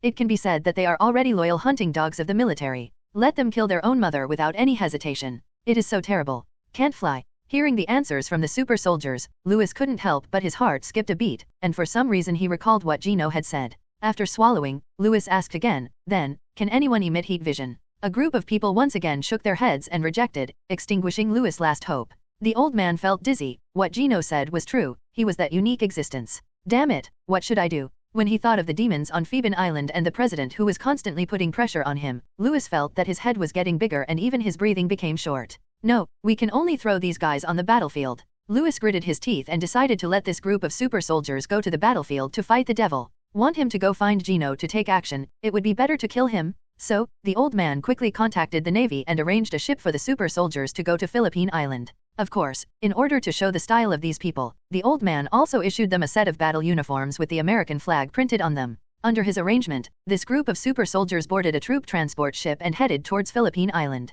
After several days of sailing, the troop transport stopped 1,000 meters away from the island and was unwilling to get close to the island. "Why don't you leave?" The captain of the super soldiers, the man with the largest chest muscles among the group, raised his head and asked the captain arrogantly. The Navy captain shook his head and said firmly, "There are demons on the island. If we get too close, those guys will fly out and kill everyone on the ship." No matter how much he was persuaded, the Navy captain refused to take a step forward. "Huh, coward, you're so angry with me." The big-breasted warrior raised his orchid fingers angrily, and then led the team members to jump into the sea and swim to the beach of Phoeben Island with his strong physical strength. They stepped on the soft sand, and someone exclaimed, "What is that?" Everyone looked along his fingers and saw a long string of wooden stakes on the beach not far away, with dead heads stuck in them one after another. Due to the passage of time and exposure to the sun, these rotting human heads emitted a pungent stench. Maggots could also be seen swarming under the rotting skin, and countless flies were flying around the flesh. These abominable demons. Some people clenched their fists fiercely, and the powerful force made them want to kill all those demons at this moment, so everyone shouted, "Devils?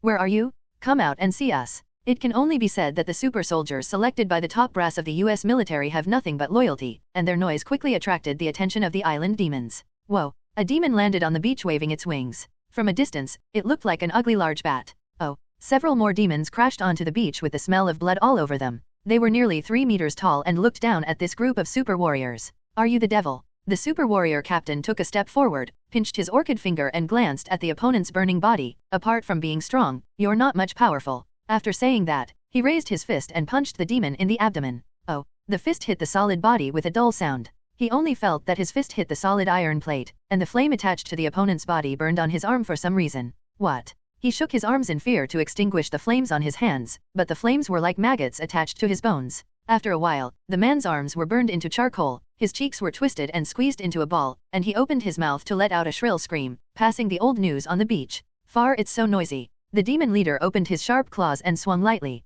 The man's neck was cut off like tofu cut by a knife, and a column of blood gushed out like a fountain. After killing someone, the leader of the demons stared at these men with curvy butts curiously. What did your commander send you to do? Send to death. Ha ha ha. At first, when they heard the noise on the island, they thought it was the demon known as the God on Earth who had killed tens of thousands of their compatriots, Gino Wilson. What I didn't expect was a group of circus clowns wearing stars and stripes. Seeing the captain's head chopped off, these soldiers who were loyal to the top brass of the US military were stunned. Looking at the group of demons, their boss was instantly killed with one blow. They could naturally see that he was no match for the demons, but it was too late to run away now. The demons waved their claws, and soon there were some headless corpses on the beach, and a few fresh heads on the wooden piles. After waiting for nearly a night, the Navy confirmed that no more news came from the island. After confirming that all the Army's super soldiers were dead, they quickly sent the news back to the White House office. Well, just like the relationship between the Japanese Army and the Navy, the relationship between the Free American Navy and the Army is also very poor. After all, the annual funds are only so small, who doesn't want to get more out of the pot for themselves? Therefore, the Navy did not intend to cover up the truth for the Army. Instead, it immediately reported the news to the White House. Don't hesitate to backstab your teammates when you can, and backstabbing your teammates is considered an American military tradition. It was already late at night in Washington at this moment. Lao Luo was still crouching at his desk to approve documents. The cool breeze comes. Lao Luo grabbed the pen and wrote words on the paper, making a rustling sound. He is very busy. The greatest president in American history has worked hard since he took office and dare not slack off for a moment. The familiar staff hurriedly opened the door and came over and said, Your Excellency, all the super soldiers created by the Army generals died in the line of duty. We failed to recapture Philippine Island. The writing pen slowly stopped, and Lao Luo put down the pen in his hand. His expression was calm, but the staff who knew him well knew that this was more like the calm before the storm. His tone is flat. Go and fetch the Army generals. He heard about the rumors that the Army was trying to create super soldiers to replicate Gino, but ended up slapping these people hard in the face. The soldiers made by the Army using serum are vulnerable to those demons. In other words, this operation ended in failure. It not only wasted the funds approved by Congress, but also offended Gino. This made Lao Luo so angry that he wanted to pick up the shotgun hanging on the wall and blow the heads of those old guys. They were just a bunch of pig teammates. Soon, the generals in jeeps arrived at the president's office. The old guys who were over years old were like children who had done something wrong. They lowered their heads and did not dare to speak. Lao Luo stared at this group of people and issued an ultimatum. I don't care what method you use, please bring Gino back. America can't live without him. Either he comes back or you get out of the Pentagon. Thanks to Ruefst Boss for your monthly ticket support. Too lazy to talk but to listen, please follow up. Dark cell, bad smell. It all sucks. Gino lay on the dirty bed, stretched out his palm and looked at his fingers. Hey, man, what did you do to get in here? The inmate next door knocked on the wall. Did you also offend some officer? The man sighed. As long as you enter here, don't even think about getting out. Several of my inmates died of old age here. But luckily you're here, so I can have a cellmate so I won't feel lonely. Just as the man was complaining, there was a sound of footsteps in his ears. Gino opened his eyes. I saw Peggy and Phillips arriving at the door of the prison at some point. Gino, go quickly. We have applied for bail for you in the name of the Strategic Science Group. Because of her nervousness, Peggy's nose was covered with beads of sweat. She clenched her fists and said anxiously, I'm very worried about you. The acquisition company was not as important as Gino's safety, so Peggy still chose to find Phillips to explain the situation, and then the two rushed to rescue Gino. The inmates on the side simply doubted their own ears. The guy next door had only been in for less than 3 and 10 minutes, and someone was already here to rob the prison? Gino felt helpless and asked this woman to buy the company, but she went to find Phillips. But I was still a little moved in my heart. She cared about herself even in times of crisis. She was a good girl. Phillips also nodded and patted the chubby general's belly with a smile. Yes, Gino, let's get out of here first. Let's go to see the president and explain the situation together. He watched Gino become stronger step by step, and the old man's feelings for Gino were more like a teacher-student relationship. Gino was the best soldier he had ever seen, and he would never let Gino be locked up in prison for the rest of his life. Gino stood up from the bed, rested on the railing, stretched out his hand, and rubbed his companion's face helplessly. You misunderstood. If I wanted to escape, this prison wouldn't be able to contain me. As he spoke, Gino stretched out his 5 fingers to hold the steel, and applied gentle force. The originally strong steel was easily bent by him. Then, are you staying here? Phillips asked curiously. He couldn't understand what Gino was doing. Gino put his hands behind his back. Haha, if I stay here, I'm naturally waiting for the people at the Pentagon to beg me to leave. This. Phillips looked strange and stared at Gino with sympathy in his eyes. Is this young man crazy? Those old guys want to kill you, so why would they ask you to go out? Phillips' strange gaze fell on Gino, but Gino wasn't going to explain. Just as he was trying to get Phillips and the others to leave, his super hearing heard a bunch of people approaching. With a smile on his lips, Gino turned to the 2 of them and said, "The people from the Pentagon are here. The fun is about to begin." Peggy and Peggy were a little embarrassed and quickly moved to the corner. Gino lay back on the bed and fell asleep with his eyes closed. Dense and crisp footsteps came from the corridor. The military boots made a clicking sound when stepping on the iron plate. The gossiping man next door quickly got up. This kind of excitement did not happen every day. He rested on the railing and looked outside. I saw that the original corridor was crowded with big shots carrying the resistance star on their shoulders. The man's eyes fell on the shoulders of these old men. They are all admirals. He rubbed his eyes and couldn't believe what he saw. These high-ranking figures usually sit in the Pentagon. Why are they all in prison today? Who is the inmate next door? Don't look at things you shouldn't. The leading general glared at the man angrily, and the man shrank his head in fright, and had no choice but to lean against the wall and eavesdrop. Peggy and Phillips couldn't help but be surprised. They didn't expect the military to really come looking for Gino. Now, Gino, however, put his head in his hands and closed his eyes. At some point, he lay down on the dirty wooden bed again. But outside the door was a group of military bosses looking eagerly at Gino. Hurry, open the cell door to Colonel Gino. The general named Kylan was smiling eagerly at this moment, and there was no clue that the other man wanted to kill Gino just a day ago. Why are our great heroes locked up? A group of generals chimed in and said nice things while secretly observing Gino's reaction from the corner of their eyes. But Gino had his eyes closed as if he were asleep. If he hadn't been shaking his feet gently, everyone would have thought that this guy was asleep. Several old guys exchanged glances, and the leader, Admiral Kylan, smiled and smoothed things over. Colonel Gino, the misunderstanding has been resolved. Come out quickly. After saying that, the old man wanted to walk into the cell. But the next second, Gino slowly opened his eyes, and 2 hot lasers carved a 1-meter-deep ravine at the entrance of the cell. Gino stared at everyone expressionlessly and pointed to the cell. Whoever enters will die. I am a criminal tried by a military court. You cannot enter the criminal's cell without permission. The way he swore so confidently made Peggy in the corner laugh. This guy still has such bad intentions. Kylan, the leader, looked ugly. It seemed that the other party would not let them step down easily. Suppressing his anger, Kylan still had to smile flatteringly. Colonel Gino, if you have anything to say, please tell me. If you need anything, just tell us and we will help you solve it. You can put forward any requirements or conditions. There was no way. The super soldiers created by the military were so disappointing that the president was furious in the office and communicated with the capital behind these generals that if the war was lost because of them, these people would have to get out of the Pentagon. Therefore, no matter what, they must get Gino's forgiveness. Requirement? Condition. Gino raised his eyebrows and stood up with a smile. He walked slowly to the cell door. I'm too lazy to tell you, you don't deserve to listen. Let Charlie come and talk to me in person. Gino has always had a clear distinction between love and hate. Whoever brought him in will be the one to talk to him personally. What kind of skill is it to hide behind the scenes and be an old turtle? A group of generals looked at each other. It seemed that this matter was a bit difficult to handle. They summoned a soldier and quickly conveyed Gino's request to Charlie. Charlie, who was hiding outside the door, couldn't help but blushed angrily when he heard Gino's request. This nasty little bastard. Charlie was so angry that he gritted his teeth, but for the sake of power and position, the old man could only hold his nose and agree. He took quick steps and quickly arrived at the cell where Gino was being held. Colonel Gino, it was all a misunderstanding before. Old man Charlie squinted his eyes and looked like a kind grandfather next door. But in his heart, the old man planned to increase the super soldier experiment. He felt that the previous experiments were because the number of people was too small. Admiral Charlie, it's not impossible to get me out. Gino didn't bother to waste time with this group of people. He just vented his anger a little, and there would be plenty of opportunities to deal with these old guys in the future. Gino held out a finger. First, I want to become a general. This is impossible. Charlie subconsciously refused. He must not let Gino become the first general in the United States under the age of 20. Oh, then there's no need to talk about it. Gino sat back on the bed again, even crossing his legs leisurely and whistling, making Charlie's teeth itch with the rogue look. Okay, I agree. Charlie lowered his eyes slightly and pinched his nose to accept the condition. Gino stood up again and walked slowly to Charlie. The two looked at each other, and Gino stretched out a finger again. Secondly, I want all of you to bow down and apologize to me and publish it in the newspapers. The best way to deal with hungry wolves is to hurt them and let them know that they are not easy to bully.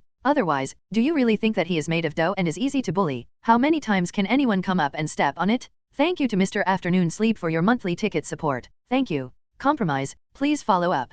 Wow. Gino's words were like dropping a bomb into deep water, causing an uproar. These high-ranking generals couldn't help but talk about it, but without exception, their eyes looked at Gino full of dissatisfaction and disgust. Charlie raised his head, took a deep look at Gino, and then stretched out his arms and raised his palms to stop the conversation behind him. He tried hard to force a smile out of the corner of his mouth, turned to the soldier in the corner and shouted angrily, "Find all the newspapers in Washington immediately." The reason why Charlie did this is simple. Which is more important, face or power? He would only choose the latter with his feet. Soon, the soldiers brought photographers from various newspapers. They arrived carrying the camera with great difficulty. When they saw a group of expressionless admirals confronting Gino across the cell door, they couldn't help but feel nervous and excited, and even their faces turned red with excitement. Shocking inside story. What's happening here? Pentagon generals are at odds with rising American star Gino Wilson? Suppressing the excitement, photographers quickly installed cameras in every corner. Some people even had a quarrel because of the good angles, but they were quickly quelled by the soldiers who arrived.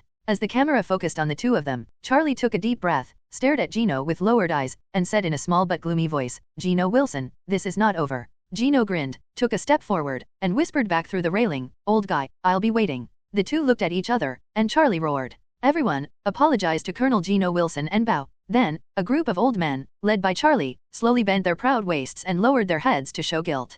Crack clap. The dense shudder sounds can be merged into a symphony, and every shudder sound seemed to prick a thorn in the hearts of Charlie and others. Each of them looked ugly, but Gino didn't speak, so they could only maintain this humiliating posture and dare not move. Moreover, the putrid smell in the cell was like a gust of wind blowing through it, and the air was filled with rotten smell. With every breath they took, the faces of these old men turned pale. Gino looked at these old men with a sneer, and then gave instructions. "Hold your head lower, Admiral Charlie." Hearing this, the old man froze, but his reason still forced him to bend down again until his forehead seemed to be almost touching the dirty floor. Gino clasped his hands, lowered his head and looked down at the group of old men. He stretched out his hand to tear off the iron bars and cages, and the old iron doors made a creaking sound. Gino lowered his head to look down at these old men and sneered. The neighbor next door was holding the iron bars with both hands, watching with envy and jealousy as Gino slowly walked to the cell, and then walked out of the dark cell surrounded by a group of old men. Peggy and Phillips quickly followed Gino. Gino walked out of the cell and looked at the busy traffic on the road not far away, and couldn't help but smile. It feels so good to be free. Just as Gino was enjoying the taste of freedom, Charlie poked his head out like an untimely fly, barely maintaining a smile on his face. "Gino, I don't know when you will go to the battlefield." Hearing the old guy's voice, Gino couldn't help but feel disgusted and his expression was worried. "When I want to go to the battlefield, I will naturally go. You go back and wait for the news." After saying that, Gino put his arms around Peggy's slim waist, got into Philip's car and drove away under the gaze of a group of black-faced generals. The interior of Colonel Philip's car is nice, with leather seats and a light incense inside the car. It smells like a light apple, which makes people feel happy. Phillips drove the car himself. While holding the steering wheel to control the direction, he glanced at the rearview mirror with his peripheral vision and couldn't help but praise. "Gino, you did a great job." Phillips was so happy that he even kept honking the horn with his hand to express his inner joy. "When I think about the expressions on those old guys' faces after eating shit, it makes me want to laugh." At this moment, Phillips looked like a happy pound fat man. Gino couldn't help but smile bitterly. "Is it so outrageous? I just little taught those annoying old guys a lesson." "What's wrong, Peggy? You look a little bad." Gino noticed that Peggy had been sullen since getting in the car, as if someone owed her millions of dollars. "Colonel Wilson, you are too impulsive." Peggy's attitude was serious. "If you ask them to bow and publish it in the newspaper, these people will not let you go." Peggy expressed her deepest concerns. With the vengeful nature of those old men, they would indeed take revenge on Gino. If it gets more serious, he may even attack his friends. "Peggy, do you think they will let me go even if I don't let them bow and apologize?" Gino narrowed his eyes. Liang Ziyi has already formed a knot, and as his contribution becomes greater and greater, he will inevitably usurp more of the interests of those old men. Peggy couldn't help but think, and then felt helpless. Just like Gino said, those old men would not let Gino go no matter what. Then what should we do? Peggy was a little anxious. "It's simple." Gino snapped his fingers and leaned closer to Peggy, "Just like I told you last night." Peggy looked into Gino's eyes, recalling what Gino said last night, "Grow your strength and keep making yourself stronger until you become an indispensable part of this country." Of course, there is another way, but Gino did not tell Peggy, that is to use the unique American method to transform a living person into a living person and evaporate from the world. The founder of a certain island, a brother who is one word different from Einstein, has the most say. The car quickly stopped at the hotel where Gino was staying. Gino smiled and held out his hand. "Colonel Phillips, thank you very much for your help." No matter what, he accepted the kindness. Phillips smiled and shook hands. He hesitated, but gritted his teeth and spoke his mind. "Gino, although those military personnel are not good people, the lives of ordinary soldiers are also lives. If possible, I hope you can go to the front line as soon as possible. America needs your power. Gino nodded. I understand, Colonel. Phillips didn't like powerful people very much, but he was very kind to ordinary soldiers. But if the military hadn't caused trouble, he wouldn't have wasted so long. Therefore, all the mistakes are the fault of those veterans in the army. After bidding farewell to Phillips, Gino and Carter had just walked out of the hotel when they were surrounded by paparazzi who came from the trail. He didn't know where he got the news from. At this moment, a group of people surrounded Gino and the two of them and took pictures non-stop. Some boldly shouted to Gino, Colonel Gino, I heard that you were arrested by army soldiers and taken to prison. Is this true? Colonel Gino, may I ask you and this beautiful lady? Listening to the noise coming from all around,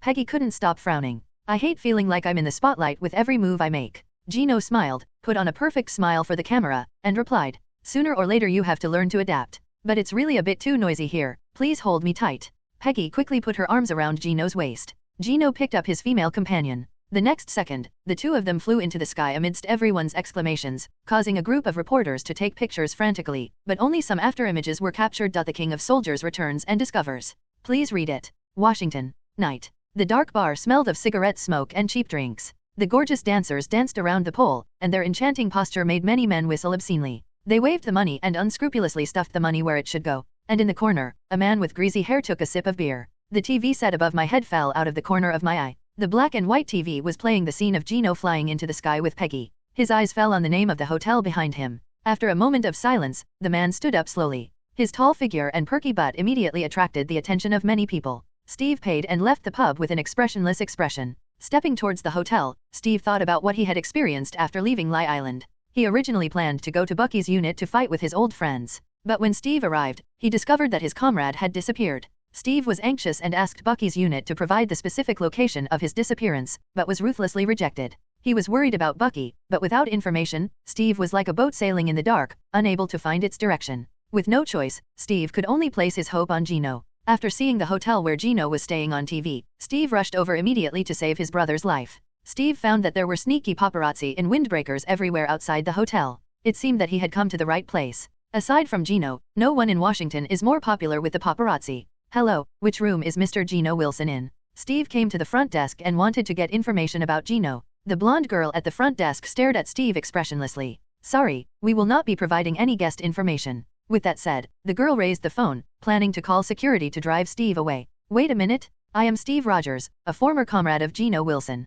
Steve quickly explained his identity, but the blonde girl sneered and rolled her eyes. She pointed at the paparazzi outside. You are the 18th person today who tried to use this identity to get information about Mr. Gino. As she said that, the woman glanced at Steve's hips and curled her lips. Whose comrade's buttocks are so cocky? It doesn't look serious at first glance. Steve is anxious, he must see Gino, this is related to the life of his gay friend Bucky. Wait a minute, look at this. Steve quickly took out the shield Gino had made for him from the travel bag he carried with him. This shield has long been damaged after a long battle, and it is covered with bullet holes and scratches, which adds to its credibility. The blonde girl was doubtful and met Steve's sincere eyes. She saw that the other person was not a bad person. Let's make a deal first. If you dare to lie to me, I will let the security guards catch you, and then let them kick your ass with their boots. Steve smiled and nodded. The girl sighed, and finally picked up the phone to contact the guest room where Gino was. Doo-doo. After a few busy signals, a cold but somewhat urgent female voice sounded on the other side of the phone. What's going on? Steve's ears were sharp, and he immediately guessed that the owner of the voice was Peggy. Unexpectedly, Peggy chose Gino in the end, and he couldn't help but feel a little sad in his heart. After all, strictly speaking, Peggy was his goddess. But regardless of being sentimental, Steve's mind was now filled with Bucky, and he quickly said, Tell Ms. Peggy, I'm Steve. I have something to do with Gino. The front desk quickly answered. Ma'am, there is a guy who calls himself Steve Rogers and is looking for Mr. Gino. Peggy on the other side of the phone seemed to be biting her lip, and her voice was broken. Oh, yes, it's Steve. Please give him the phone. The woman respectfully handed Steve the phone with both hands. She really didn't expect that this guy who looked like a stripper actually knew Mr. Gino Wilson. He really couldn't tell the difference between a person and his face. Steve took the phone and shouted into the phone quickly, Peggy, it's me, I'm Steve, is Gino here? Peggy on the other end of the phone seemed to be exercising, breathing lightly, as if she was suppressing pain. Gino, he's here, right away, he'll go down to find you right away. After hastily saying these words, Peggy hung up the phone, leaving only a beep busy tone. Steve hung up the phone in a daze, and was invited by the front desk to sit on the sofa in the living room. After learning that Steve really knew Gino, she changed her cold attitude and even brought Steve coffee. Steve took a sip of coffee and waited patiently. 10 minutes later, Gino slowly walked downstairs and appeared in front of Steve. Steve. Gino followed Gao Kishan's example and smiled, opened his arms, shook his head from side to side, pulled Steve up from the sofa, and gave him a big hug. Steve is no longer on the Black Robe picket team, and the two no longer have conflicting positions, so Gino's attitude towards Steve is not bad. Moreover, as long as others don't dislike him, he is always easy to talk to. He is obviously a good person, but there are always unscrupulous people who want to harm him. Although he had just gone through a fierce battle, Gino was still full of energy at the moment, smiled and patted Steve on the shoulder. You didn't go to see your friend, why are you here? Steve looked bitter. Gino, I want you to help me find someone. Okay. Gino raised his eyebrows. Could it be Steve's good friend Bucky? I have a childhood friend named Bucky. After I left the island, I went to look for him but was told that he was missing. Gino was silent and raised his head. Sure enough, he guessed correctly. It was indeed Steve's gay friend who was lost. After roughly reviewing the plot, Gino nodded slowly. Okay, do you know where he disappeared? Steve quickly took out a crumpled paper map. In Europe, the Polish region. Gino nodded. Now that he knew the direction, he didn't have to try to find a needle in a haystack. It was a blessing in misfortune. Okay, I'll help you, Gino agreed. Steve put away the map and looked at Gino with emotion. Thank you, Gino, you are a good man. No, I can't bear this kind of title. Gino curled his lips. This is such a weird flag. He looked at Steve's greasy back and the battle-damaged shield on the floor. Gino frowned slightly. But, you just go to the battlefield like this? This is too shabby. Gino guessed that Bucky was probably captured and taken into the Red Skull's experimental base as before, and that experimental base contained a lot of black technology made using the Cosmic Cube. If Steve were allowed to go into battle with this shield, Steve might not be around anymore. Out of some compensatory mentality, Gino still planned to replace Steve's vibranium shield. Let's go, I'll take you to get some good stuff. It happened that Howard was also in Washington. Gino planned to take Steve to find some good things from Howard, Tony's cheap father in the future, and also inquire about the origin of the vibranium to see if he could find the specific location of Wakanda. After all, Africa is so big, Gino is too lazy to fly and look for it over and over again. Many people say that the title Emperor should not be used. In fact, after all, this thing is mixed with some local history. If you directly write the two words Tianluanma and Emperor, it will probably be directly 404. There is no way. Chicken drumsticks are still relatively timid. Generally don't describe something too accurately when approaching a certain aspect. A certain senior's book will be given a 404 today.